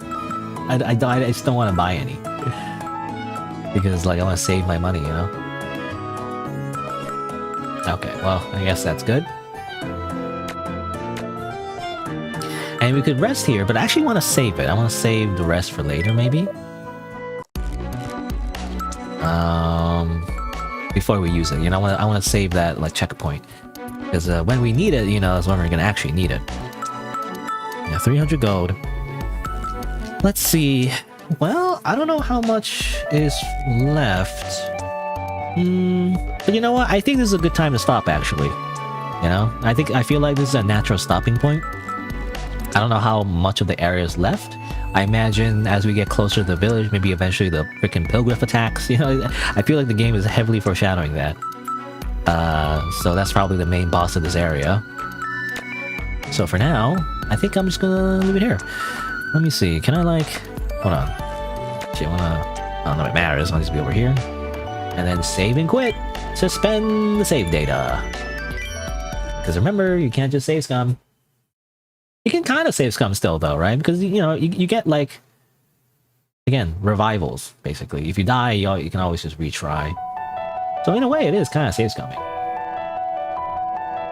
but only for like when you game over, I guess. But all right. Look at the credits. Credits are like this guy, a cat, drinking some sake, maybe, or just some kind of alcoholic drink.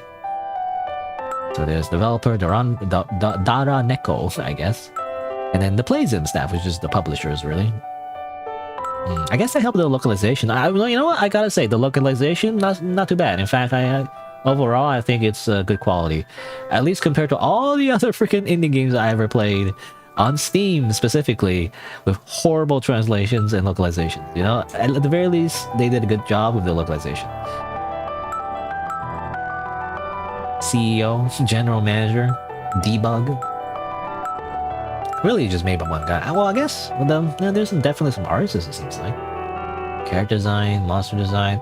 I wonder if, like, again, kind of like an RPG Maker, are the monster design like unique to this game, or is this some kind of like public domain kind of thing? I don't know. Or like an asset that you buy. I'm not sure, but I don't know. Now BGM, ScarletMoon.com. Okay, well this has got to be like from some kind of like thing you download. Mao Damashi, I recognize that because I also use them to like find some like copyright free songs sometimes. Sound Effect Lab, that looks familiar. So yeah, it's definitely some of the stuff is like just from other places, really. They didn't make everything. I don't know, overall though, it does feel like unique. It doesn't feel like your typical RPG Maker game because, well, it's not on, as far as I can tell, unless I'm crazy, I don't think it's an RPG Maker game. Like, it's not made in that engine. It feels kind of very different, actually. It's like a different engine from what I'm used to, anyway. Hide UI, you can do that, I guess. Alright, but there you go. Yeah, Use of Life. Inochi no Tsukaikata. Definitely will continue this game next time. Probably next week. I like it. Overall, I don't know. Maybe to some people it just seems like a typical RPG. Maybe it feels different when you actually play, but like I like how engaging the battles are, right? You're not just like, oh, pressing attack, and then press attack and fireball, and then, the fact that you actually have to participate in the defense of your character, I don't know, feels a little bit more engaging to me. Kind of like, I don't know, the way I like games, basically. Like, you actually have to dodge, basically. When Piccolo yells at you to dodge, he yells at Gohan, dodge! Dodge, Gohan! I wanna press the button to dodge. It's fun. Yeah, and other things about the game too. I like how it's kind of like this, I don't know how to describe it, but like, it's like it's kind of a dark opening, actually. All your families or friends are fucking dead. You got killed by a dragon, and now you have some kind of curse. It's kind of like, Soulsian, almost Souls-like a little bit. I like that part too. I like how it's like a dangerous world. You're just some rabbit guy, but then you come across some kind of power to like get stronger. I don't know. I like that idea. And again, the CRPG aspects too. I like how like it's taking inspiration from CRPGs where like you do skill checks, but also it's not just that, but also the branching paths and basically like consequences, right? Like your choices have consequences, so not everything will go your way 100% of the time, and sometimes you do have to roll with the losses. You have to take damage, or you might not get the item that you want, but there's also multiple ways to go through the game too. Like, I remember, like, the door, for example, you could have found the key, you could have, like, used the bomb if you wanted to. If you used the bomb there, you couldn't have used the bomb somewhere else, and, like, or you could even just punch the door, until it opens, I guess. That could have been, like, a choice as well, right? There's, like, different ways to play, and, like, I don't know, I like that. It feels like a CRPG, like, made basically by a Japanese developer, and that's Dark Souls, basically. Dark Souls really is, like, a Japanese developer making like a Western fantasy game, and like that kind of mix for some reason really appeals to me. I don't know, something about that is like really interesting.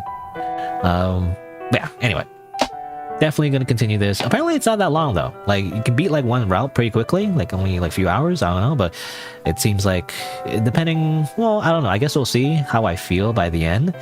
But like I might explore all the other endings, you know, in different routes, see like is there like that big of a difference? So I don't know, but apparently there are like multiple endings in this game, so that might be something interesting to explore. Gonna be a lot of skipping though. You're gonna skip a lot of dialogue. I feel like a lot of it is probably gonna be repeats, but I guess we'll see. Anyway, again, that'll be it for today. Let me just press the little button here. There you go. Hopefully the audio is not desynced. I literally like, you know, changed the settings right before I started, and I was hoping that would like kind of fix the, you know, again, it's not something that I feel like a lot of people notice, but like I notice it, like some of the micro drops, you know, sometimes there are some glitches in the microphone audio where basically it drops the sound for like a split second. It annoys me. So I'm hoping by like changing the audio desync, it doesn't do that anymore, but I don't know. Hopefully there isn't anything like that. Otherwise, I'll pull my hair out because it'll be like, oh, the freaking whole recording is ruined. Even though I don't really, I just stream, you know, these days. I don't really like turn any of the VODs into like actual videos necessarily. I used to kind of do that. I don't have time for that anymore. So my last video is literally some random Baldur's Gate part, which I never finished, which kind of irks me. I kind of want to finish that at least. I don't know. Anyway, what else to mention? Oh yeah, let me just say my usual schedule is Saturday and Sunday. Noon, well, not noon actually, well, around noon, but it's not always noon. I forget, I forgot that I don't say that anymore, because sometimes I kind of start a little bit afternoon. But you know, Saturday and Sunday, every weekend, usually. And I guess tomorrow I will play some other video game. Maybe, I don't know, I like to mix it up, you know, I don't like to like just play one game every Saturday, Sunday. I like to play like once a week if I play like a, you know, a game that takes more than one stream. So tomorrow I'll probably play something else. I don't know what though. I'm not entirely sure yet. I guess we'll see.